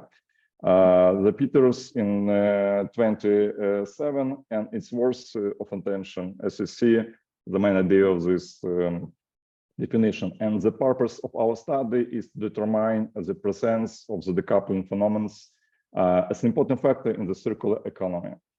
Which significantly affects its development in Ukraine, as well as to analyze the decoupling value of index of balance in development of Ukraine, and determine the degree of environment orientation of economic development. Figure 1, it shows the types of decoupling as a basic for implementation of circular economy.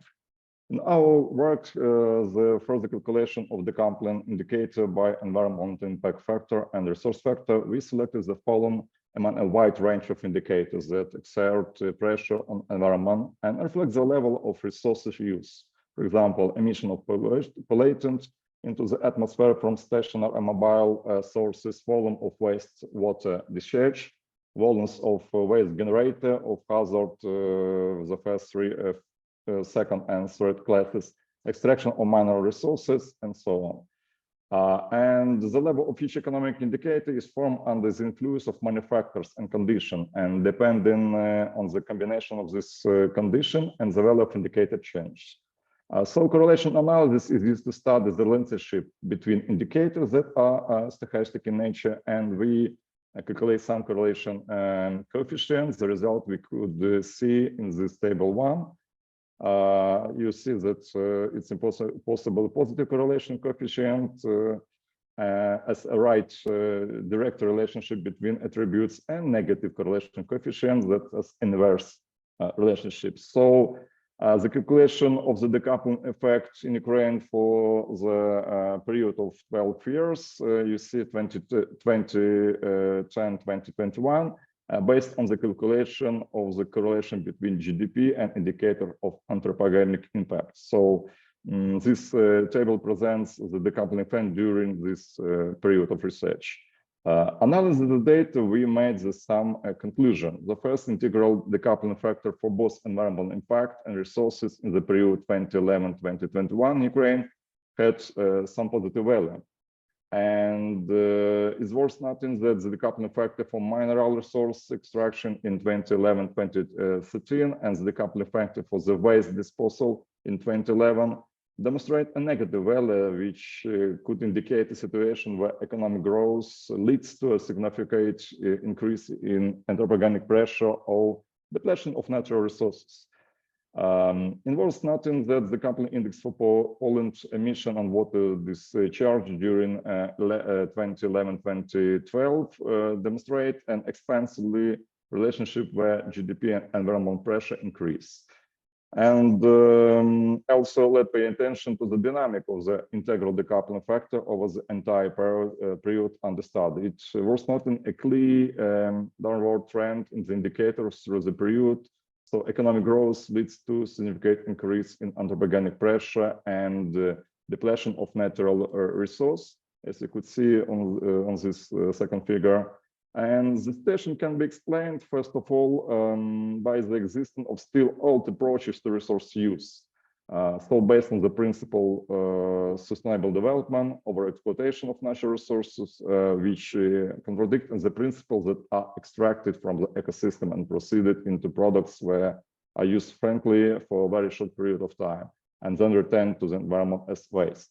So such a system of using established resources can be sustainable in the long term, and especially given the scale of water fullness observed today.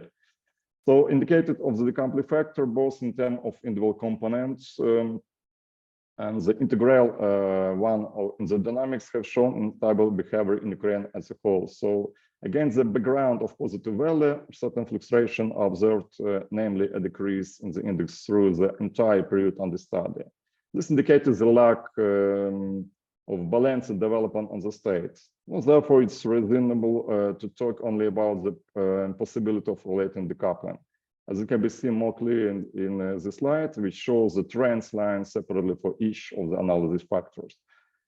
Based on the calculation made, it's possible to draw a conclusion about the general trend of decoupling in Ukraine. It was able to consider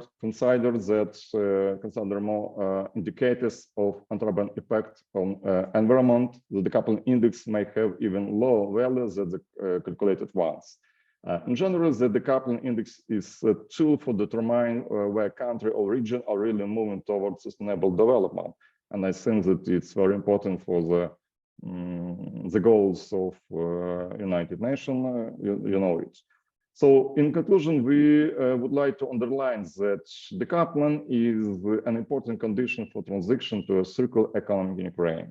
They require effort to increase energy efficiency, use renewable energy sources, recycle waste, and reduce pollution emission. However, in order to achieve this goal, it's necessary to develop the investment environment, attract investments, and do more work on experience, consumption, and environmental education of the population and business. Thank you very much for your attention, and thank you for this possibility. Thank you, Mr. Podlewski. I'm especially fond of this type of researchers and environmental engineering in general, and delighted to hear all these great information that you have shared with us. The next, thank you. The next presenter that we are going to listen is Alina Yakumchuk. It's a combination with Ukrainian and Poland researchers.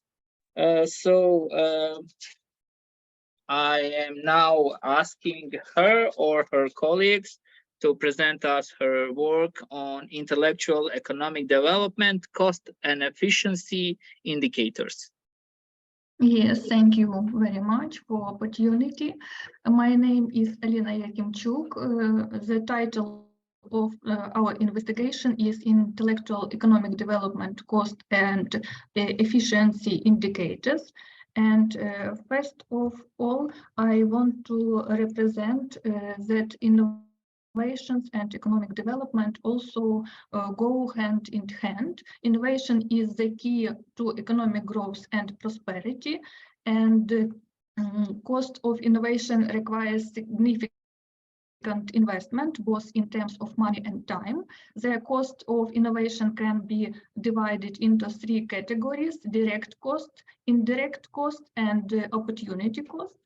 And for Ukraine, especially in the modern conditions of martial law, it is very important to maintain its economic development, which is an extremely difficult task for today. This can be achieved only thanks to intellectual innovations and technological solutions that have proven themselves well in the developed countries of the world. That is why the main objectives of the study are to study the successful experience of the world's leading countries in the field of intellectual property and global innovative development, to outline the prospects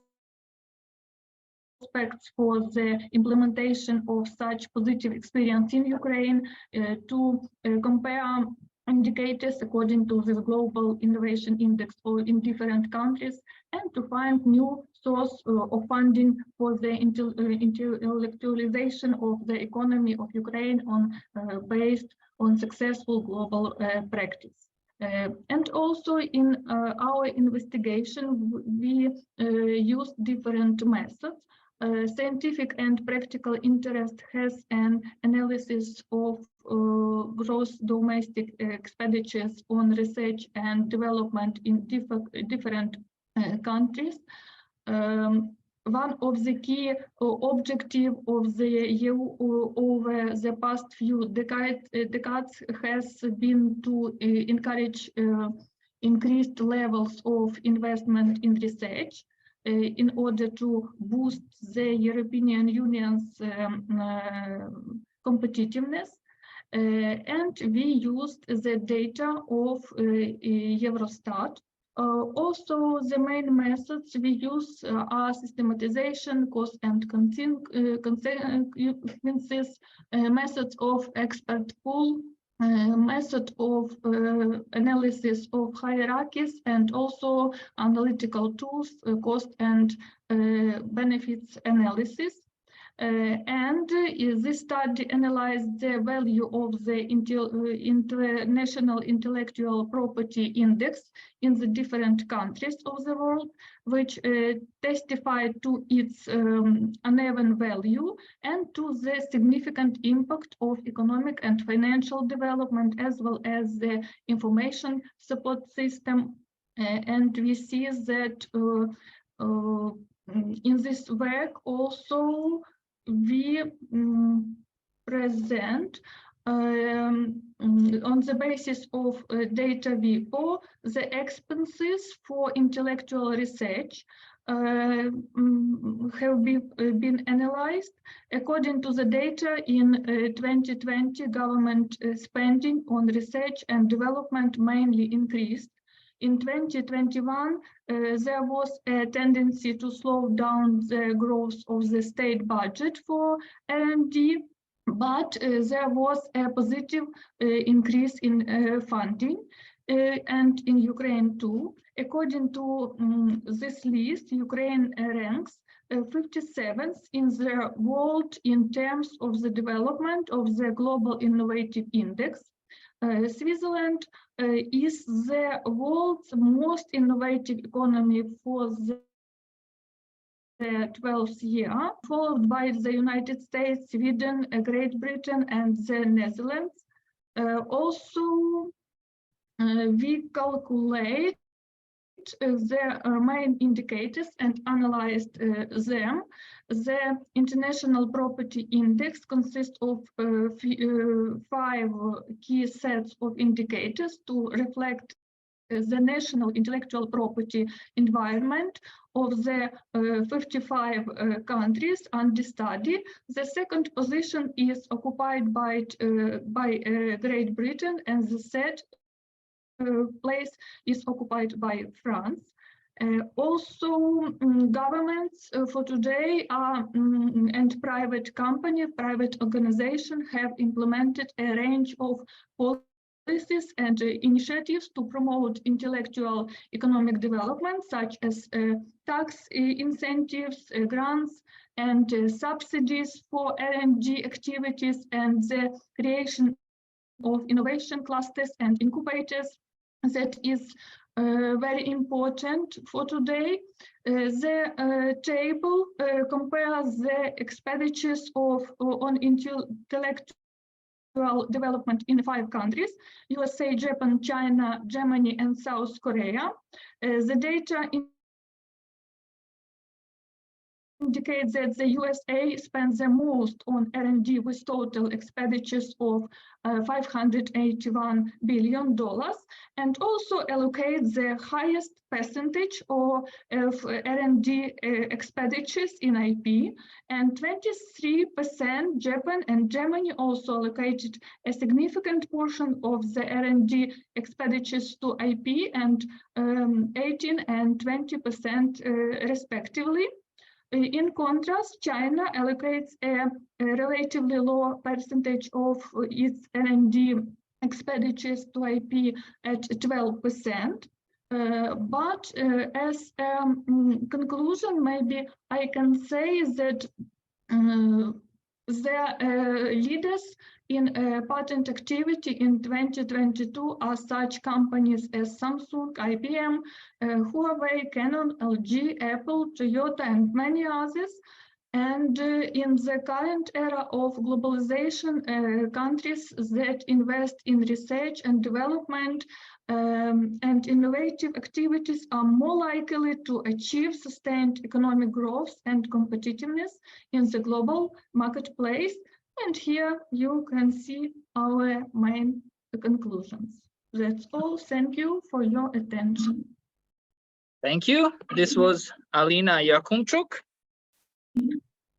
from Lesia Ukrainka Volun National University, with that done this research with other colleagues. Now we will continue, and now I invite PhD Oksana Tashkinova to present us her research on the topic of the traumatic experience of the Mariupol civilians' forced migrations and adaptations abroad in 2022.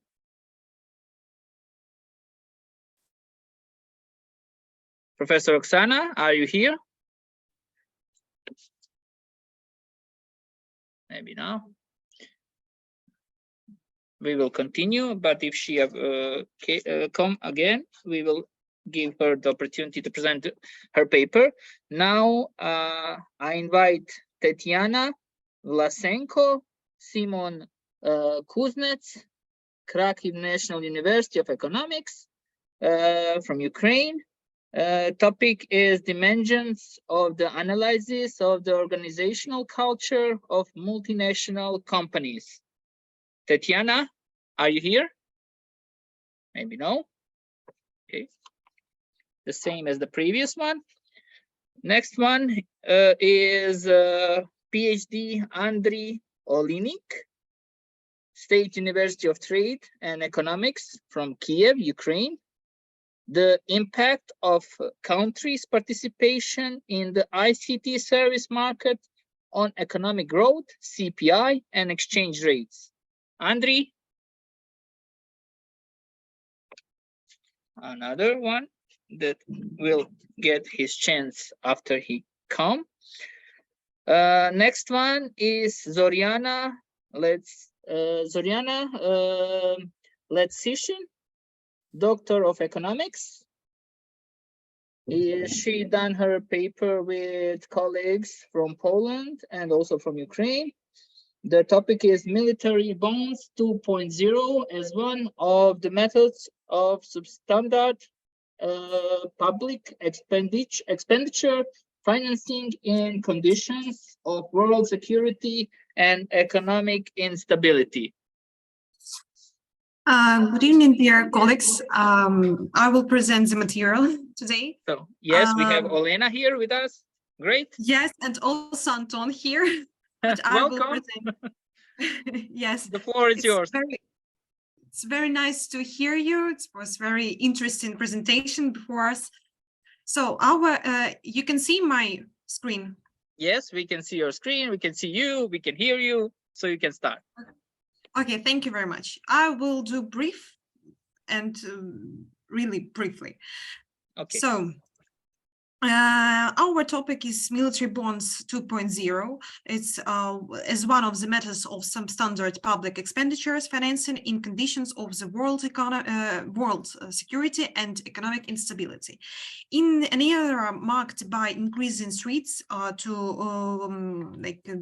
global security and economic instability, governments worldwide are facing the challenges of adequate funding for their military expense.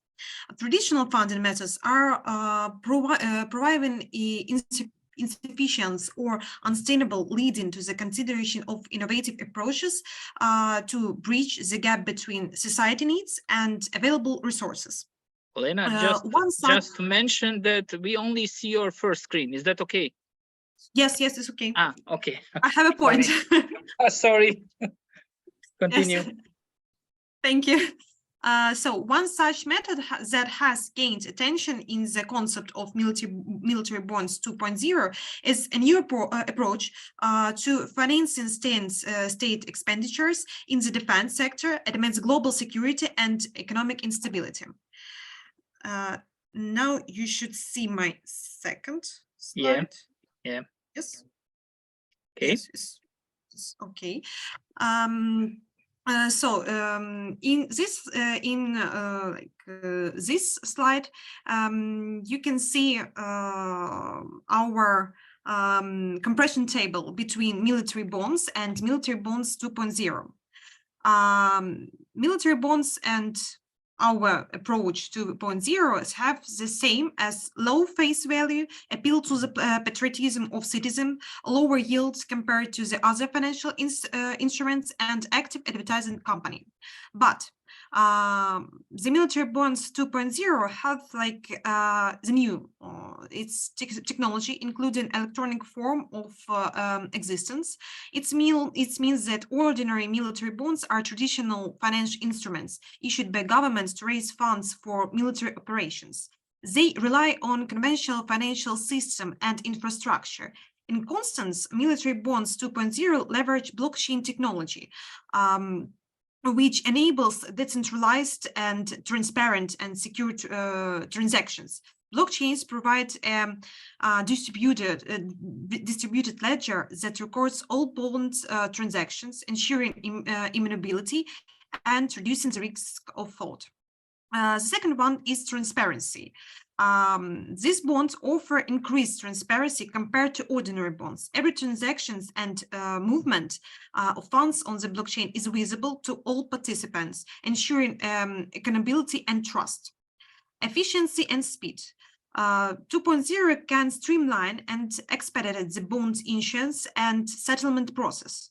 Blockchain-based smart contracts can automate various tasks such as bond issuance, interest payments, and also ransoms. This automation eliminates the need for intermediaries and reduces the time required for administrative process. Accessibility. Ordinary bonds are typically available to institutional investors, financial institutions, and individuals, but through traditional brokerage channels. Military bonds 2.0, powered by blockchain, have the potential to expand accessibility. So this blockchain technology enable fractional ownership of bonds, allowing as I can say, smaller investors to participate and potential democratizing access to military financial. Global reach. As I mentioned before, they are blockchain based. It's now it's in Ukraine. I think that the Ukrainian citizen knows this. In our FDIA, we can buy a military bond, and it's on blockchain technology. And in the future, we can say they have potential for broader international participation. By leveraging this blockchain decentralized nature, these bonds can be accessible globally without relying on a single central authority. Cost efficiency, so they reduce costs associated with bonds issuance and maintenance. Tokenization. We can say that the military bonds 2.0 have the potential for tokenization, representing bonds as digital assets on the blockchain. Tokenization enables fractional ownership, allowing investors to purchase the trade smaller units of bonds. This divisibility increases liquidity and opens up new possibilities for secondary markets. Interoperability. 2.0 builds on standardized blockchain protocols, can offer interoperability with other blockchain-based systems and applications. This capability allows for seamless integration with existing financial infrastructure, facilitating interactions with other financial instruments, payment system, or the decentralized applications, or as we say, the apps. Auditability and complements. So as is blockchain, its inherent transparency and immutability make it easier to audit and ensure compliance with regulation. So now you should see my third slide. We provide mathematical model because we given the specific context of the global security and economic instability, researching innovative financial methods such as military bonds 2.0 becomes crucial. Despite the limited statistical data on military bonds 2.0, because this is only Ukraine, only in Ukraine now. The potential to attract investors interested in supporting national defense can be, I can say, observed in the broader bond market. So our model is like maybe now you can see it's detailed overview formulated by us that the total government revenue by types of income. You can see this on slide. And just to remind you, you have approximately 5 minutes more. Okay, because I saw the fourth page, so maybe yes, I skip it down. Okay. Maybe you are going to speak much faster now. I don't know. Okay. I will try it. So, and this slide, we include additional factors such as debt sustainability, economic growth rates, and fiscal policy effectiveness in our mathematical model. We can expand it more complex. You can see that calculated indicators of the modified mathematical model for our selected countries: United States, United Kingdom, Germany, China, and Brazil. But I should say that we will estimate this model in the future and add another factors and maybe make another approach on it because it's very complex. So the next one is that you can see the definition bonds by countries. It's, you can see these countries. I should say on this slide only one word, because you can see the Malaysia, including the inclusion of Sukuk. It's a Sharia complement Islamic bond. Demonstrates the variety of bond instruments available in our global market. Sukuk offers an alternative investment option for investors seeking to align their investments with the principle of of Islamic finance.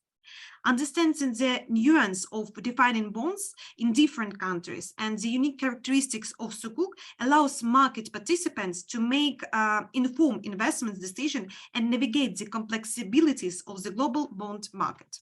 So I'm on the 7th slide. Okay. So, the size of the global bond market in trillions of dollars. This shows the volume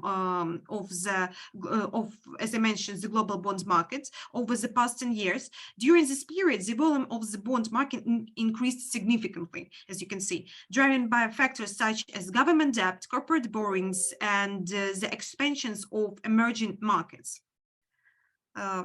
You can see in 2015 and in 2019, there was downs because of the crisis and also COVID-19. We prepared some infographics about the history of military bonds. As you can see, I will skip it because it's very interesting, but it's interesting slide. It's really, really nice, but I think yes, I will skip it. I just said that ancient civilizations. And you can send us the presentation. It's really, really great presentation. Thank you very much. In ancient times, civilizations such as Rome, China, and ancient Greece used various forms of debt instruments to finance their military efforts. These bonds were often issued to wealthy citizens and merchants, nobles who provided financial support to the reliant power in exchange for a future payment or reward. So we can see that we can provide the history from ancient Rome for our military bonds. So the next slide is like not the modern era, I shouldn't say that, but the modern appearance of military bonds were closely resembled to the structure that was used as a financial instruments in the period of the 18th and 19th century. This infographics show a retrospective of the improvement of military bonds. And you can also see the book Gone with the Wind, because it's the first book where we can see the military bond. I will skip World War and World War II because this is also interesting, but the use of war bonds became more common during the World War I and II. Government issued war bonds as a means of financing their war efforts. So these bonds were sold to general public, encouraging citizens to invest in their country's defense. This World War II, this is Second World War. This bond sells in $1 million in Korean War and Vietnam War during. I can say that only one. The situation changed after the start of this war, and also there were significant military conflicts that affected the middle of the 20th century. During these wars, war bonds played the important role in financing the war efforts and relying public support. And also there were, in 16th, there were Kennedy bonds that rely only on the, it also military preparation bonds, of reports on tax expenditures and their use in the process of fiscal management has become a common practice. I'm sorry. That's no. Okay. Okay. So I'll try to finish. Amount of funds from placement of DSLB from 2020 to 2023 in billion hryvnias. It's now about Ukraine. So in general, during 2022, about 270 billion hryvnia was attracted to the state budget of Ukraine through the placement of DSLB bonds, most of which were military. And I will continue just, you can see the domestic state loan bonds, which are in circulation at nominal and amortized costs. Military bonds has emerged as a modern method of subprime financing of public expenditures, and particularly in the field of defense and security. And now we can see it in Ukraine. Also, we prepared our mathematical model for Ukraine military bonds point. 2.0. This model provides a quantitative representation of the key financial aspects of military bonds. It calculated coupon payments, redemption value, total maturity, bond yield, and defense funding shortfall. These calculations help determine the financial feasibility and effectiveness of military bonds to meet defense financial needs. So in summary, I will say only one, that military bonds have become a significant method of non-standard financing of government spending, especially in the context of global security and economic instability. These innovative financial instruments offer governments an alternative way to raise funds specifically earmarked for defense and security initiatives. By using capital markets and attractive investor, governments can bridge funding gaps in their defense budget and strengthen their military capabilities. So, settlements for our model, you can see. So you can go on the conclusions. Yes. Yes, and this was conclusions. Thank you very much for this possibility. Thank you, Elena. I have one question. Yes. Is this your first conference as a speaker? I can say yes. So I want to congratulate you, and I wish you a lot more conference appearances in the future. Thank you. Thank you. Thank you very much. It was very interesting. Yes. So you can stop sharing your screen. And now I got information that Andriy Olinik is here with us. So let us hear about your research, Andriy. Okay, we can see hello. Yeah, we can see you, we can hear you, we can see your presentation. So the floor is yours. Okay, thank you. Thank you for invitation. So my topic is the impact of countries' participation in the ITC services market on economic growth, CPI, and exchange rates. So basically, the world market for ITC services is of great importance nowadays, and it plays a critical role in enabling the digital transformation of businesses and governments. And why I decided to take this topic, that's because of the GDP slowdown that has occurred recently.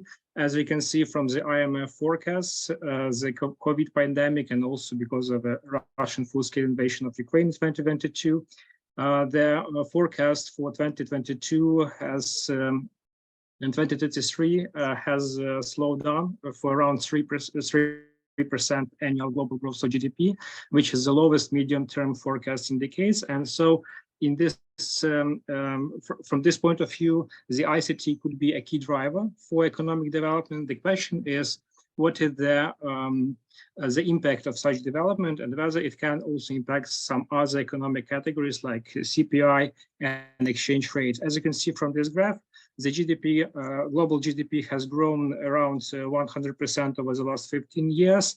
As for the ITC market, it has grown for more than 600%. So it could be suggested that it is an economic driver. So the literature overview shows that the subject of ITC services has been extensively researched. We have some researches regarding the high income and middle income countries that benefited from ICT, while providing mobile phones, internet usage, and adoption has driven economic growth in such countries. Also, we have seen some research in ITC investment that has made some positive impact on economic growth, but nevertheless, there is some gap in analyzing this impact on GDP growth and some economic categories depending on socioeconomic development of countries and the share of ITC services in GDP at all. So according to such criteria. So we used I used the next methodology. It consists of the next steps. So data preparation, data collection, which consists of a major data series, such information, ITC services export and import, nominal exchange rates, gross domestic product, consumer price index. I took countries set defining, which consist of 30 largest markets, accounting for more than 90% of the ITC export for 2005, 2021 analyzed period. And as for statistical preparation, I normalized data to make all indexes compatible. In this case, I transformed them into a yearly percentage change. Also, it was proposed to calculate multiply linear regression in order to find out their forecast and of their response variables. So the results of investigations show that the global ITC market has been demonstrated rapid growth during the last years, and you can see that we have significant growth in such countries like Saudi Arabia, Lithuania, Estonia, Korea, Ukraine, with more than 200 or 300% growth in export. When it comes to imports, also a huge diversification of countries. Mostly a lot of developing countries has increased their ITC services imports, like India, Ireland, Korea, Philippines, and others.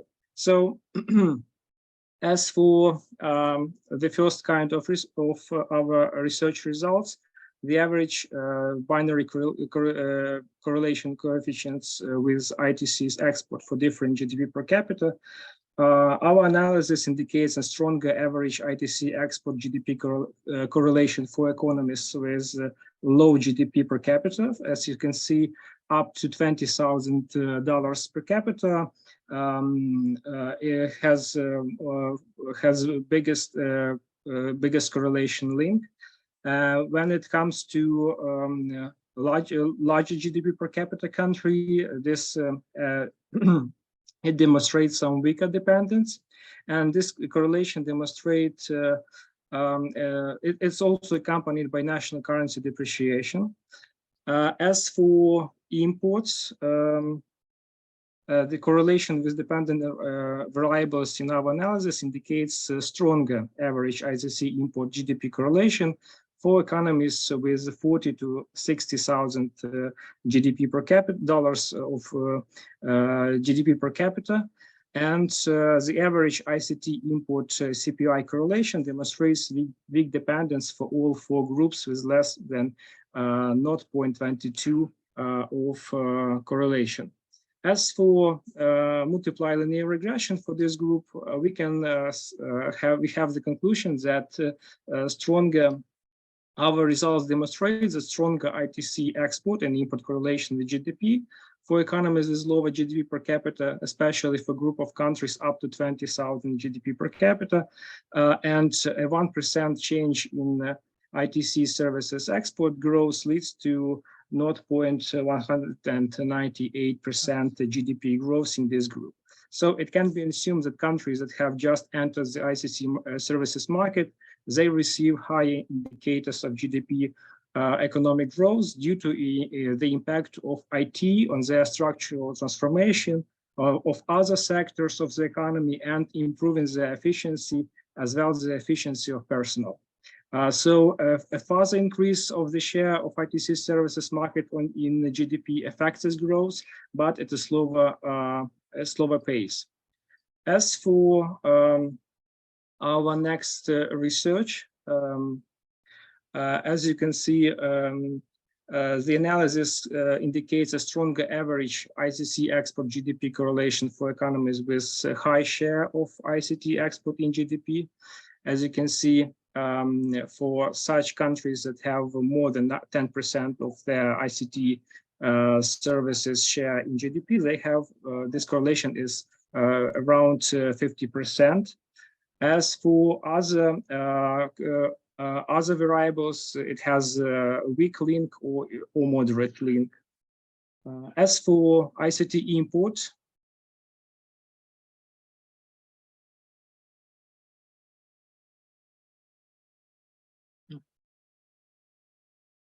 their regressions has insignificant results. So for this, for such analysis, we can say that up to 1% share of ITC export group, they have the leading, the biggest impact of ITC exports of services impact on GDP, as the same comes to ITC import. As for exchange rates, we have some significant but weak impact detected in the group of countries from 1% to 10% of their ITC share in GDP.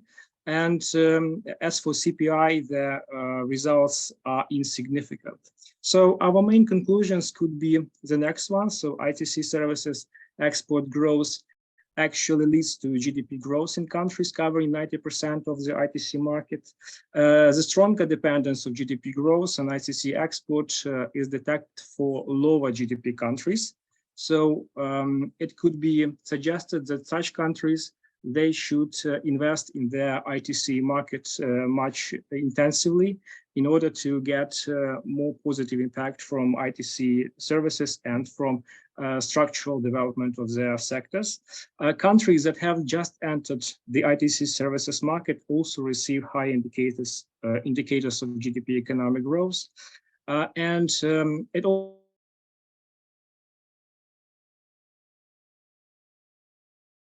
have a more positive effect on countries with a low level of GDP per capita than on countries with an average and high level of GDP per capita. So thank you for your attention, and I would like to cooperate and to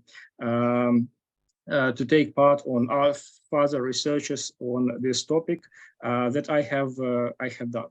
Thank you for your attention.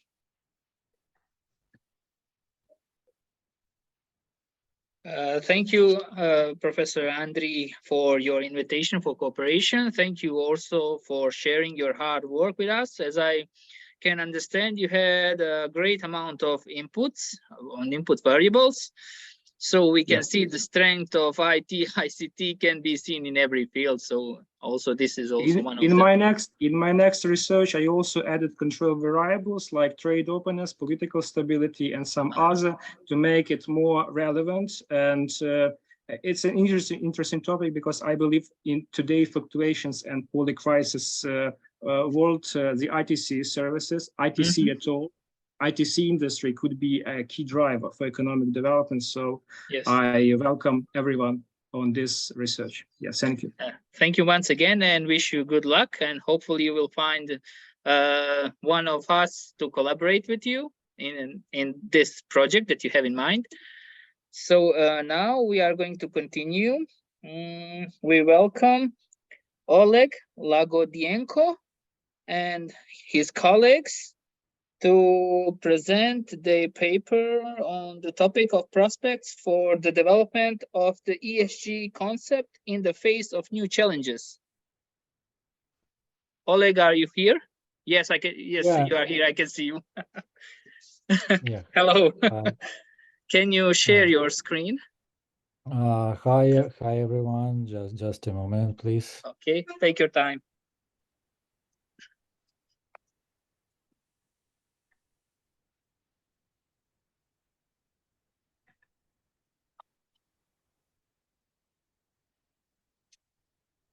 Yeah. I will be stating some of the highlights of the article because it's pretty long, and I will just emphasize on the key highlights. So we've been looking at the ESG as a trend which is happening like for more than a decade in Europe and worldwide, and I think most of today's audience heard about ESG criteria, so I will not just stop on the structure. However, here we let me come back shortly. However, I will just remind when we speak about ESG, this is not just about the climate change. We were looking mostly at green financing, which includes low carbon financing and climate financing, and also, and basically in our work we pay special attention to green bonds and trying to understand is it profitable to invest in green bonds or not? Is it socially beneficial for the society? Are the companies issuing green bonds, are they successful enough, or companies who do not invest in ESG are not so successful? We didn't pay much attention to social and governance factors, because this is a bit another huge part of different criteria. So we might look at it in some later stages. So I guess from the non-scientific perspective, everybody heard that the book about of Bill Gates, How to Avoid a Climate Catastrophe, and if not, I strongly suggest you just to grab it. And I know that it has been translated, for example, in Ukrainian language and like in many other languages. So the basic idea, which most investors and cautious people say, that ESG is not enough to overcome the climate change. And when we speak about the climate change, it's not just about the major industries. The green component should be inserted almost in every industry, starting from manufacturing, construction, ending up to IT and wherever. And only and they did some calculations, and only if we can insert it everywhere, then we will be able to make sure that up to 2050 we will achieve the zero level of carbonization. However, the problem is that it is still considered, and we analyze this in our article. It is still considered as a not so profitable for companies. So we think that, and it is still believed by some of the investors, that investing in ESG is less profitable. However, again, we can find a lot of other studies, and there are even some investment funds, some funds investing particularly in ESG-driven companies. But when we speak about it, it's mostly about long-term investments. In short-term investments, unfortunately, it is still considered to be not so profitable. And of course, the society as a whole should deal with it. Another problem is that we still lack a bunch of criteria which could be sufficient to understand that the company or organization is well developed in terms of ESG. We identified several existing criteria. We also identified that there are standards being developed, but there is still no common standard explaining and measuring the, let's say, the ESG level of a certain company. So we have identified and we propose certain predictors, as outlined here, like for a country which may significantly influence on the price of, for example, of green bonds, and make it more profitable. For example, like net greenhouse gas emissions, like average CO emissions, and more interestingly, generation of waste by waste category, generation of waste by economic activity, and then the waste generated by households year by year. We have identified the correlation coefficients and the coefficient of a determination which indicate that the sufficient quality of the model to establish the influence of the predictor on the dependent variable. The most important conclusion that can be drawn from this analysis is that the activity of countries regarding the issue of green bonds does not depend on their level of environmental pollution. We don't stop here, but what we see that these different green mechanisms, they simply currently are used as fraud mechanisms to dilute money and to and we see that it doesn't depend on the environmental pollution in countries. Like coming back for example in Ukraine, like Ukraine still trades the carbon emissions, and obviously Ukraine currently does not issue so many pollutions comparing to 1991, for example. Yeah. In terms of discussions, of course, we still see that ESG has features of financial support, and there is still a lot of state-owned participation and banking participation. Again, plenty of research is done by World Bank. The ESG funds are growing, but it's still not sufficient.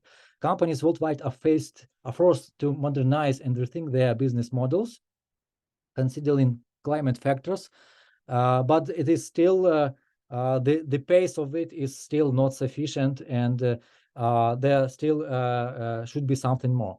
Adherence to the principles of green economy and social responsibility, they become new factors of competitiveness, forming a positive image of the company and positively affecting the interactions of the organization. Like again, potential leverage, but it's still something which could be done. The world market of green bonds, because we have been looking at it in this article, is actually developing, and more participants are coming. Again, not defined here, but we know in Ukraine currently there is a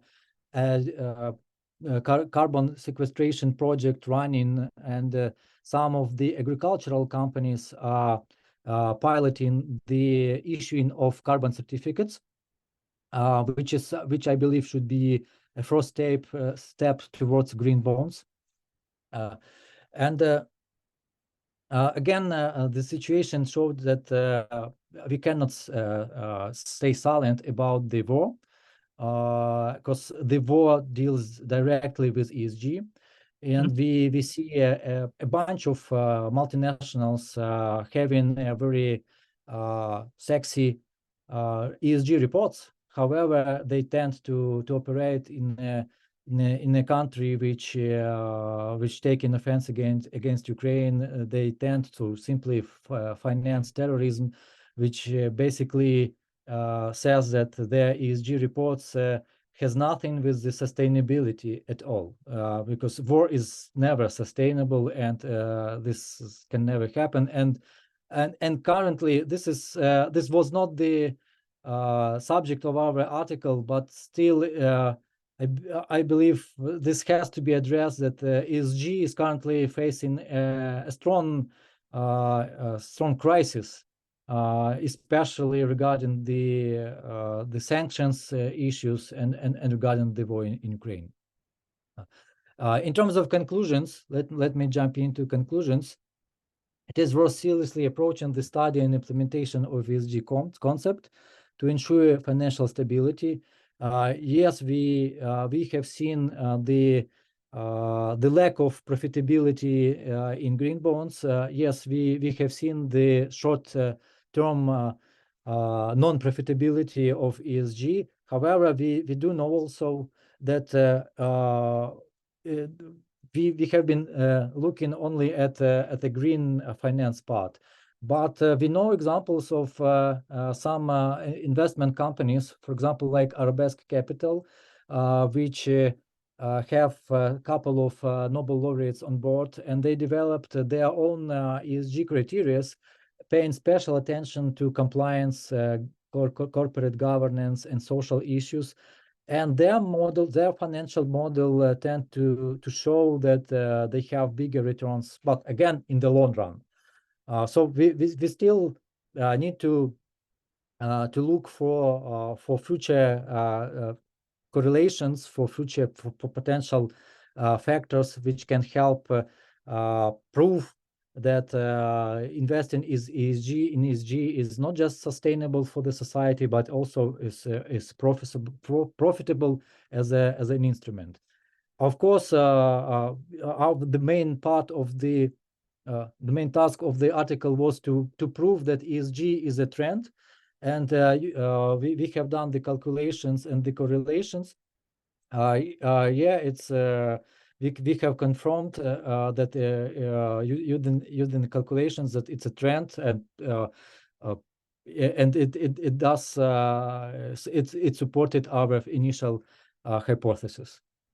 But again, this trend is not sufficient, and yeah, it can lead to the fact that the securities of companies that are not in demand among socially responsible investors will be undervalued soon. Thank you. Questions? Thank you, Oleg. As I can remember, you said that Ukraine is not impacting the world pollution in a big amount. There is also a fun. I was saying that comparing to 1991. Yeah. 1990. Okay. Well, also I have one interesting fact about some research. They done the research about Great Britain and then their impact on the world pollution and climate change. And they said if they suddenly disappear, it will lower for only 2% the impact on the climate change. So it's not them who needs to do something. There are other countries who need to do something about that. But when there is a decision to make about hunger over world pollution, it's easy. Yeah. Something absolutely, that you easily decide. For example, in China, in India, there is a lot of people dealing with hunger issues. So they cannot address the climate pollution, the pollution of Earth. So the climate change.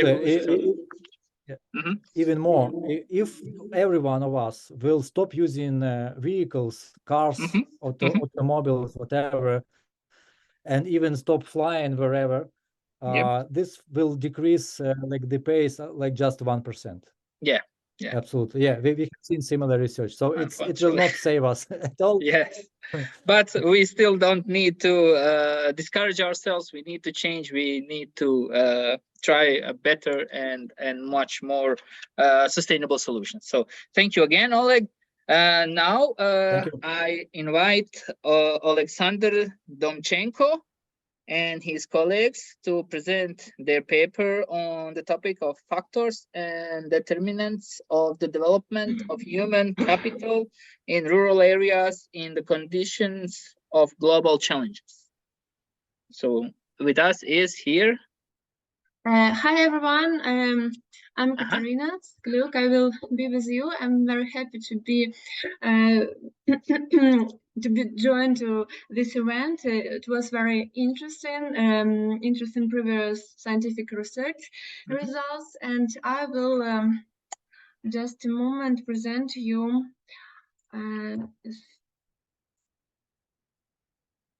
Okay, so welcome, Katerina, from Odessa National University of Technology. Thank you. One moment. And I just to remember you 7 to 10 minutes, please. Yes, thank you.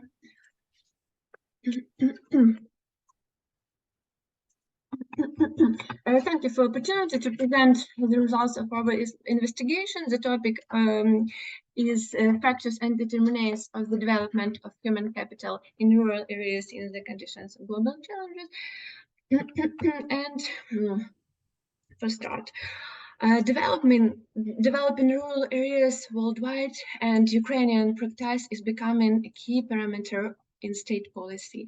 Foreign countries, particularly the European Union, are focused on progressive changes in agriculture and its differentiation, the formation of drivers and sources of investment.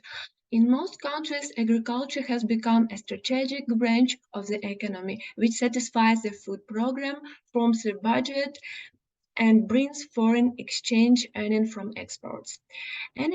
Although in development countries, the share of agriculture in GDP is non-significant, it's up to 3%. This industry is of strategic importance for development other industries like chemical, processing, and energy industry, as well as trade, tourism, etc. The next slide. Once more, I want to say that therefore human capital is a part of human potential, which turns into an next step because of inclusion in labor activity and allows one to obtain planned economic and social effects. We understand the human capital of rural areas as having the ability to form, renew, develop, and improve. It is not a constant but a dynamic characteristic. It is a controlled value that changes under the influence of the actions of the state and man, and management of which must be provided considering specific determinants of development. The main arm of our research is determining the factors of the development of human capital in rural areas in Ukraine, considering the experience of the European Union countries under the conditions of global changes. What methods we used? Theoretical materials for writing the article, data obtained based on generalizations of scientific literature on human capital development. The research information base was supplemented with data from international organizations and specialized expert agencies of Ukraine. Some results of the conducted research, the author's developments, and recommendations are presented using a graphic visualization method. In writing the article of this researchment, a set of general scientific such as analysis and synthesis, abstraction and systemization, and specific and economic research method, monographic, economic, statistical, economic, mathematical were also used. A discriminant analysis was used to substantiate the list of factors and test the hypothesis regarding the degree of their influence on human development. I will show this on the next slides. What affects the development of human capital in rural areas? On the picture, on this feature, you can see that opportunities and abilities for economic and social activity, as well as for personal growth, are crucial. Favorable conditions for self-development and entrepreneurial training and triggers of the external environment should coincide in the countryside. Such triggers can be state support programs, foreign investments, and economic mechanisms of interest. The next slide, as a rule, the state's influence is related to regulating the business environment, educational activities, adjustment of foreign economic policy, and digital transformation. As for the personal, it's people's motivation for economic activity and investments in self-development. If there is no such motivation, then all the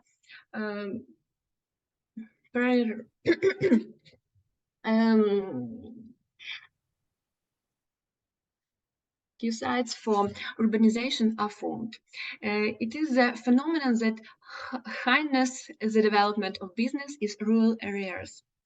European Union provides that almost all countries either maintain a high level of urbanization for a long time or gradually increase it. The only exception were Slovenia and Sweden. As has already been mentioned, the development of rural areas is significantly influenced by human capital. Therefore, it is considered appropriate to overview the Human Development Index achievement in the European Union Do you need water? countries and Ukraine. What? Do you need water? Oh, yes, thank you. It's a good idea. Please drink water and continue. Don't worry.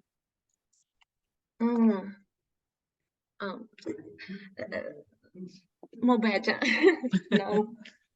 The next, I want to say that the raw data for the analysis were chosen based on the following reasons. A person in the presence of organizational and legal conditions in the country and separate territory can form motives and opportunities to invest in one's human capital. The following indicators were taken as such as urban population, human freedom, index of social progress to reflect such factors in the model, and economic activity that can be determined through the level of employment. The possibilities of access to services and information will be reflected through the rating of digital competitiveness. For many years, the agricultural business has determined one of the most profitable in rural areas. Therefore, its results will be considered in the simulation.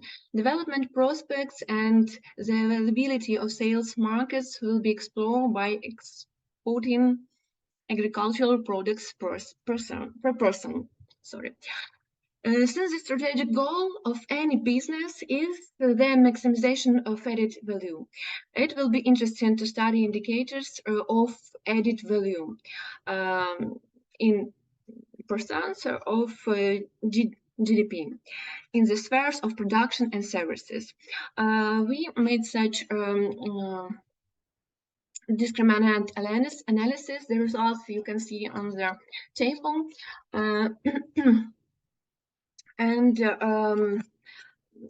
it was based on the calculations. We determined the parameters of the classification function of the studied objects, grouped by the level of the Human Development Index, depending on the contribution of independent variables to discrimination. The index of social progress, you can see it's one, and the index of human freedom, and the export of agricultural products per one inhabitant.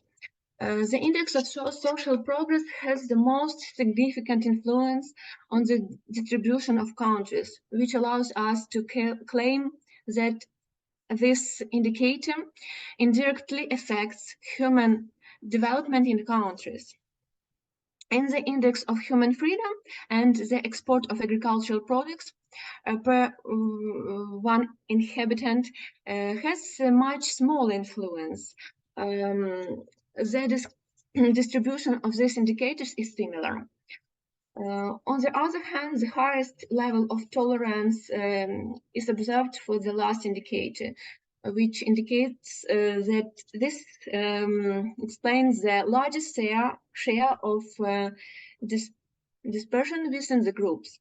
And the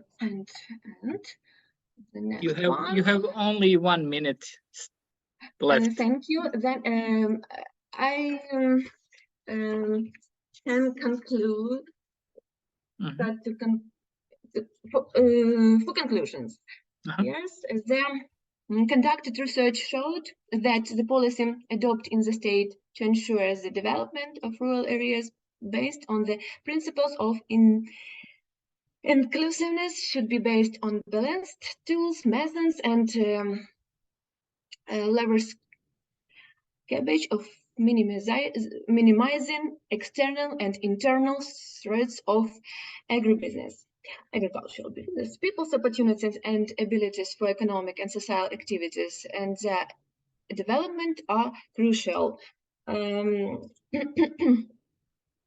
on this, the list of traits and determinants of human development in rural areas is summarized. It's inequality, such as income, access to social benefits, and digital technologies. The second is infrastructural combination of regions. The third, uneven placement. The fourth, motivation for development, like access to education, innovation, exchange of experience, and others. And also self-employment. Such scientific results prove the priority of state support for innovate and export agricultural activities in Ukraine, considering the need to ensure the development of the human potential of residents of rural areas. These measures will become the basis of the successful implementation of the strategy of European integration. The similarity of the state policy orientation of leading foreign countries and Ukraine on progressive changes in agriculture. And final sentence. And final sentence, thank you very much for your attention. Great, great. Great, Katerina. I'm encouraging you to continue your good work. It was a great presentation. Thank you once again. Thank you very much.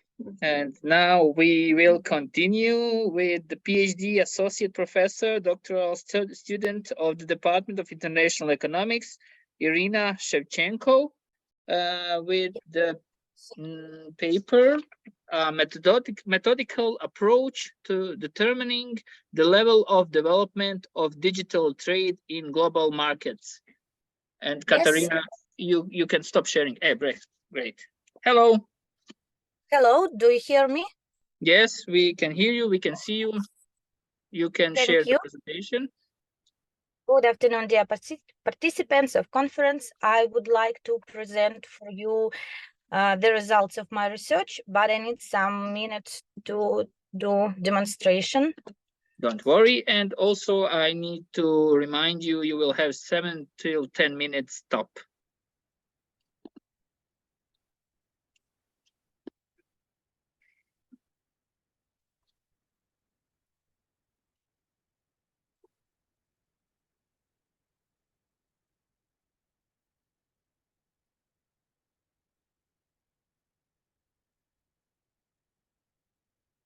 I have some problems. I cannot share.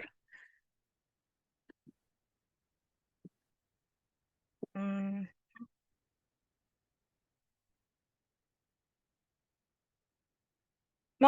sorry, I cannot share my screen. Don't worry. I suggest you to just say something about the paper and also the main conclusions. If you cannot share the screen, maybe we can hear at least about your research. It will be nice. Yes, okay, I'm sorry. So my research is development of digitalization, because now digitalization has changed many aspects of human society. It has significantly affected business process in international trade, in reducing cost, in increasing the volume and speed of cross-border transaction. And of course, for now, e-commerce is the scale of which is growing year by year. It's becoming the most important engine of trade. So in order of my scientific research to build a methodical approach to determine the level of development of digital trade on global markets.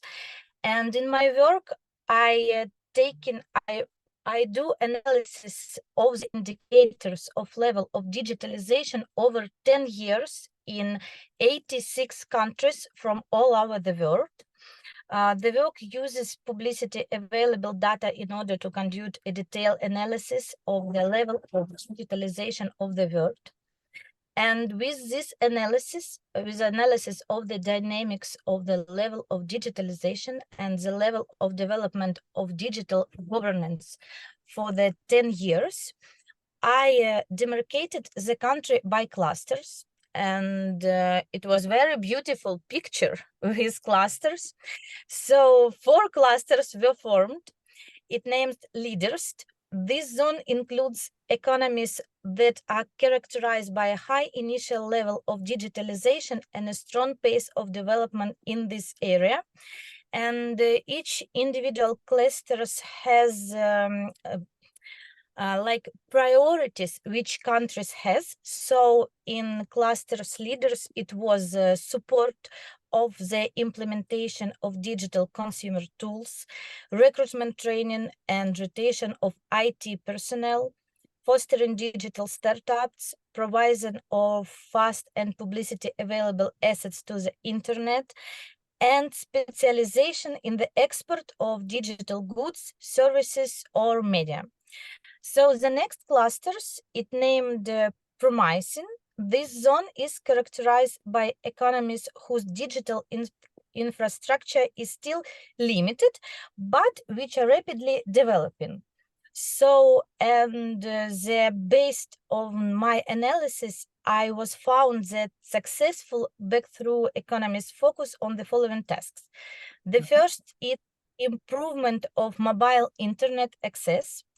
It strengthens the institutional environment and development of digital legislation, encouraging investments in digital enterprises, financial digital trade, training IT personnel, and using application to create new jobs for the people.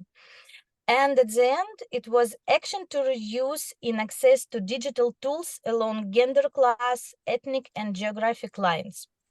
The next clusters, it's retarded. This zone includes countries with mature digital system, but a low pace of further development. Many of these countries, the members of the European Union.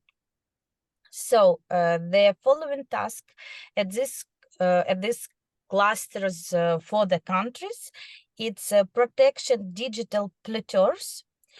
It's continued use of policy tools and regulation to ensure unequal access to digital opportunities and protect all consumers from privacy breaches, cyber attack, and other. Attraction, training, and retaining professionals with digital skills, and identification of new technologies niche and creation ecosystem that promote innovation in this area, and Ukraine also at these clusters. So after all, the last zone, which includes countries from Africa, Asia, North America, it's problematic clusters, is characterized by both problems in the existing digital ecosystem and low growth rate. So the priorities should be as follow: long-term investments, creating an institutional environment that supports the safe and widespread distribution of digital products and services, support of initiatives for the development of digital assets, and at the end, it supports programs that solve problems. The development of a basic system of indicators for monitoring the digitalization of the economy, the social relation is being conducted by many influential international organizations, institutions, and various analytical agencies. 2 more minutes, Irina. Okay, with the help of these clusters, I analyzed and systematized a large list of international indexes, created new indexes of digitalization from all countries, and the results. of the research. It will be better. The methodological approach is built by clustering countries according to the level of digitalization. The proposed approach includes digital ecosystem with 3 components: demand, institution, and innovation. Countries will be able to research a high new level of trade, attack small and medium-sized business, and correct structural and sectoral imbalance through the development of the digitalization. And the results of the research can be applied in the analytical support of policy regarding the improvement of the condition for the development in digital trade in global markets and the creation in the future of a science space of digital trade, which contributes to the strengthening of global economic integration and ensures sustainable development. The research contain methodological recommendations that can be used to develop similar assessment tools for all others group of countries. Thank you for your attention. Thank you. Thank you, Irina. It was nice hearing about what you have written in your research. Now I invite another Irina Kryukova. She is going to present to us her research on inclusive investments into sustainable development of the agricultural sector and rural areas of Ukraine. Hello, Irina, the floor is yours. Good Yes, I'm here. Yeah. Good day. Hello. Today, we would like to discuss the problem of inclusive development of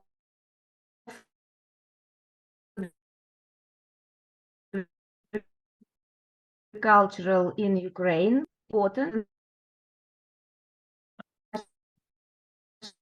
economy, and determines conditions of the military conflict in the country. Agriculture remains practically the one branch of the economy that continues to provide steady inflows of currency from exports, replenishment of the country's budget at the expense of tax fees, and creation of additional value. The role of the agriculture sector of Ukraine is ensuring the food safety of its own population, and achieving the goals of sustainable development is important.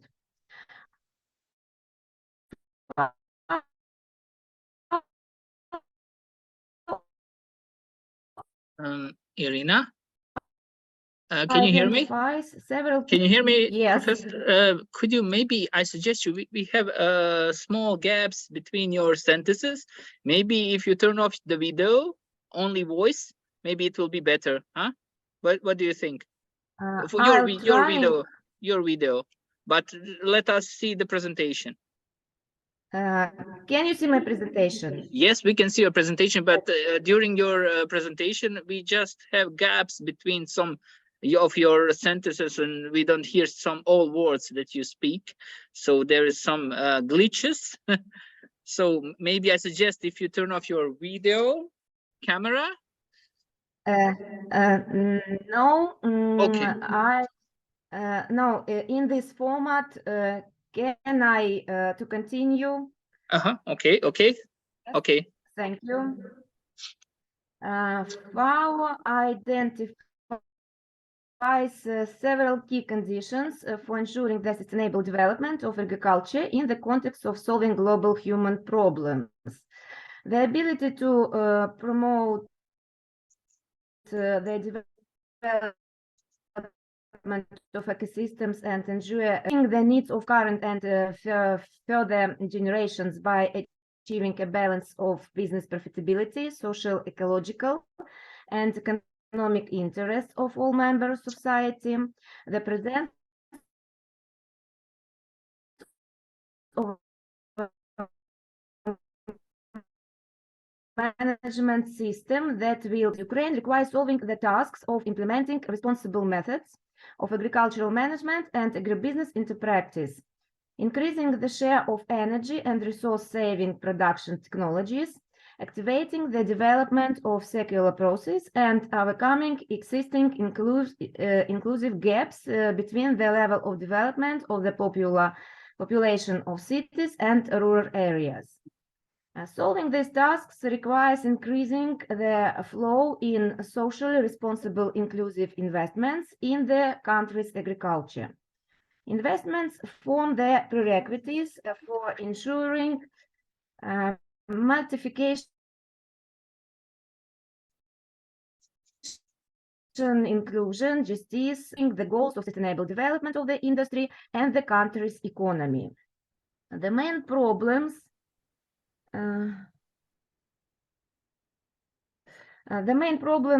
of existing inclusive gaps in Ukraine are a significant imbalance and uneven distribution of income within the agricultural sector, a high concentration of profits in large agricultural holdings, a limited access of medium and small agrarian structures to resource capital and sales markets, a low income level of the rural population, a limited access of the rural population to medical services, education, participation in the social, cultural, and political life of the country.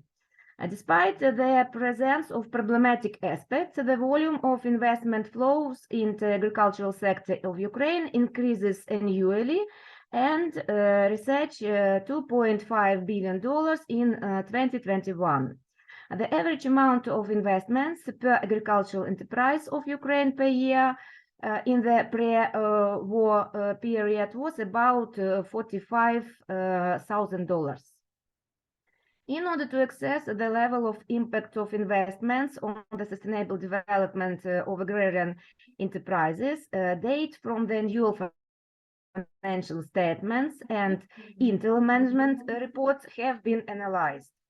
The assessment of the impact of two independent factors, the amount of capital investment per agricultural enterprises and the amount of foreign investment per hectare of arable land.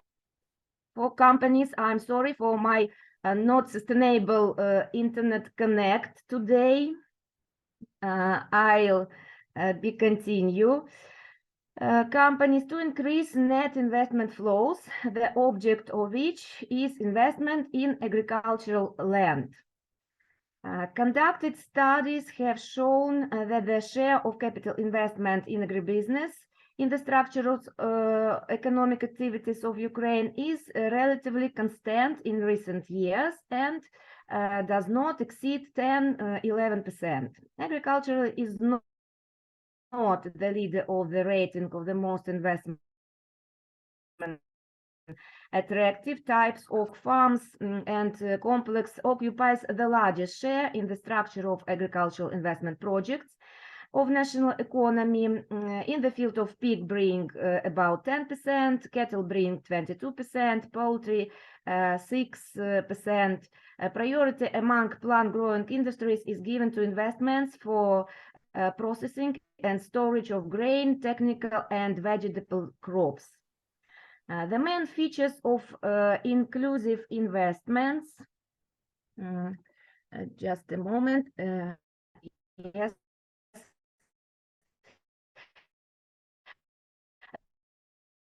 The main features of inclusive investment guarantees of receiving bonuses in the short term. It is the main financial instrument from the implementation of corporate social responsibility of business. They require the creation of specialized infrastructure. They need a specific accounting, control, and reporting mechanism. They have a strong potential for generating long-term value and building image capital. The result of the analysis showed the presence of threatening trends in the deterioration of land resources and traditional problems of a low quality of life of the population of rural areas. All these problems need to increase the flows of inclusive investment in agricultural and rural areas of the country to overcome existing disparities and achieve the goals of sustainable development. To solve this problem, the authors propose the key drivers of inclusive investments in sustainable development. Among them are economic inclusion, social inclusion, land, institutional, financial inclusion, gender, humanitarian inclusion, and environmental inclusion.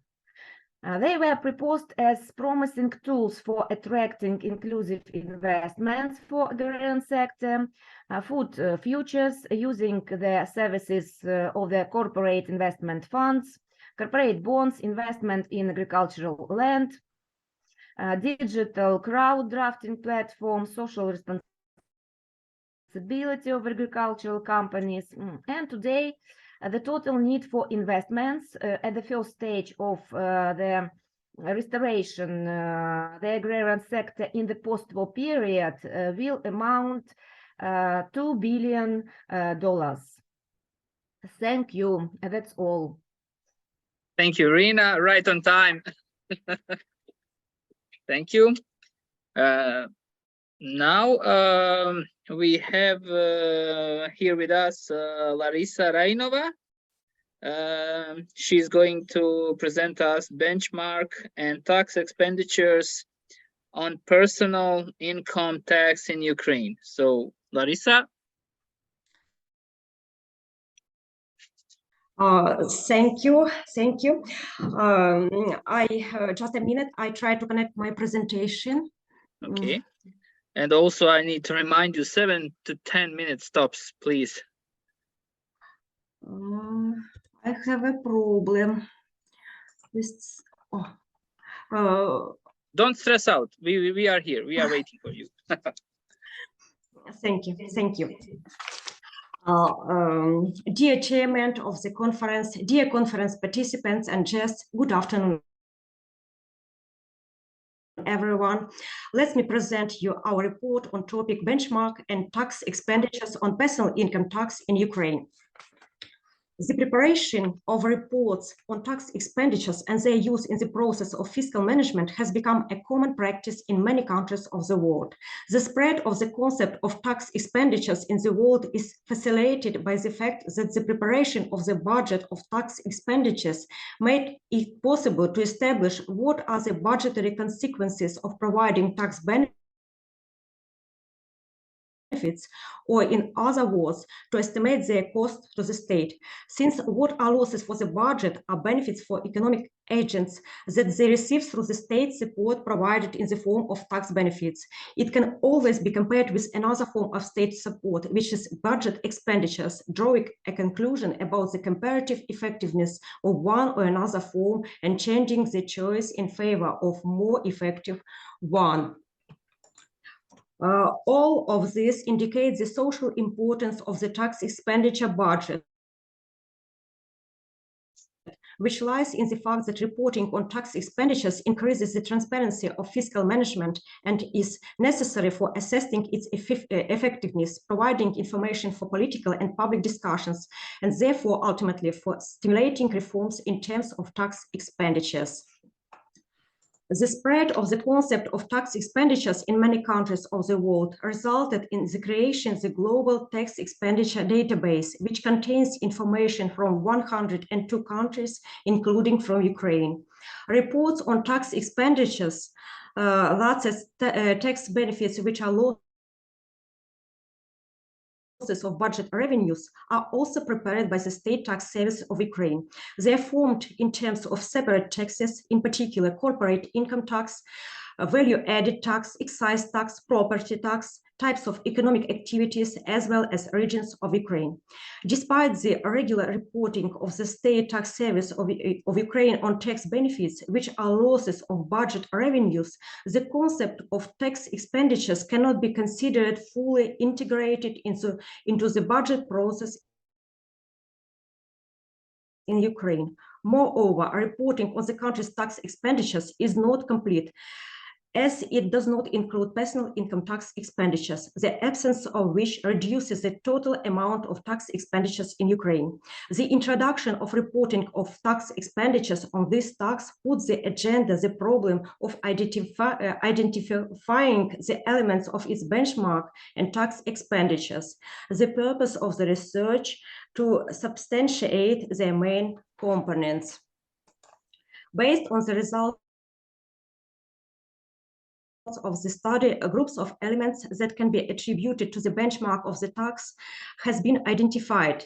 Incomes provided from sources defined by international treaties of Ukraine, consent to the binding nature of which has been granted by the Verkhovna Rada of Ukraine, payments that do not increase the taxpayer income, incomes whose exemption from taxes ensures the avoidance of double taxation, expenses related to receiving income, incomes that are not included in the taxable amount due to the difficulties of their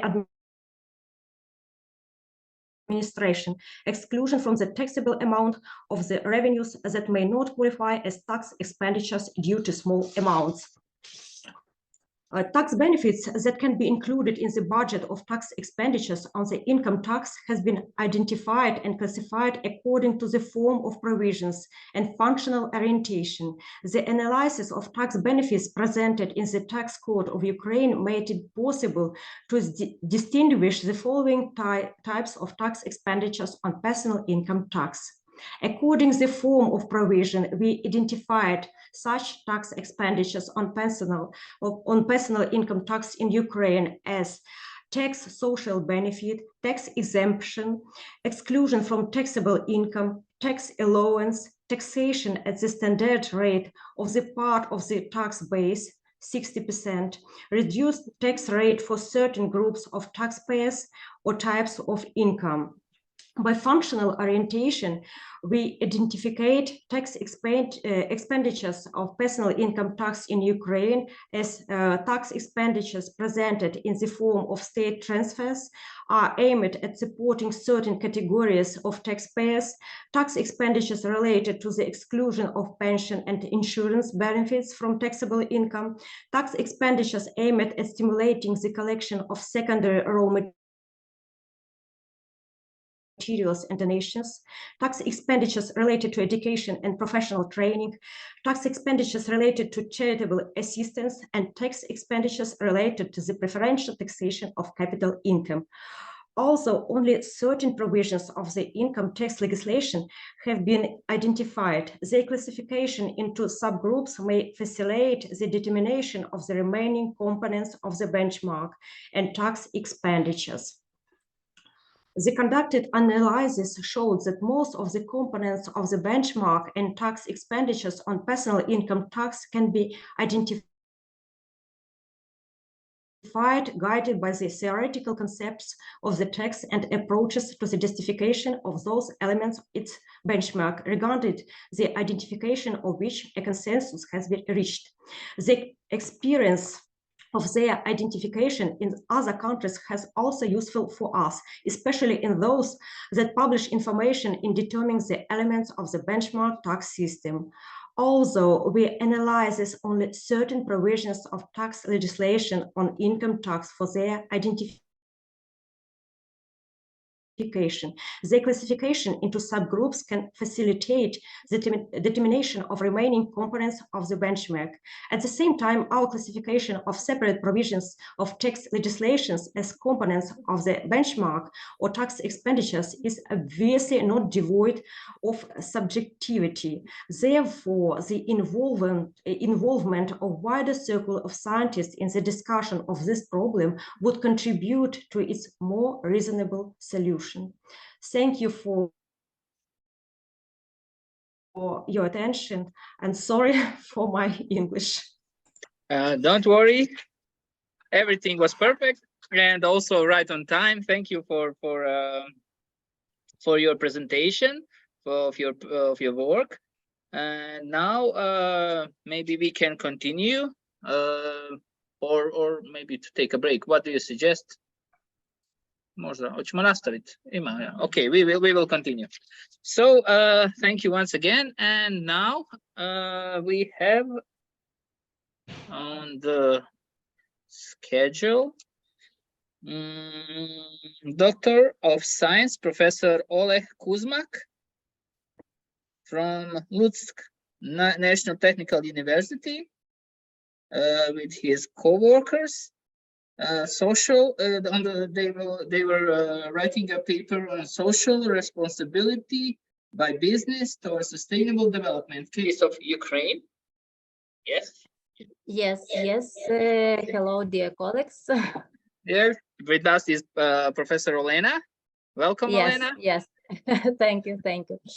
Dear colleagues, I want to present the results of our research.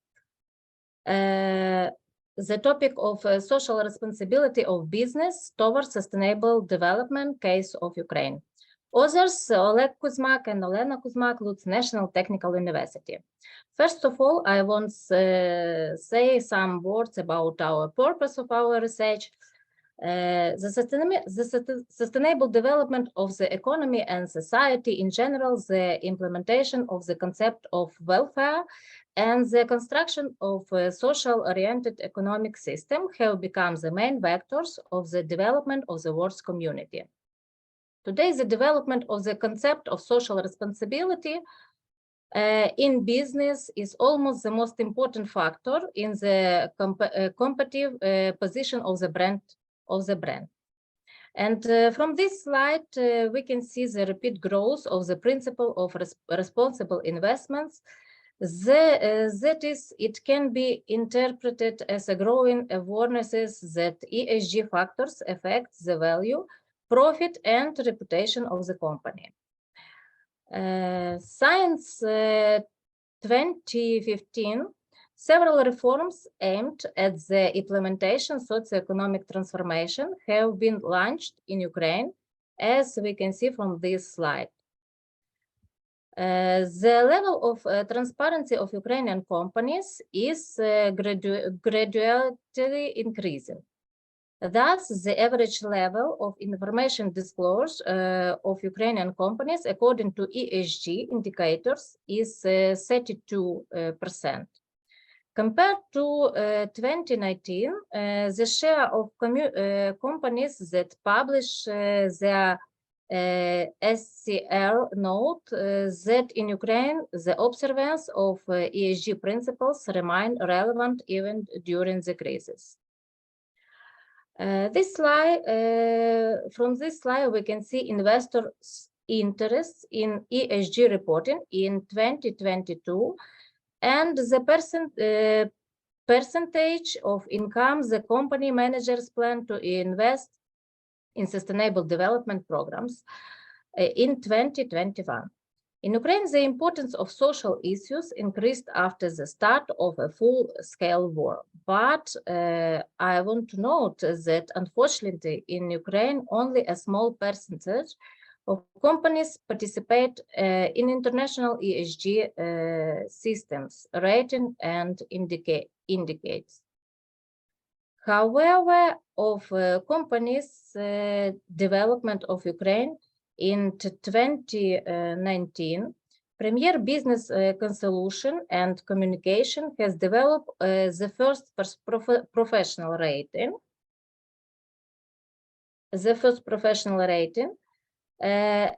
And this rating names the Sustainable Ukraine. And the Sustainable Ukraine rating provides a scale from EEE to D, which we can see from this slide. An important feature of this rating is that along with the environment, social, and management spheres, it also includes an analysis of the economic sphere of the company's activities. At the highest level of corporate sustainability, AAA, we can see was awarded to Energoatom. It's a very big company in Ukraine. And the other companies such Ukrenergo and Coca-Cola Ukraine achieved a very big level of corporate sustainability 2A. From this slide, we can see that many factors stand in the way, namely of the observance and implementation of the principles of social responsibility in Ukrainian companies. And thus, 19% of Ukrainian companies note the lack of a budget for investments in ESG development. So the following factors can be called the factors that hold back the development of social responsibility of business in Ukraine: the imperfection of the regulatory and legal framework, lack of independent public expertise, the imperfection of tax legislation, lack of regional law, and many others. And from this slide, we can see the steps of enterprises to achieve the goals of sustainable development. It's the main steps to our mind. And thank you for your attention. Thank you, Elena. I think we have 2 more speakers today. So I now invite Professor Vita Semaniuk from West Ukrainian National University with the paper on the topic, the struggle against the shadow economy and corruption, the possibilities of accounting and digital technologies. Okay.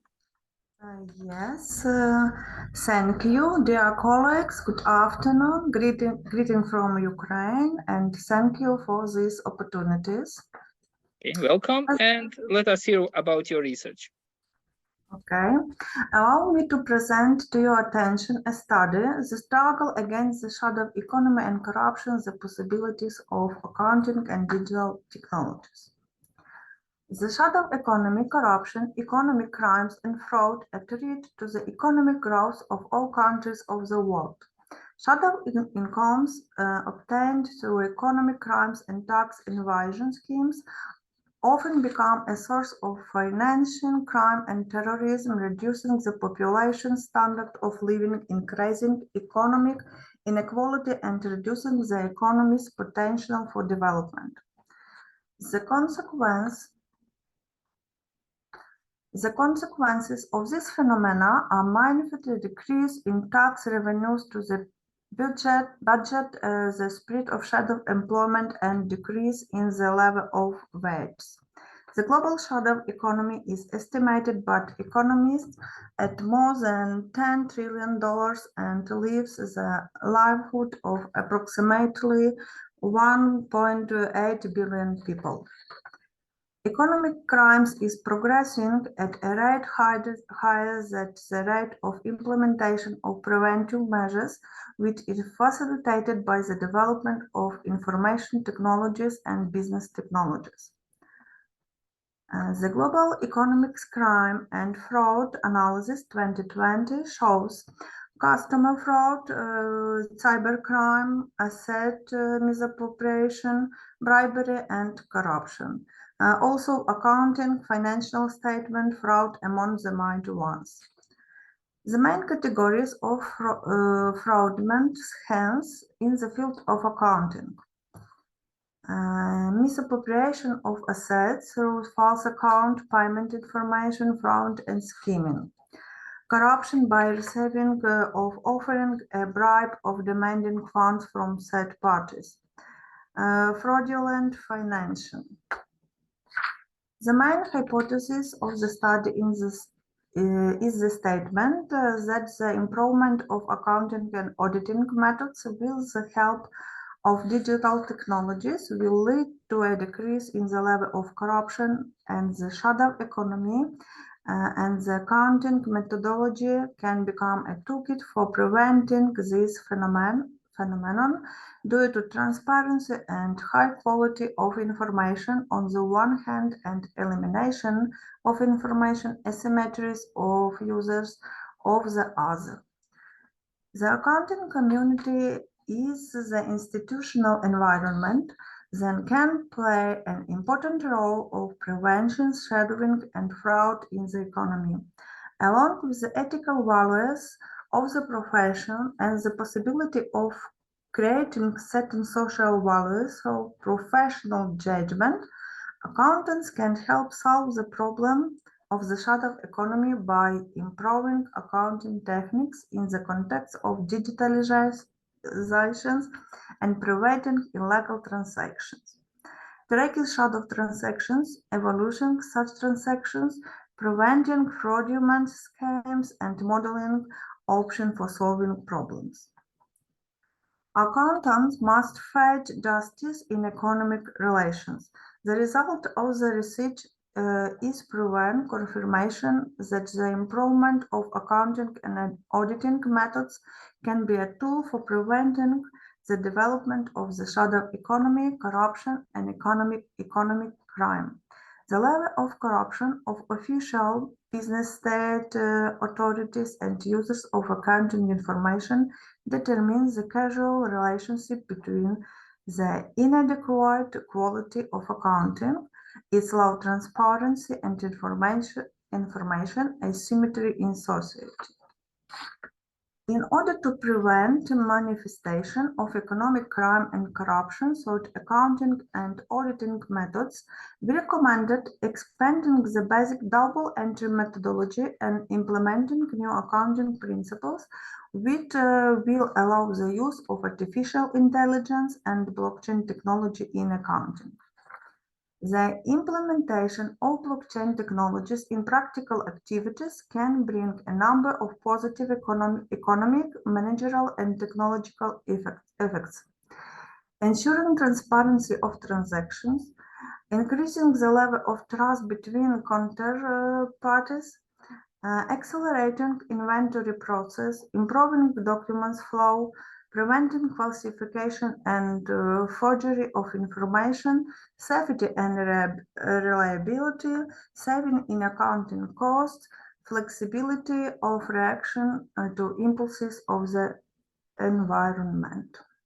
Thank you for your attention, and I apologize for my Ukrainian accent. Don't worry, everything was perfect. Thank you, Professor Vita, for sharing your research. And once again, also to emphasize, thank you also, Professor Olena, for your topic on social responsibility of business towards sustainable development. And now we will have the final speaker for today. It is Mr. Viktor Kozyuk from West Ukrainian National University. He will present us his research on topic the geopolitical puzzle of the central bank's switch to gold. Good evening. Hello, Good evening. moderator. Hello. Hello. So give me a second to share my presentation. Yes, take your time.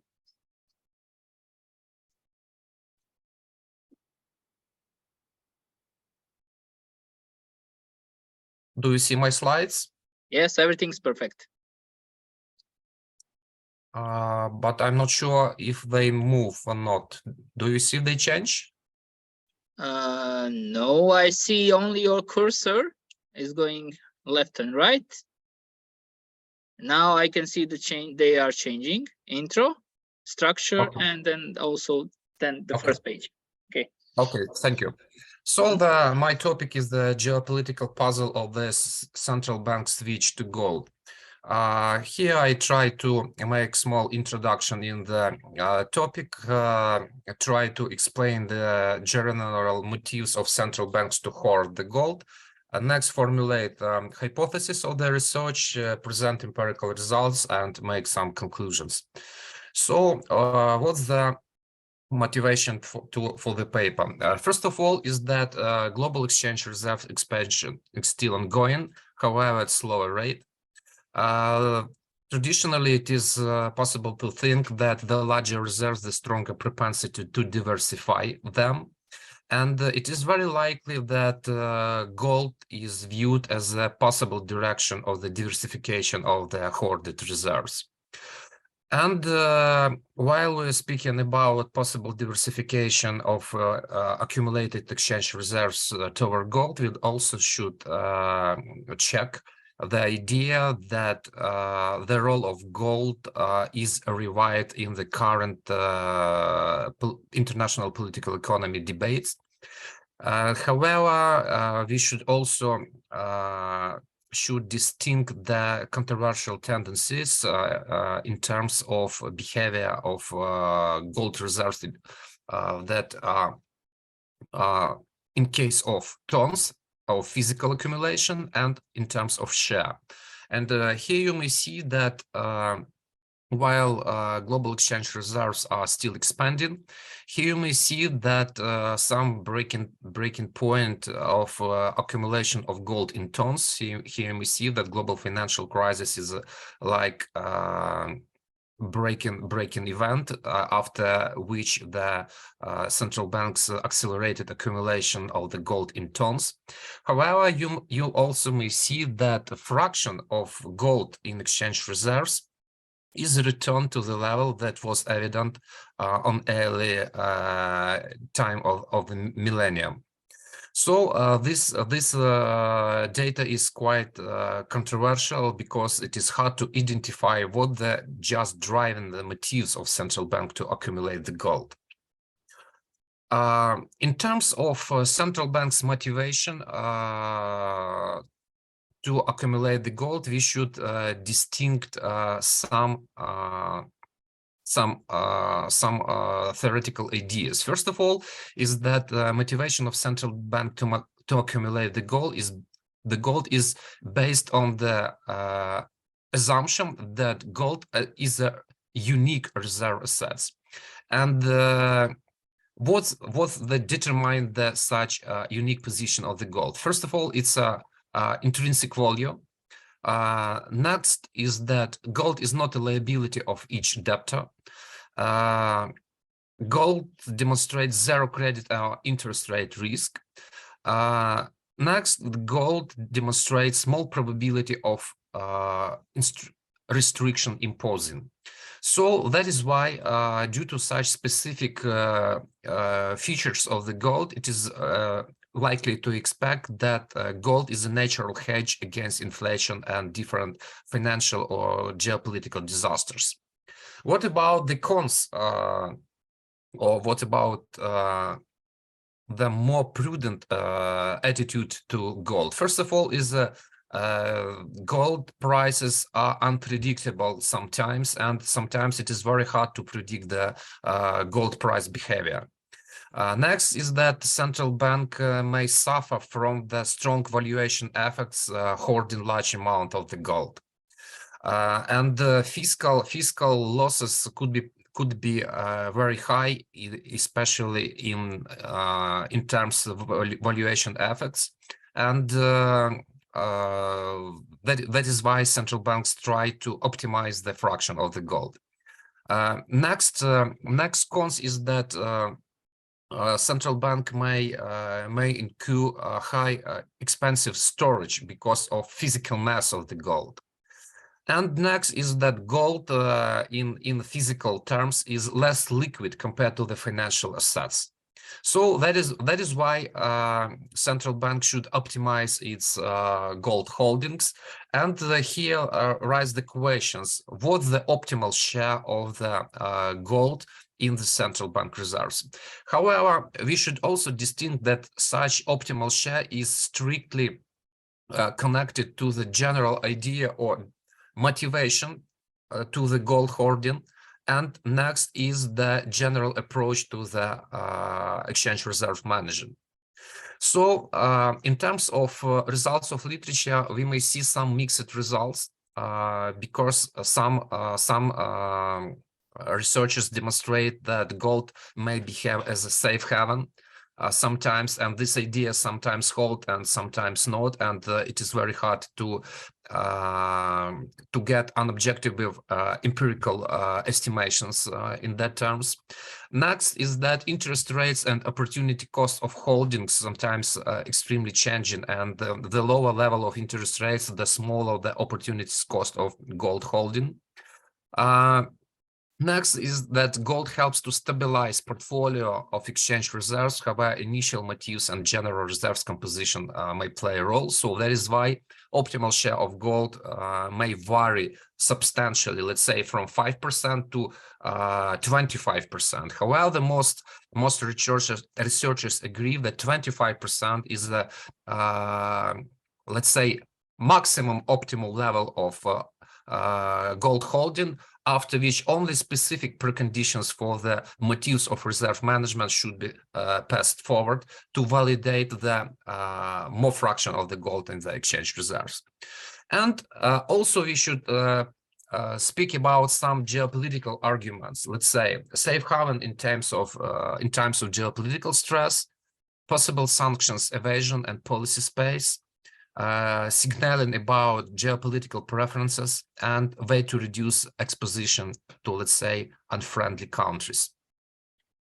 And speaking about our hypothesis, we introduce next idea. First of all is that 2014 is a defining moment for our research, because since that time geopolitical pressure in the world is increased, and as you may see on the slides, the number of the geopolitical conflicts, or let's say number of state-based conflicts, according to the World Peace Institute, is increased substantially. So we are interested in that idea. Is this point of geopolitical continuity affects the changes in the motive of central bank motives to hoard the gold? And here also we may see that unlikely that 2014 is the break-even point for the gold accumulation in tons, because you may see that central bank shift to the gold, physical gold much earlier, just after global financial crisis. And also you may see that there are no strict correlation between different geopolitical events and gold price. However, general tendency may prevalate, but it is very hard to directly found in the data. So here we see our first hypothesis. Then the aggregate data shows mixed results in terms of sensitivity of gold hoarding to geopolitical factors. Is political regime matter for the gold hoarding? Why we are speaking about political regime here? Because from one viewpoint, autocracies are more prone to generate conflicts. Autocracies accumulated large amount of reserves and have less independent central banks. Autocracies could be less sensitive to valuation losses while they are hoarding the extremely large gold reserves.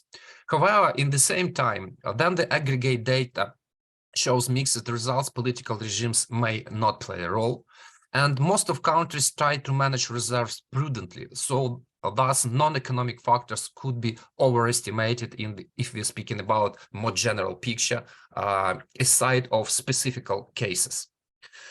So we push the first hypothesis that political regimes are likely to be a defining factor that motivates central bank to accumulate gold, or switch to gold, better to say. And next, our hypothesis is that taking into account tendency to increase gold accumulation and rise geopolitical tensions, some proxies of geopolitical aggressiveness may help to identify countries with geopolitical motives to diversify toward gold. Shortly speaking about the results of empirical tests related to our first hypothesis, we may see that in first approximation that autocracies outperform democracies in terms of physical gold accumulation. However, if we change the composition of the countries and do not take into account developed countries, we may see substantial differences that is evident on the right side of the slide. So here you may see that in terms of physical tons, autocracies, yes, really outperform democracies. First of all, in case then we exclude developed countries that are known for their historical large holdings of the gold. However, in terms of share of gold in exchange reserves, we do not see the so vivid outperformance role of autocracies. So we may see that there are no systematic differences, and we do not see the evidence that autocracies systematically outperform democracies in terms of gold share. So shortly speaking, it means that very likely that while autocracies may accumulate exchange reserves in more amount because, let's say, commodities factors and something like that, it is very likely that on aggregate level, central banks in democracies and in autocracies try to manage exchange reserves prudently. Now we are switching to our second hypothesis about the role of geopolitical aggressiveness of the countries. And here we test the logit model with the dependent variable model 1, so stricter conditions. So we expect that our dependent, so-called dependent variable 1, if average annual increase of gold share and gold in tons during 2020 years is larger than for group of the countries, and 0 if not. And for more relaxed conditions, we put 1 if average annual increase of gold share or gold in tons during the same length of time larger than for group of countries, and 0 if not. So we test just two models, two logit models. First one is the more strict conditions, and second one is the more relaxed conditions. And here I represent independent variables like reserves in percent of GDP, reserves in months of import, just to see the cross check of the role of reserves in motivation to switch to gold. Next is the military expenditures of percent of GDP, global peace index that describe the general geopolitical aggressiveness of the countries, and also political stability index from World Bank institutional database, just to understand how politically sustainable a country, because political sustainability is a strong precondition for the reserve accumulations that minimize the propensity to maintain more liquid fraction of the exchange reserves. So here we may see the results of our empirical tests. On the left side is the more stricter model results, and on the right side is the more relaxed model. So let me turn to the empirical results. How we interpret this data. First of all, it is based on these empirical results. It is very hard to confirm our second hypothesis in its holistic vision. Model results are not robust in all settings, and sometimes different variables demonstrate unpredictable signs. However, in this case, the general quality of model is not statistically significant.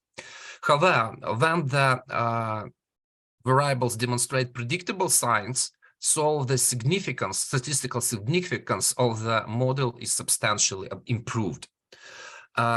Next is that stricter approach, so it's mean model 1 is performing much better than more relaxed model 2, but only in case of but not in case of military expenditures. So it's performed well, but not in case of military expenditures. And next is that proxies of geopolitical aggressiveness mostly work through proxies of exchange rate accumulation.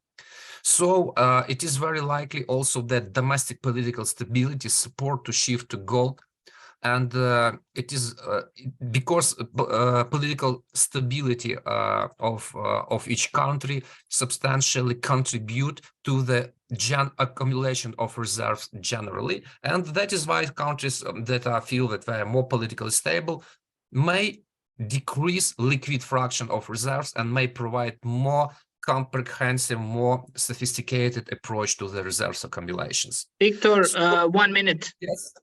Okay, I guess I'll be in yes, time. you went over 15 minutes, but it's okay. Okay. So let me conclude. First of all, is that basing on the aggregate data, it is very likely to say that geopolitical role of gold is really overestimated. Next is that democracies and autocracies are not too different in terms of gold share. However, autocracies outperform democracies in terms of physical gold accumulation. Geopolitical aggressiveness may play a role on individual level. However, it should be supported by the reserve accumulation. So, shortly speaking, no reserve accumulation, no diversification to the gold, even with the extreme geopolitical aggression. And next, a strong shift toward gold with large reserves accumulation may be seen as a predictor of geopolitical aggressiveness of each country. And political regimes sometimes are not a factor that restrain country from geopolitical expansionism due to domestic political economic factors. Thank you.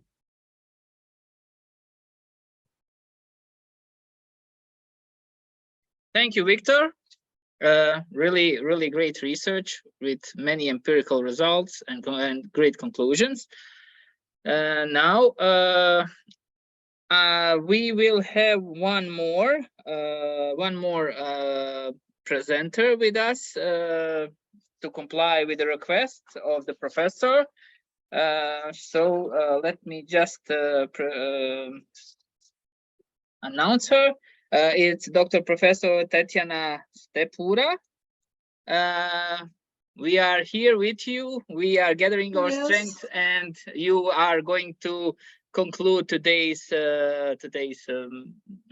conference agenda. Okay. Okay. Thank you for agreement. Hello, everybody. I am Tatiana Stepura. From Lviv Polytechnic National University. Thank you very much for the possibility to present our research, to present at the evening today. And our research was dedicated problem of capability of higher education and overcoming digital inequality in the condition of the crisis of Ukraine.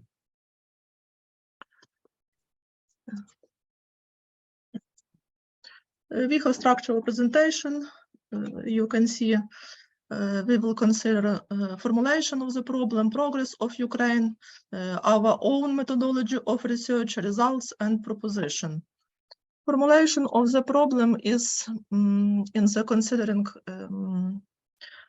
of the statement. Recent G20 communicates in 2015 and 2016 mainly focused on infrastructure development, financial inclusion and digital trade, on the internet economy and digital economy, but insufficient attention has been paid to the need to develop digital skills because difficulties measuring digital literacy and digital skills.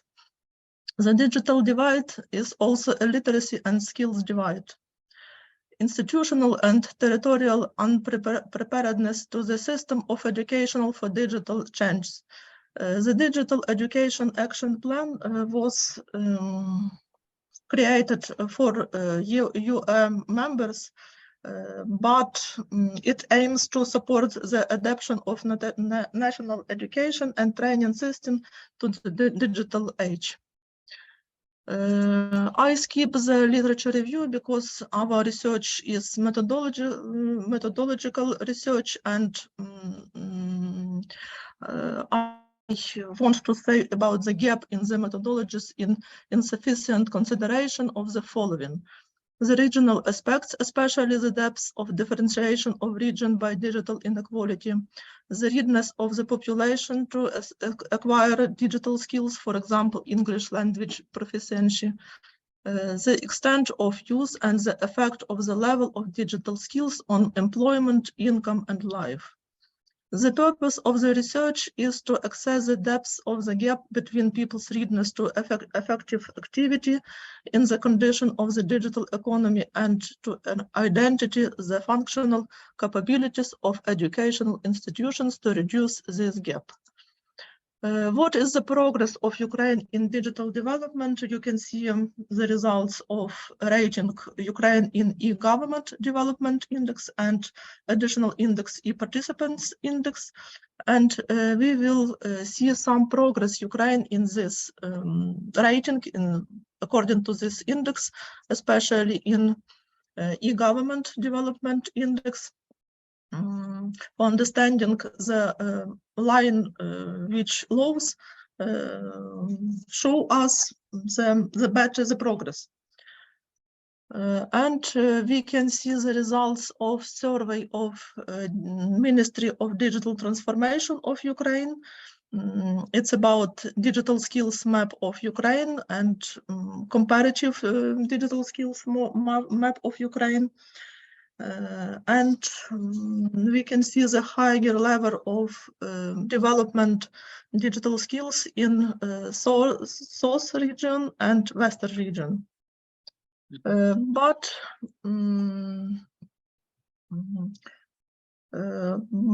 to understand the level of complexity of these skills, basic skills involves writing an email, and standard involves creating an electronic presentation.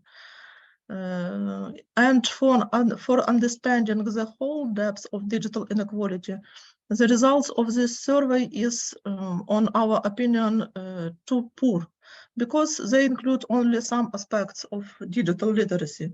So now I want to present our own methodology of evaluation of digital inequality.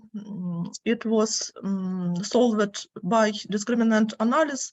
Discriminant analysis performs similar function to cluster analysis, but it has certain advantages which grounded using this method in our research.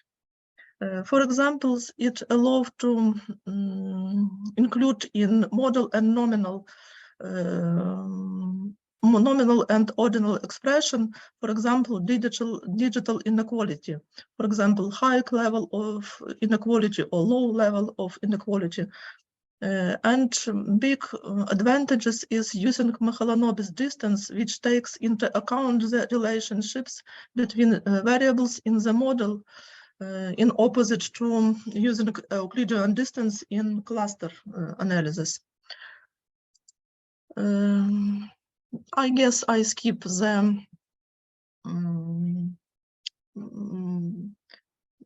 steps, necessary steps for performing of these methods. Only say the discriminant analysis refers to object classification methods with training, and have the aims the division of observation objects, in this case region of Ukraine, into a certain number of groups based on the criterion of distance from the center of the groups. And there are we have input indicators for the evaluation of digital inequality in the region of Ukraine. You can see this only some notes about these indicators. About these indicators, it should also be noted that employment on digital platforms, which made the most significant contribution in the differentiation of groups, it's about employment on digital platform, about writing text, about developing, of course, and about digital trade. And we have such indicator as distribution of monobank card holders by region. Monobank, a fully only one fully digital Ukrainian bank. And there are some results of classification of region of Ukraine according to digital inequality. And for understanding the lighter is the region, the lower is the digital inequality. And the first place of inequality is Kharkiv region. And next one is Dnipro region and Kyiv region. It was very strange for us, the place of Lviv region in this rating, but the reason was the low knowledge of our graduates of English language.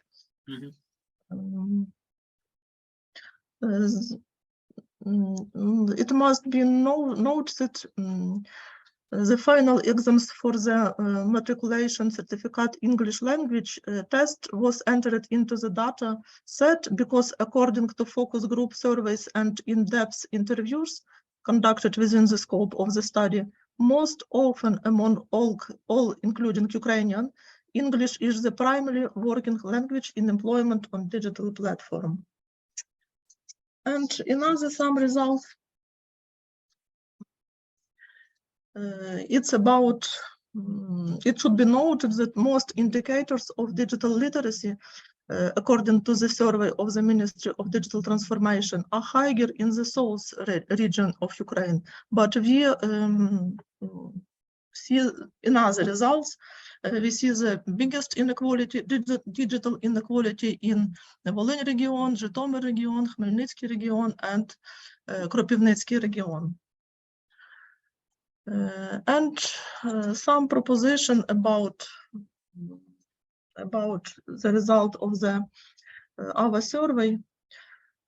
So the conclusion is the educational system should take into account this digital diversity, for example, working on digital platform and digital inequality, for example, readiness to solve everyday casual problem. And about the results, once more word about the results. The results were obtained before war, and no doubt the war will deepen this inequality, digital inequality, and another inequality also.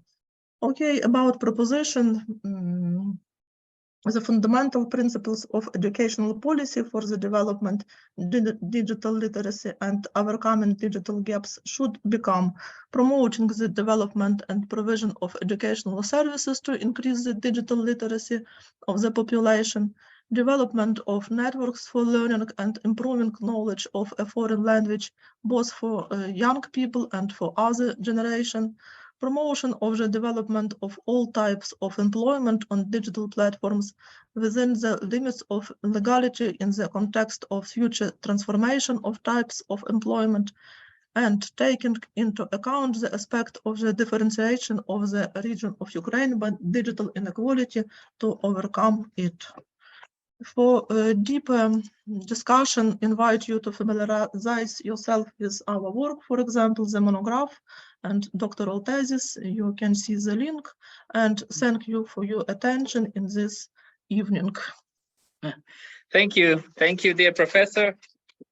Yeah, I think almost the same situation in education in digital platforms and technology is also here in Bosnia and Herzegovina, but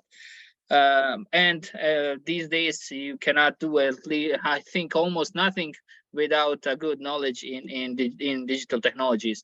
So thank you once again, and also I would like to thank everybody for your effort and for your persistence. It was a long but very effective and fruitful day. I can say 10 full hours. We are here. We had approximately 30 papers today presented. We will continue tomorrow at 10 o'clock. Thank you again, and congratulations to us all, and see you tomorrow. Bye. Thank you. Bye. Bye-bye. Bye-bye.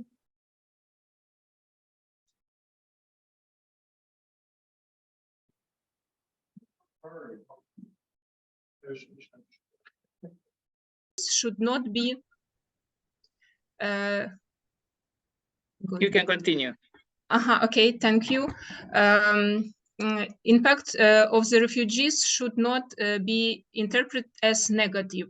One of the factors of the refugees' influence on the economy of the countries of Central and Eastern Europe is temporary resettlement of the Ukrainian in hostels and rented housing. Therefore, the purpose of our research is to study the impact of the flows of the Ukrainian refugees on the development of the hotel, restaurant, and tourist business in the countries of Central and Eastern Europe, in order to determine the role of the refugees from Ukraine in the development of the housing market in the host countries.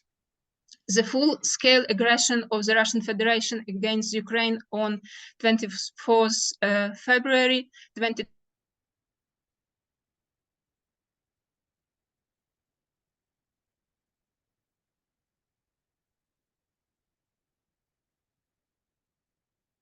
significated negative risks for the established supply chains and the trade relations with Russia, but also with the influx of the Ukrainian refugees.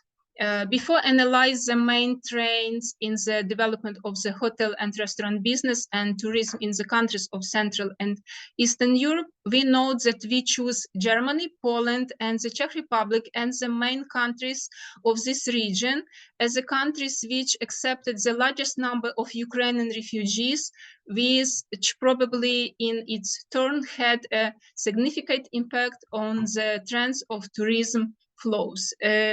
In this table, we can see dynamic of the average monthly flow of tourists to these countries in last 3 years.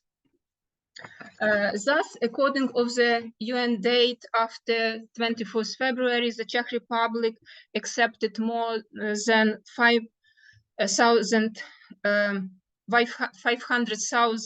refugees, Germany more than 1 million refugees, and Poland more than 1.5 million refugees from Ukraine. At the same time, despite the largest number of refugees, the available statistical data based on the European Union does not allow to establish the number of refugees whom the statistical authority classified as tourists, and which of those are classified as refugees with correspondent mark about refugees of the person with refugee status. Thus, one of the main researchers' methods of the nature of the Ukrainian refugees' influence on the development of the hotel, restaurant, and tourism business is the method of surveying both the Ukrainian businesses and hotel owners in the countries which accepted the refugees. The question survey was conducted for the 2 categories of respondents. The first category of respondents included the Ukrainian refugees who lived in the Czech Republic, Poland, and Germany after 24th February. And second category of respondents included the owners of hotels and hostels in these countries. So in the course of our study, the survey of 200 Ukrainian refugees who emigrated to the Czech Republic, Germany, and Poland after 24th February was conducted. As for the refugees, the questionnaire included 5 general items. It indicated the effects of living at hotel, hostels, and returned accommodation both immediately after crossing the border and living there for a long time. The questions were put in the form of a questionnaire created using the Google Form service, based on the screening of social network Facebook and Instagram by the analogy with the method proposed in the works of Kalisheim and the Minora. We found the refugees from Ukraine and determined the country of their residence. Then the format questionnaire was sent through the social networks Facebook and Instagram to the respondents who resided in the Czech Republic, Poland, and Germany. The questionnaire was sent until 200 fully completed consequential were collected. Analyze the result of the survey of Ukrainian refugees. We note that 60% of respondents in the Czech Republic and Poland note that they settled in the hotel or hostel after crossing the border. In Germany, the number of Ukrainian refugees who settled in the hotel or the hostels is much smaller than in Poland and the Czech Republic, and makes up 35% of the surveyed respondents. Most of the refugees from Ukraine who left for Germany rented housing, as mentioned, about 55% of the respondents. As for a question about the place for a long-term residence, 55% of respondents in Czech Republic said that they lived in the hotels and the hostels, and 45% of respondents in Poland and 25% of respondents in Germany, respectively. Thus, the survey of the Ukrainian refugees shows that the refugees had the greatest influence on the development of the hotel and restaurant business in Czech Republic and in Poland.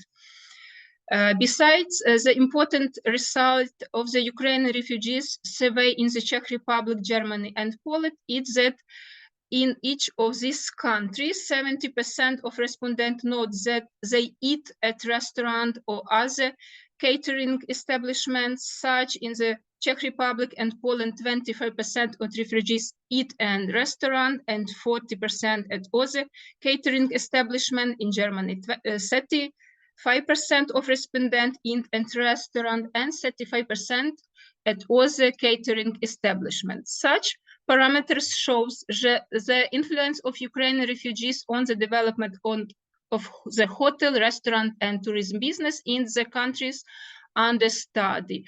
All have 2 more minutes. Okay. Also, we will speak about questionnaire for the not only refugees, but also for owner of hotel and restaurant. However, unlike the questionnaire for the refugees, respondents, the 3 question was offered for the owners and managers of hotels and the hostels. Also, the questionnaire was sent via social network, Facebook and Instagram.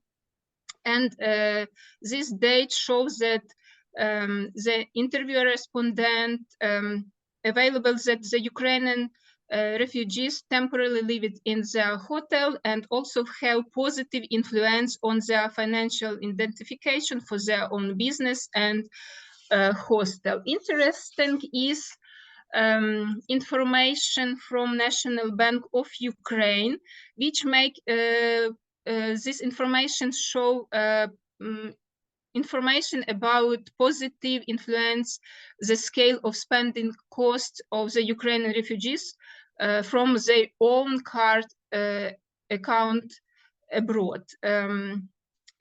If the date indicate a significant increase of the cost spending by the Ukrainian abroad in 2022, because the service import under the balance of payment item travel indicates that in 2022 the Ukrainians spent about $20 billion for their own saving accommodation in Ukraine. If we count the number of Ukrainian refugees as a percently for each country, 9.5% of them lived in Czech Republic, 20% in Germany, and 30% in Poland. Therefore, mathematically, the Ukrainian refugees probably spend $1.9 billion in Czech Republic, $4 billion in Germany, and $6 billion in Poland. So we can our study of influence of Ukrainian refugees on development of the hotel, restaurant, and tourism industry allowed us to refute the conclusion about negative impact of the war in Ukraine on the development of the Ukrainian countries. Our study made it possible to prove the positive short-term impact of the refugee flows on the development of the hotel and restaurant business, because according to the respondents, it was the payment for accommodation that became the largest expense item, both from the personal financial saving and from the medical assistance provided by the host government. And besides, the attention should also be paid to the fact that due to the war prolongation, the Ukrainian refugees will stay for a longer period in the Czech Republic, Poland, and Germany, which will lead to keeping consistently high demand for rental housing, hotel and restaurant business services, and publish catering establishment in the place of the refugees concentration. At the same time, we should note that Ukrainian refugees will have a positive impact on the development of Ukraine.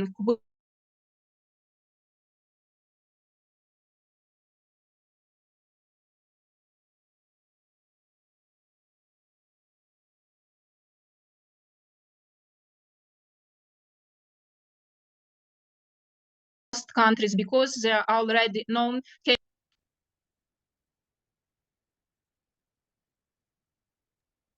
Do you hear me?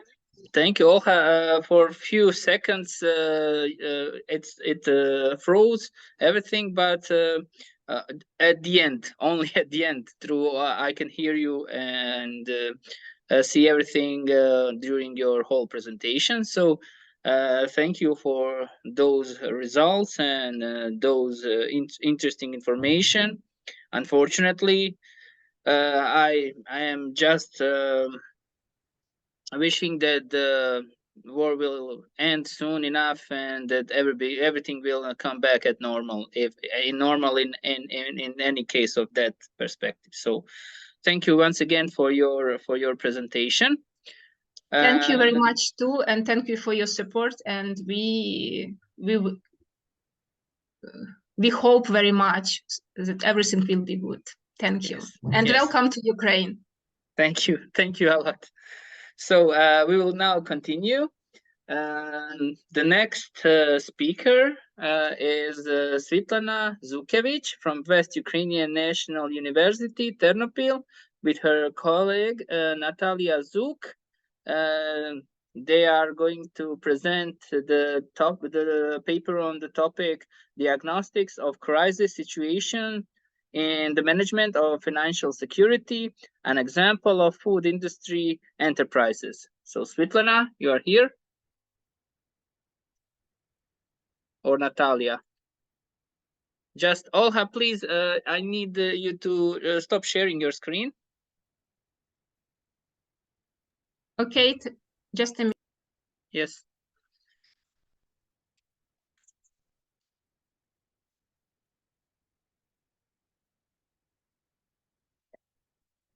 Okay, now we see the presentation. Natalia, Svitlana, who is with us?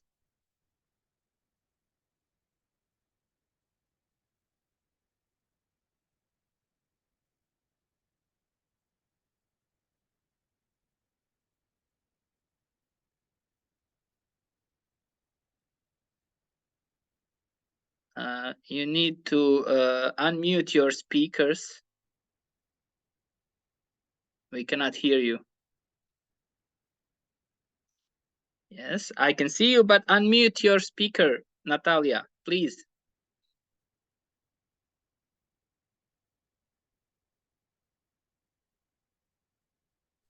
Are you hearing me? Yeah, now we can hear you, we can see you, we can see your presentation. Welcome. Excuse me. Diagnostic of crisis situation in the management of financial security and example of food industry enterprises.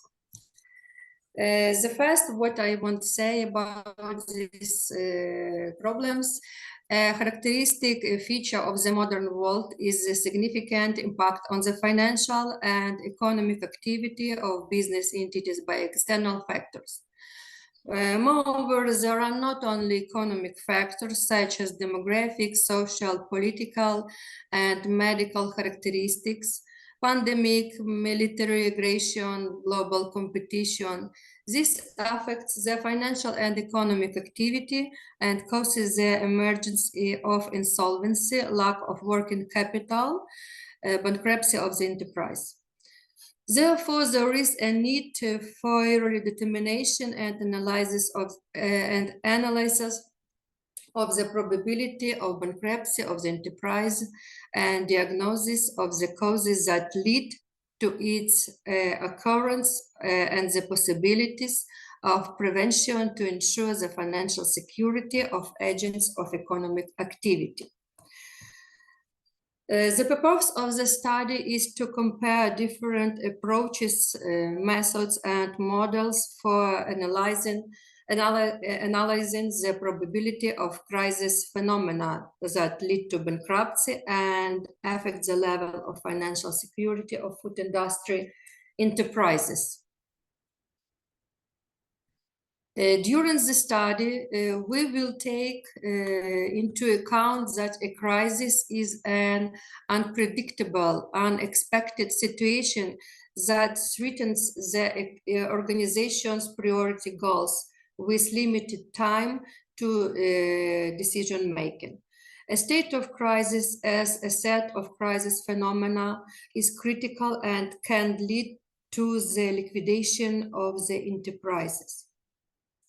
Crisis phenomena are a small number of unstable crisis manifestations that occur synchronously with each other in different directions of the enterprise's activity, or a certain phenomenon that occurs during the implementation of a specific process of the functioning of economic entities.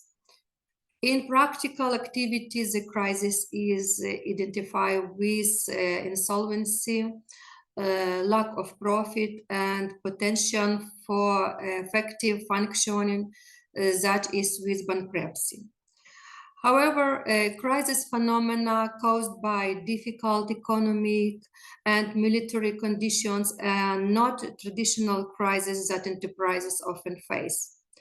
After all, during a war, institutions, phenomena, systems, and mechanisms change and adapt to wartime.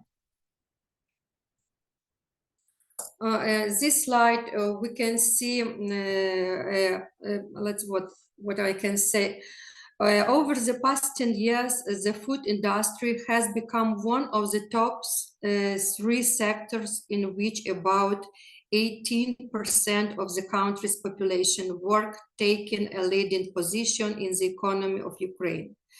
Thus, in 2021, the Ukrainian industry showed growth by 1.2% to 101.9% compared to 2019.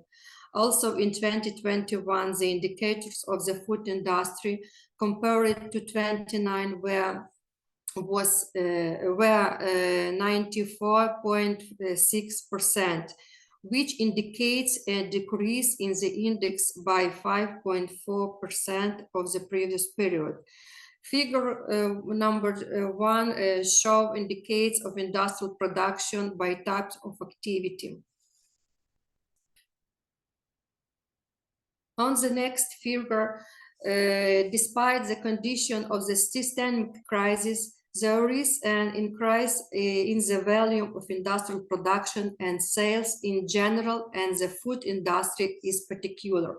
In this figure shows dynamics of the volume of industrial products sold. Next figure, you can see probability of operation activity And I can say about the industry has a high investment attractiveness due to a short investment payback period, 2 to 3 years, compared to basis industries and fairly high level of profitability, which especially increased in 2021. You can see it in this figure and is an important factor of condition of economic instability.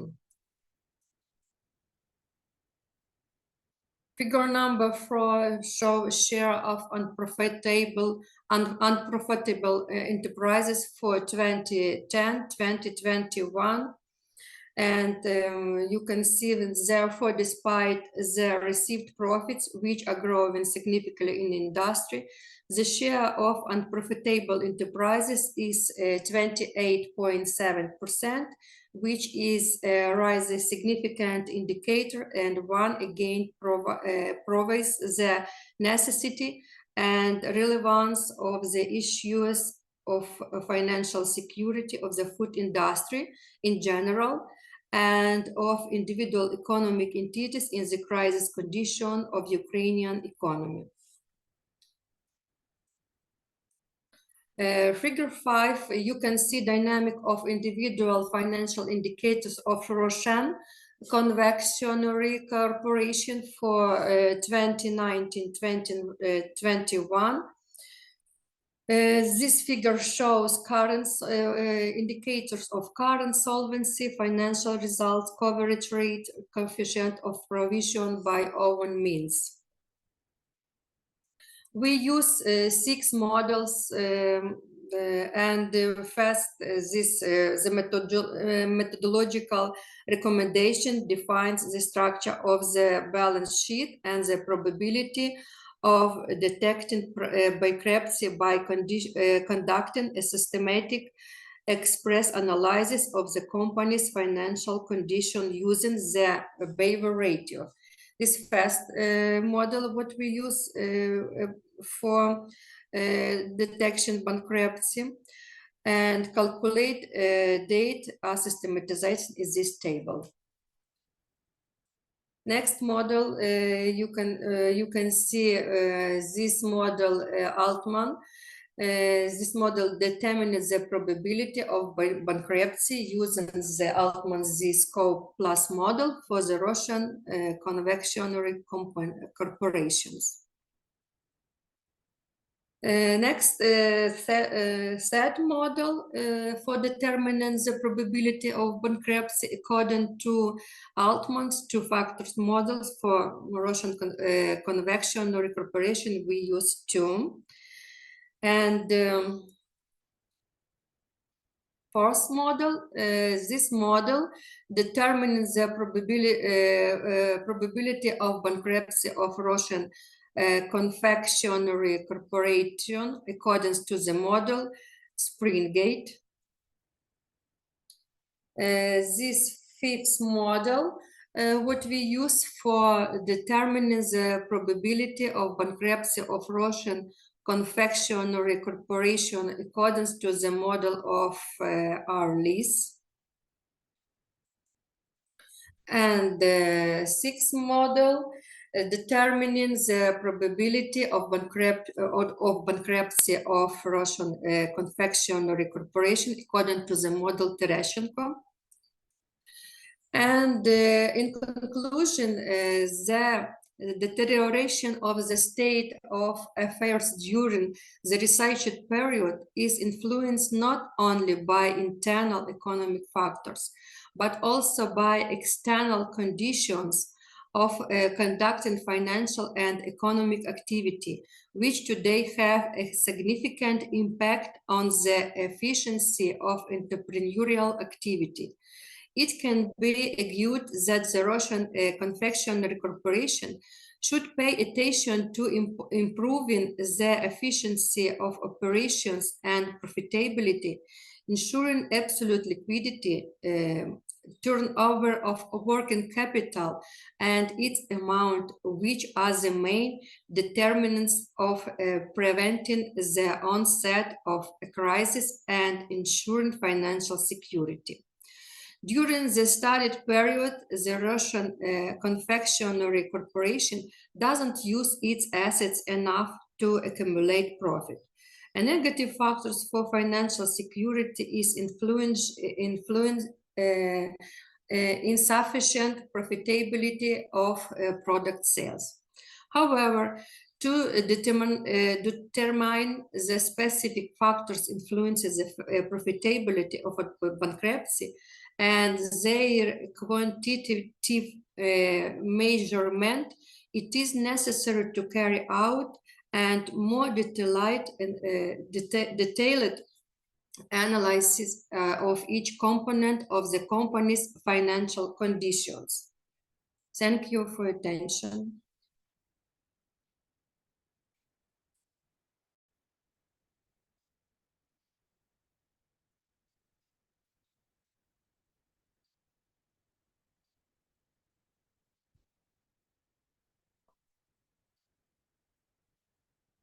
Thank you. Can I continue? Or have I any time? No? I have problem with connection. Please excuse me.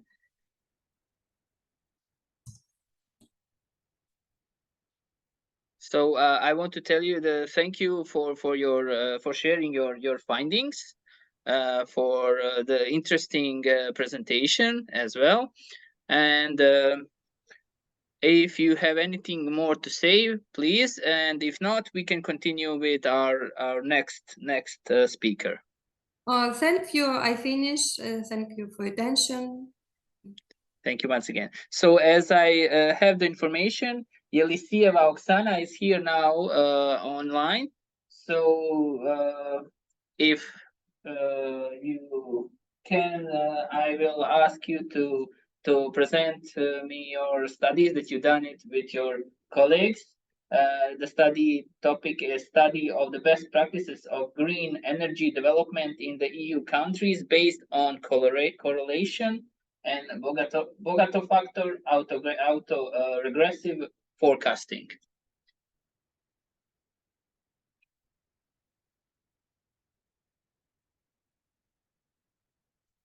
Oksana, we can see your presentation, we can see your screen, but we cannot hear you.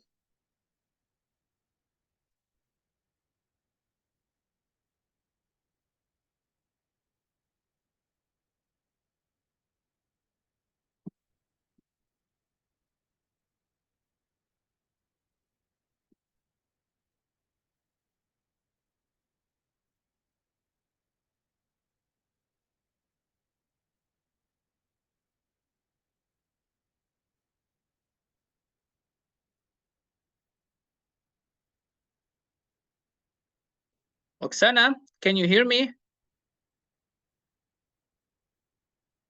You need to unmute your speakers, please.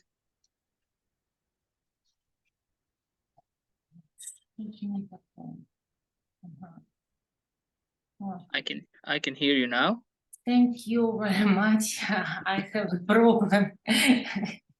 Just take it easy. Just take it easy. We are here whenever you are ready. Yes, thank you. Hello, thank you for having me. I'm Oksana Yelisieva. I'm professor of Dnipro University by Olezyanchar in Dnipro. And today I will talk about the development of renewable energy sources. To focus the development on wind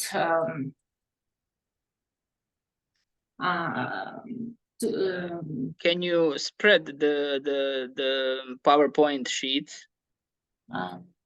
Yes. Yeah, that's better. That's better.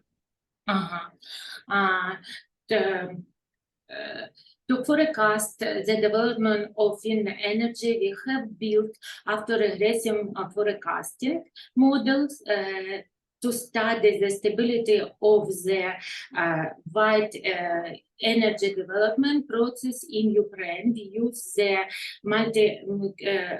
mathematical approach of transition process and the Nyquist hodograph. And slide 2 shows a comparison of the share of electricity from renewable sources in gross electricity consumption in European countries in 2011, with Ireland in first place at almost 80%. Next slide.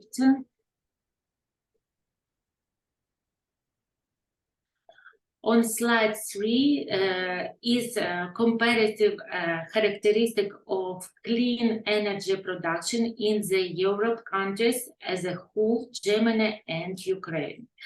According to IRENA data, there is an increase in the use of renewable energy sources in the whole of the European Union and in the countries studied. Germany is 2.5 times ahead of Ukraine, for example. On this slide 4, there is a comparative analysis of electricity produced by Germany, tapping Ukraine for the years 2021 and 2022 or 2022. As we can see, the main share of electricity is produced by nuclear power plants, about 55% in the year 2021 and about 83% in 2022. And the share of renewable energy is only 12% in 2021, about 14% in 2022. Slide 5 shows the solar radiation intensity and wind speed in different countries the world. The average wind speed in Ukraine is 3 to 6 miles per second. In Europe, the indicator ranges from 3 to 11 miles per second. Solar power plants in commercial type are located in 21 and wind power plants in 9 regions of Ukraine. Solar and wind power stations in private households are located almost all over Ukraine.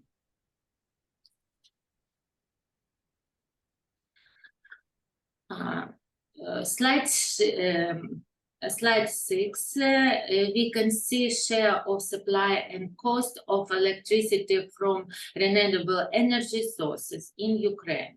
The diagram shows that the share of energy produced in Ukraine from renewable energy sources in 3 years has increased almost 5 times.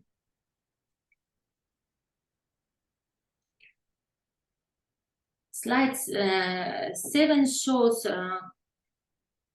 the correction and auto-regression function for total renewable solar power and wind power. The auto-regression function for total renewable and wind power are slowly decreasing, with which indicate of strong depends of current value of total renewables and wind power on the value in previous years, which also as the use of autoregressive multi-variate models for their forecasting. As for the solar indication, its autoregression function is more rapidly decreasing. We can see there in slide 8, according to the results of forecasting, all the studied indicators have a constant tendency to increase in the general trend dynamics, which is confirmed by the obtained high levels in approximation, more than 90% for wind power and total renewables, and more than 85% for solar power. Slide 9, the amplitude frequency response of the different models for wind energy shows the stability of the process under random bands and force major situation. Modeling of changes in the value of investment in the development of wind energy, slide 10, in Ukraine has shown that this process is sustainable, that is even with a temporary decrease. Thank you. Thank you. So thank you. I expected that you will have the final slide with the conclusion, but you already maybe said everything during your past few slides. So thank you, Oksana. If anybody has any questions, if not, we can continue with the next speaker. So we will try to maybe find somebody that is already here. I see Andriy Shevchenko. He is already here. Hello. Yes, it's almost. I invite you now to prepare yourself, while Oksana is stop sharing her screen. Okay. It's your research is about revolutionizing wine delivery, innovative approaches, and mathematical modeling using drones, autonomous vehicles, and robots. That's more of, I can say, my field, because I am also from transport and traffic engineering, which includes logistics and everything. So I'm really happy to hear what you have to say. Yes, thank you. I just wanted to admit one thing, that my surname, last name, is another typical Ukrainian surname, which is Savchenko, but it's quite similar to Shevchenko, so I understand, no problem. Sorry, I apologize. Thank you for correcting me. Yeah, so yeah, my topic, as you mentioned, is about logistics in wine industry as well, right? So because wine has been an essential part of nutrition culture in many European civilizations, and especially Mediterranean, but now it's a part of world heritage. And with development of recent technologies in transportation industry and logistics, I decided to explore this topic within wine industry. So wine delivery has become increasingly popular over the years as people look for convenient and efficient ways to purchase their favorite wines without having to leave their homes. Traditional methods of wine delivery have typically involved trucks and other modes of transportation, but in recent years, innovative approaches to wine delivery have emerged. And these approaches include the use of just to ask you, have you sharing your presentation or not? If you're not, just to, I don't know. It's gonna be just my speech today. Okay. Yeah. So these approaches include the use of drones, autonomous vehicles, and robots. And these methods offer advantages such as faster delivery times, reduced costs, and improved customer experience. However, the adoption of these innovative approaches of wine delivery requires careful consideration and planning, including the development of appropriate mathematical models that can guide and optimize the delivery process. This article explores the potential of these innovative approaches to wine delivery and how mathematical modeling can help optimize and improve the delivery process. So, and in my article, I present the case studies that illustrate the practical applications of these methods in the wine industry. And finally, the article discusses the potential for future developments in wine delivery and in the implications of this research for the wine industry and beyond. So drones have emerged as an innovative and efficient approach to wine delivery. Its use has the advantages that I have already described. And so drones can be used to deliver wine directly to consumers' homes, bypassing traditional distribution channels and reducing the time and cost associated with transportation. So it can also be used in a mix with traditional distribution in cooperation for optimizing the customer experience.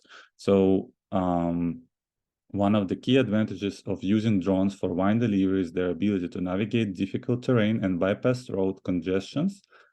They can be programmed to fly directly from the store, from the factory to consumer homes, avoiding traffic and reducing delivery times.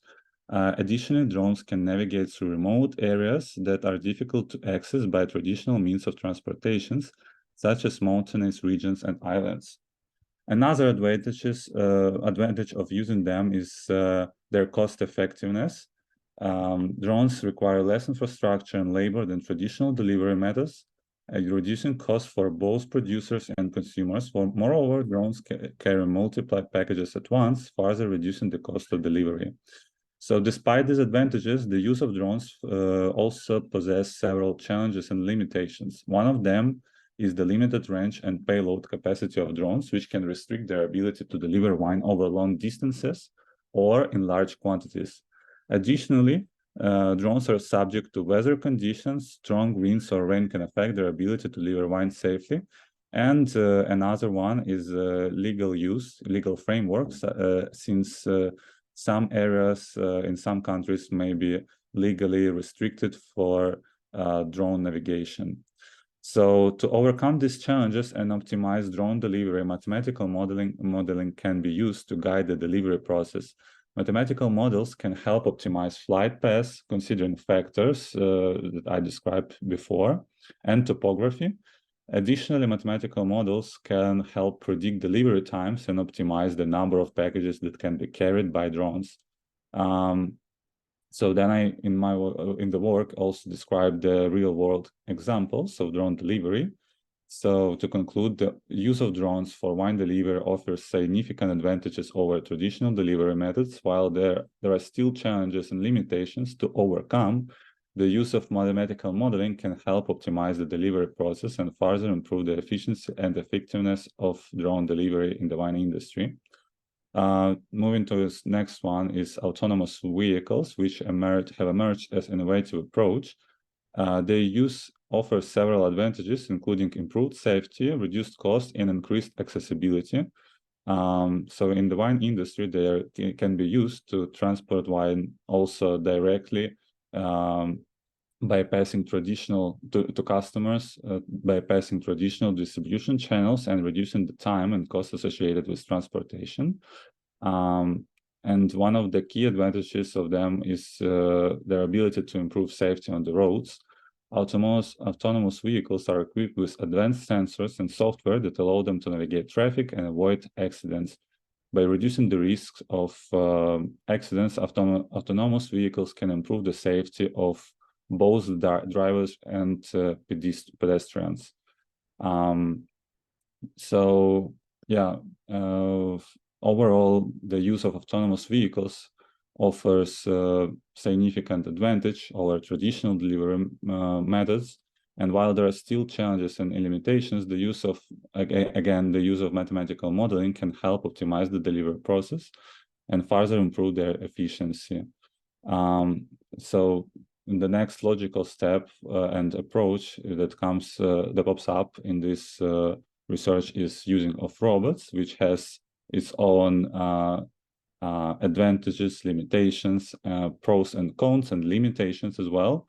And overall, it's just another approach which could be used efficiently, not only in different service and manufacturing industry, but also logistics within wine industry. So, but the one common essential factor in all these approaches is mathematical modeling, which plays a critical role in optimizing wine delivery, regardless of the delivery method used. Because they can be used to optimize routes, schedules, number of packages carried, considering a wide range of factors such as traffic patterns, delivery windows, and weather conditions. And one common approach to mathematical modeling in wine delivery is the use of network optimization models. Network optimization models are mathematical models that are used to optimize the flow of goods through a network of locations such as warehouses, distribution centers, and retail stores. These models can be used to optimize the routes taken by delivery vehicles and the schedule of deliveries and the location of distribution centers. Then another approach within mathematical modeling could be use of queuing theory models. This is the mathematical model that can be used to analyze waiting lines, such as those that may form at distribution centers or retail stores. And these models can be used to optimize the number of employees needed to handle deliveries and the amount of time that customers may spend waiting for their deliveries. The other modeling approaches, mathematical modeling approaches that are commonly used in wine delivery include decision analysis model, simulation models, and optimization models that are specifically designed for autonomous vehicles or robots. So in conclusion, I just wanted to say that innovative approaches to wine delivery have the potential to revolutionize the wine industry by providing more efficient, more sustainable, and cost-effective delivery options. All of them are just such as drones, autonomous vehicles, and robots are just a few examples of innovative technologies that can be used for wine delivery, each with their own unique advantage and challenges. So, and mathematical modeling is obviously the crucial factor in optimizing this delivery process. And by using them, delivery routes and times can be optimized to minimize delivery times and costs, and while ensuring the safe and efficient transportation of wine bottles. Regulatory hurdles, technical challenges, and the need for further development and improvement of these technologies are just a few of these obstacles that need to be overcome. Nonetheless, with continued advancements in technology and regulatory support, innovative approaches all around the world to wine delivery have the potential to provide a more efficient and sustainable delivery in the nearest future within wine industry. Thank you for your attention. Thank you, Andrei. Yes, not only for wine delivering, also another type of goods also.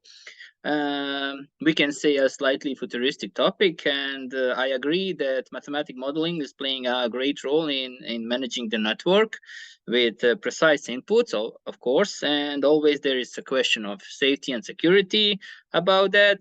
So in your opinion, when are we ready, and when are we going to have some of those maybe practices? I might say from my professional and educational experience in wine industry, particularly specifically, let's say, is that this industry is relatively conservative and has some reserved attitude towards innovations. So once the top players in the market, they adopt these new approaches, right? They start to adapt according to normal distribution model. But the question when the top players will be ready, right? Yes, I agree. So as a wine industry, wine market is part of some common goods, FMCG markets, right? This is gonna be some, I would say, nearest future, but the trend would be the same for the industries which have this more, sophisticated attitude in functioning, more sometimes premium.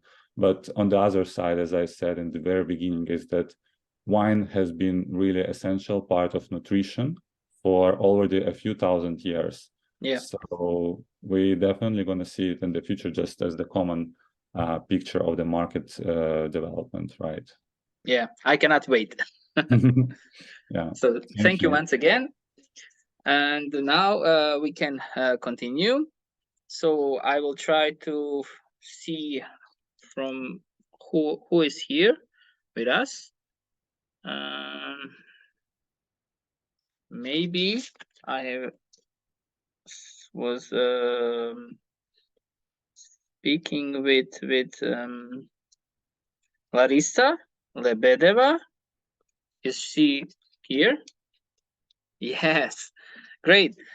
Hello, Professor Dr. Larissa Lebedeva from State University of Trade and Economics in Kiev.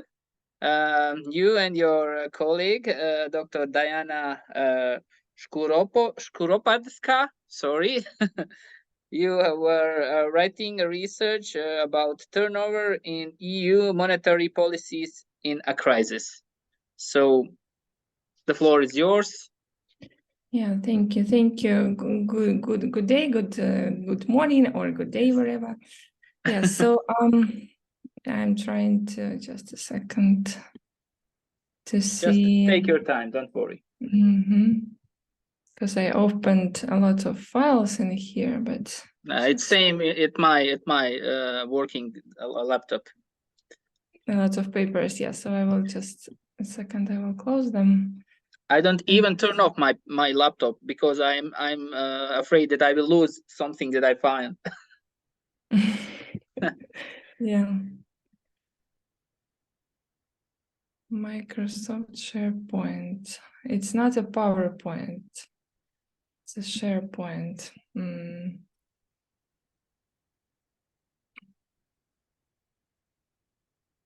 Yeah, I found my presentation. Okay. Okay. I can see everything. So I will try to make it from the full screen. If it is, I will try to Yes. Can you see it's the functioning? second slide, yeah? It's functioning. Everything. It's functioning. Okay. So here I am today to present you our findings from the name of the article and our findings is turnover in EU monetary policy in a crisis. So I am Larissa Lebedeva from the State University of Trade and Economics in Kiev, Ukraine, and Diana Shkuropadska is also present here. We are from the same university. So what I wanted to tell firstly is that our article and our research was made within actually the Erasmus Plus project that is under the name of Economic Resilience Policy and funded by European Union. So we are grateful for that and for our grant from European Union. And what we have, it just represents some of the research that was made within the project. So on the one branch of it. So concerning the monetary policy, so here I wanted the first slide just to say, well, basically when we talk about, and what time, okay.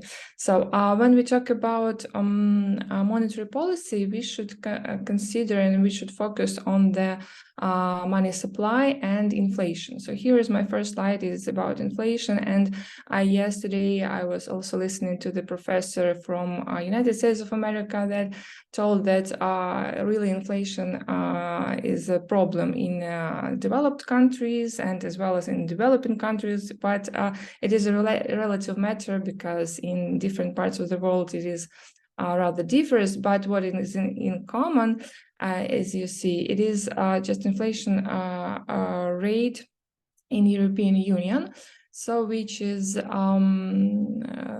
increased, which has increased drastically over this period, recent period, and so what I wanted to highlight in here is that for the recent times, not so long ago, like in June of 1920s, so the economists said that inflation was too low. Yeah, so it was too low, and that it doesn't stimulate the growth, because by economists, yet is considered that inflation that is high or approximately 2 or 3% per year is good. It is stimulating the growth in economics. So they consider it to be just too low. And then after the conflict, the war in Ukraine that spread its disastrous consequences to the economy, not only in Ukraine and in Europe and in the world. Yeah, economists started to say that, oh, okay, so inflation is too high already. Yeah, so inflation became a problem. So, and that is where this turnover happened in monetary policy of European national banks, as well as basically national banks in all over the world. Yeah. So and what happened? So in response to such an inflation, they started to increase refinancing rates. Yeah, to try to cope with it, to try to make it less damaging. That reflected in the rise that you see here, in the rise of interest rates in all of the basically in all of the world. Yeah, so, and you can see the rise in here. Yeah, in my country it is 25%, which is really a large a big interest rate. That is even previously before the war, we had it at 6%. So you can see the difference. And from in developed world, in economically developed countries, more economically developed countries, they have like previously it was around Eurozone, around even it is 3%, 2.5%. Yeah, and previously it was even closer to 0. Yeah, so the change is really drastic, I might say. Yeah, so next I wanted to say that basically we've discovered that the object of our research was the policy of European Central Bank, and what we've focused our attention on the instruments that it uses in the monetary policy. So it uses basically the main instrument is monetary open market operations, which includes open market transactions. And here you see the table that illustrates we've focused on the 10 previous years, yeah, from the 2012 to the present time. And here the aim of this table is to say that economy of European Union is really economies of the countries of the European Union are really different. They differ much, yeah, in development. So there are the countries with the most stable economy, like Germany and France, and the less stable economies like Italy, Spain.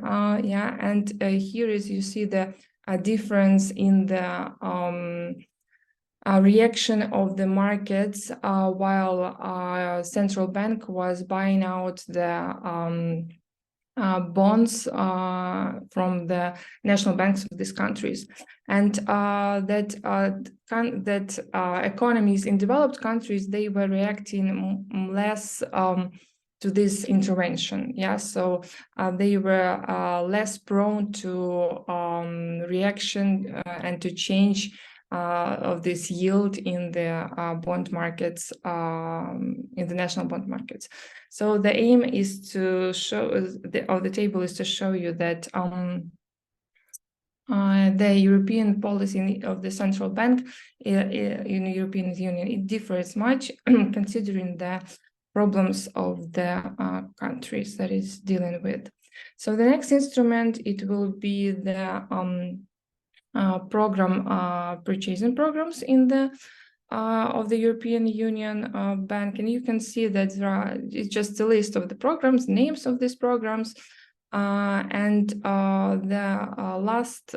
Basically, I want to concentrate my talk here today on this last program, which is PEP, which stands for Pandemic Purchase Program. Yeah, that was implemented in 2020 to support the banks of national countries in order for them to make the monetary system more stable. So this is the billions, European euro billions, yeah, and the amount of money that was spent. A lot of money to support the stability of European Union monetary system. Okay, so and here our analysis, well, basically the central part of it was to show you this turn in the monetary policy that happened from the 2020s to well, basically in the period, in the span of 6 months, the policy changed from a stimulated one to contractionary one.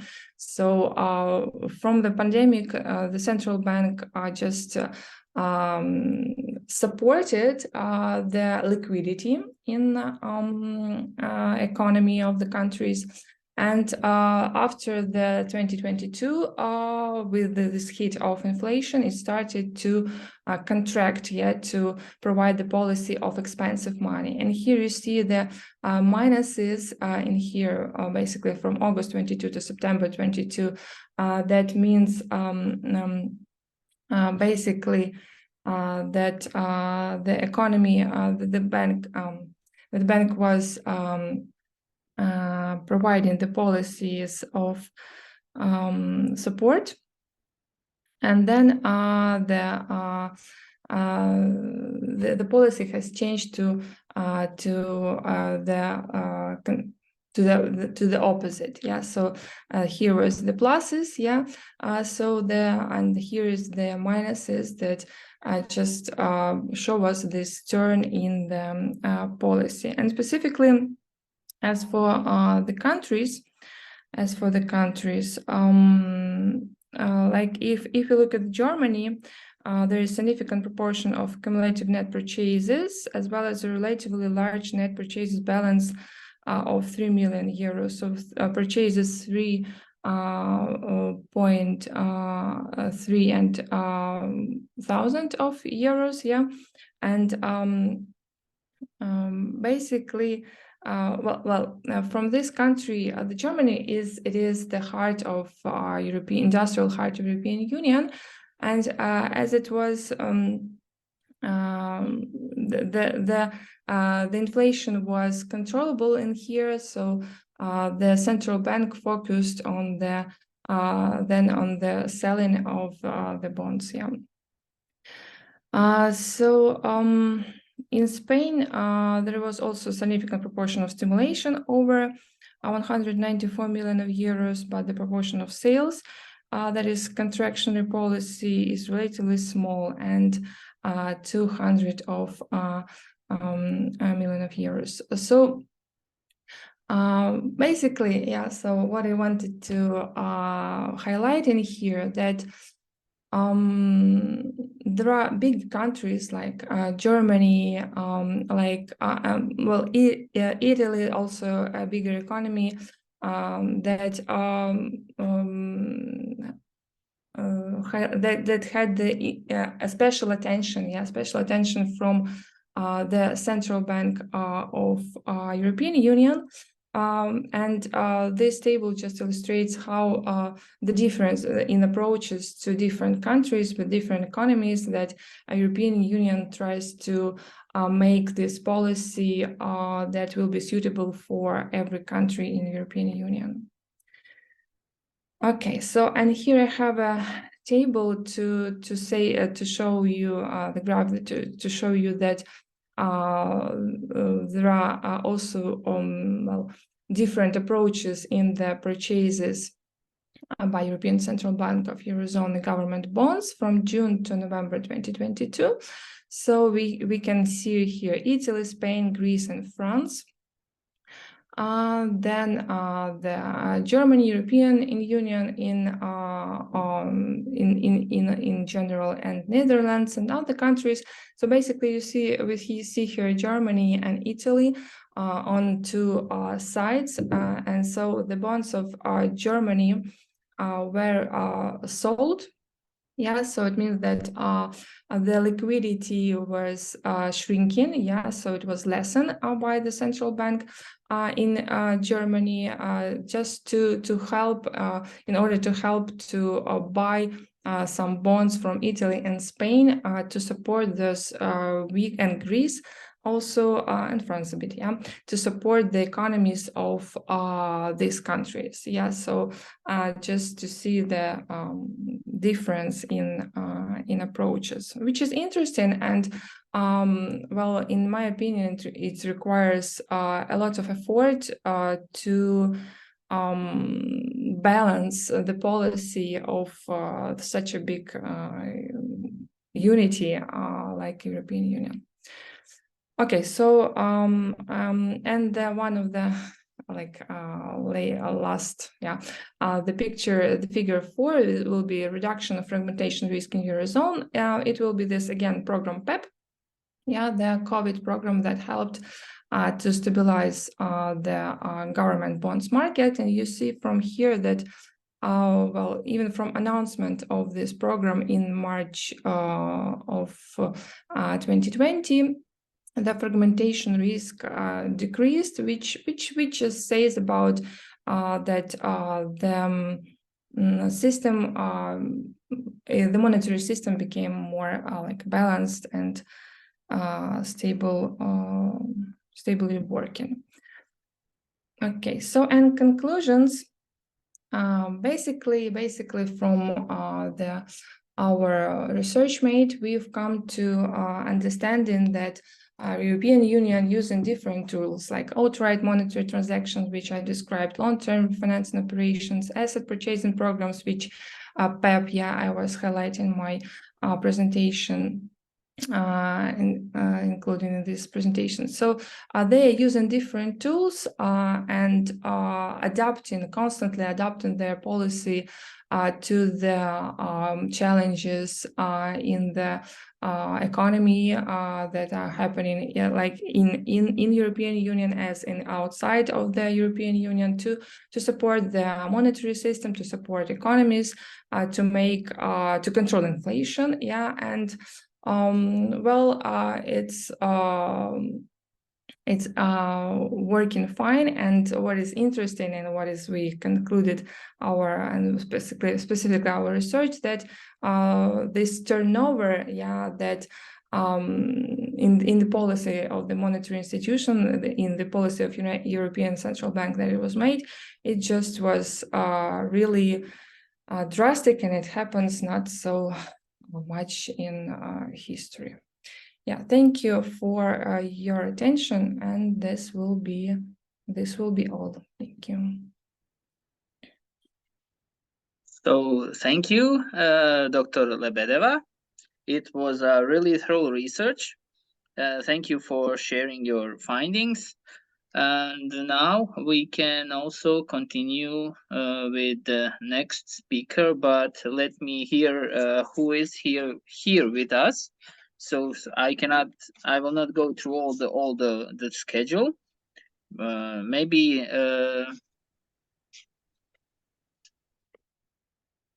is here Thinchak Natalia from National Academy of Statistics. Natalia, are you here with us? We have next also Nina Kushnir from National University of Water and Environmental Engineering.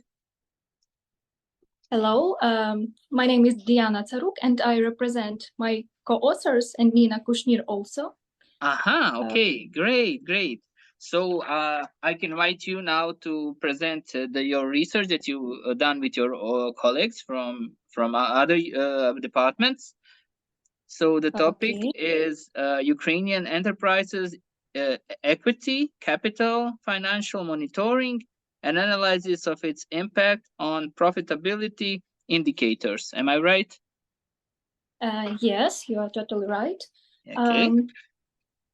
So I represent my team of co-authors from National University of Water and Environmental Engineering from Ukraine. And to start with, I'm going to outline the main aspects of this paper.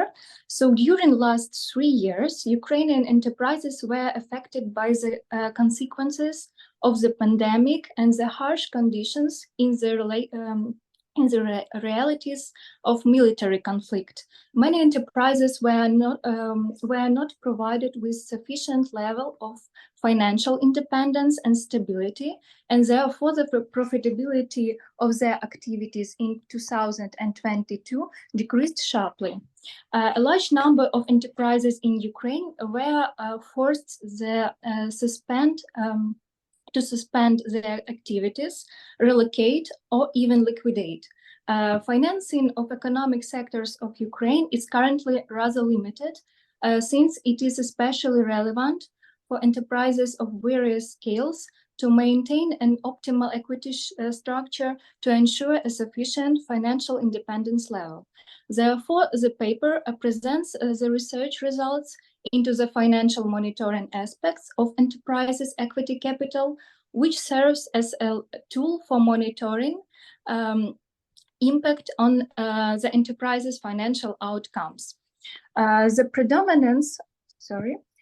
predominance of equity capital in the balance structure contributes the enterprise's financial stability, increases its competitiveness, the reliability of long-term financial investments, and ensures the possibility of profit obtaining without significant insolvency risks. Legal, regulatory, and reference information support of financial monitoring serves as methodological basis for its implementation, and as the quality of monitoring conclusions depends on the information completenesses. The monitoring system elements cooperation ensures the formation of the correspondence between the available own resources and their strategic investment. The mechanism formation for diagnosing the risk of a crisis situation development and potential bankruptcy. The financial monitoring entities can determine the prospects of obtaining the planned profit amount, as well as determine reserves in the equity capital structure and that ensure its growth. At the same time, the equity capital financial monitoring system includes direction for its implementation, depending on the goals and tasks that monitoring entities set. Monitoring of the equity capital formation, monitoring of equity capital use when its ratios are analyzed, monitoring of the equity capital preservation when performing a risk analysis and optimal value modeling, and monitoring of the equity capital impact on the enterprise's financial results. Let's move to next slide. Starting from 2015, when the military conflict was launched in Ukraine, during the restrictions of the pandemic and after full-scale invasion, the share of equity in the balance amount of large, medium, and small enterprises did not exceed 41%, and it shook the financial stability of enterprises. In 2022, the financial results of Ukrainian enterprises suffered significant losses. Enterprises' profitability in 2022 is down sharply, even compared to the pandemic period. In the figure 5, so here we can see equity capital share in the balance of enterprises by economic activity types. In 2022, the share of equity capital in the balance amount of such enterprises' activities as agriculture, wholesale trade, accommodation and food service activities, real estate activities and education didn't even reach the level of 10%. This is due to the fact that the number of small enterprises in these areas is quite significant, and therefore they are more dependent on macroeconomic changes. Information during said 3 quarters of 2022 shows that percentage of profitable enterprises was almost 60%, despite more negative expectation. However, the average unprofitability of domestic enterprises during this period was 5%, which is even lower than indicator during the pandemic period. The most clearly decrease in profitability of enterprises in the field of accommodation and food service activities, and also real estate activities by 59% can be observed. The developed model confirmed that the fact that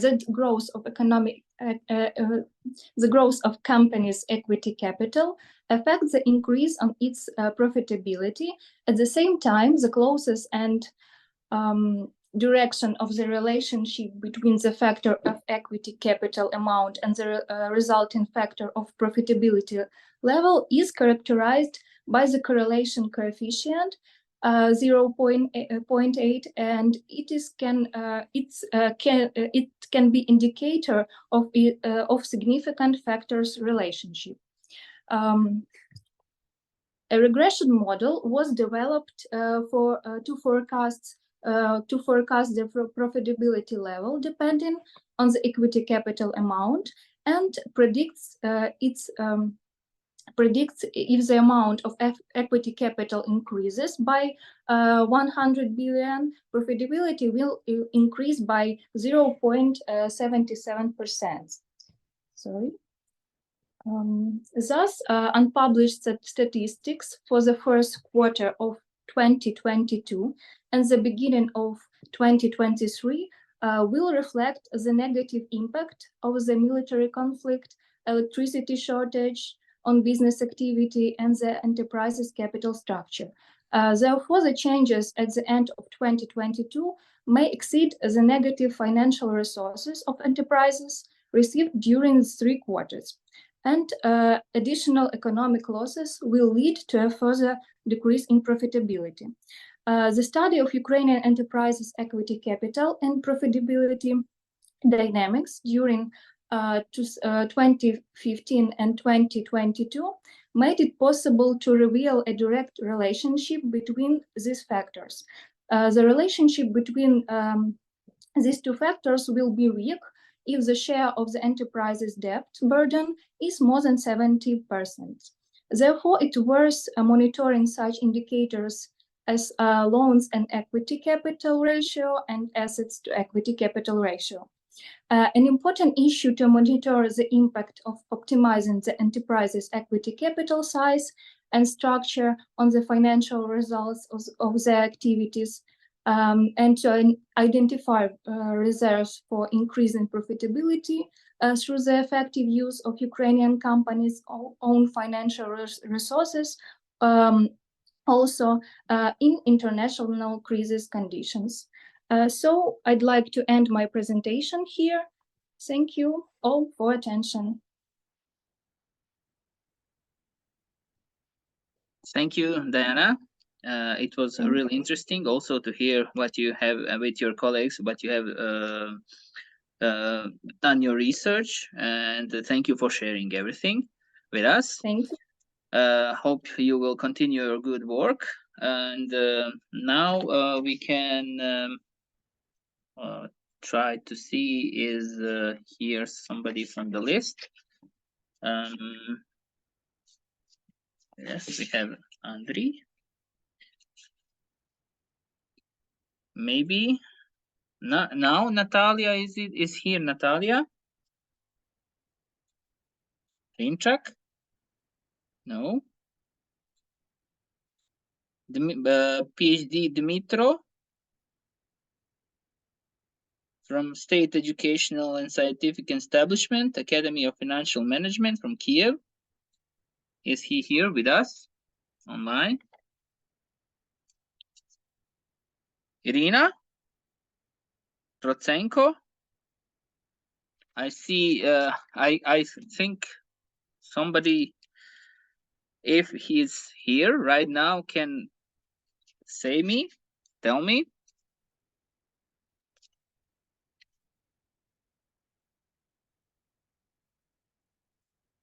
Irina Protsenko, PhD senior researcher of the Institute of State and Law.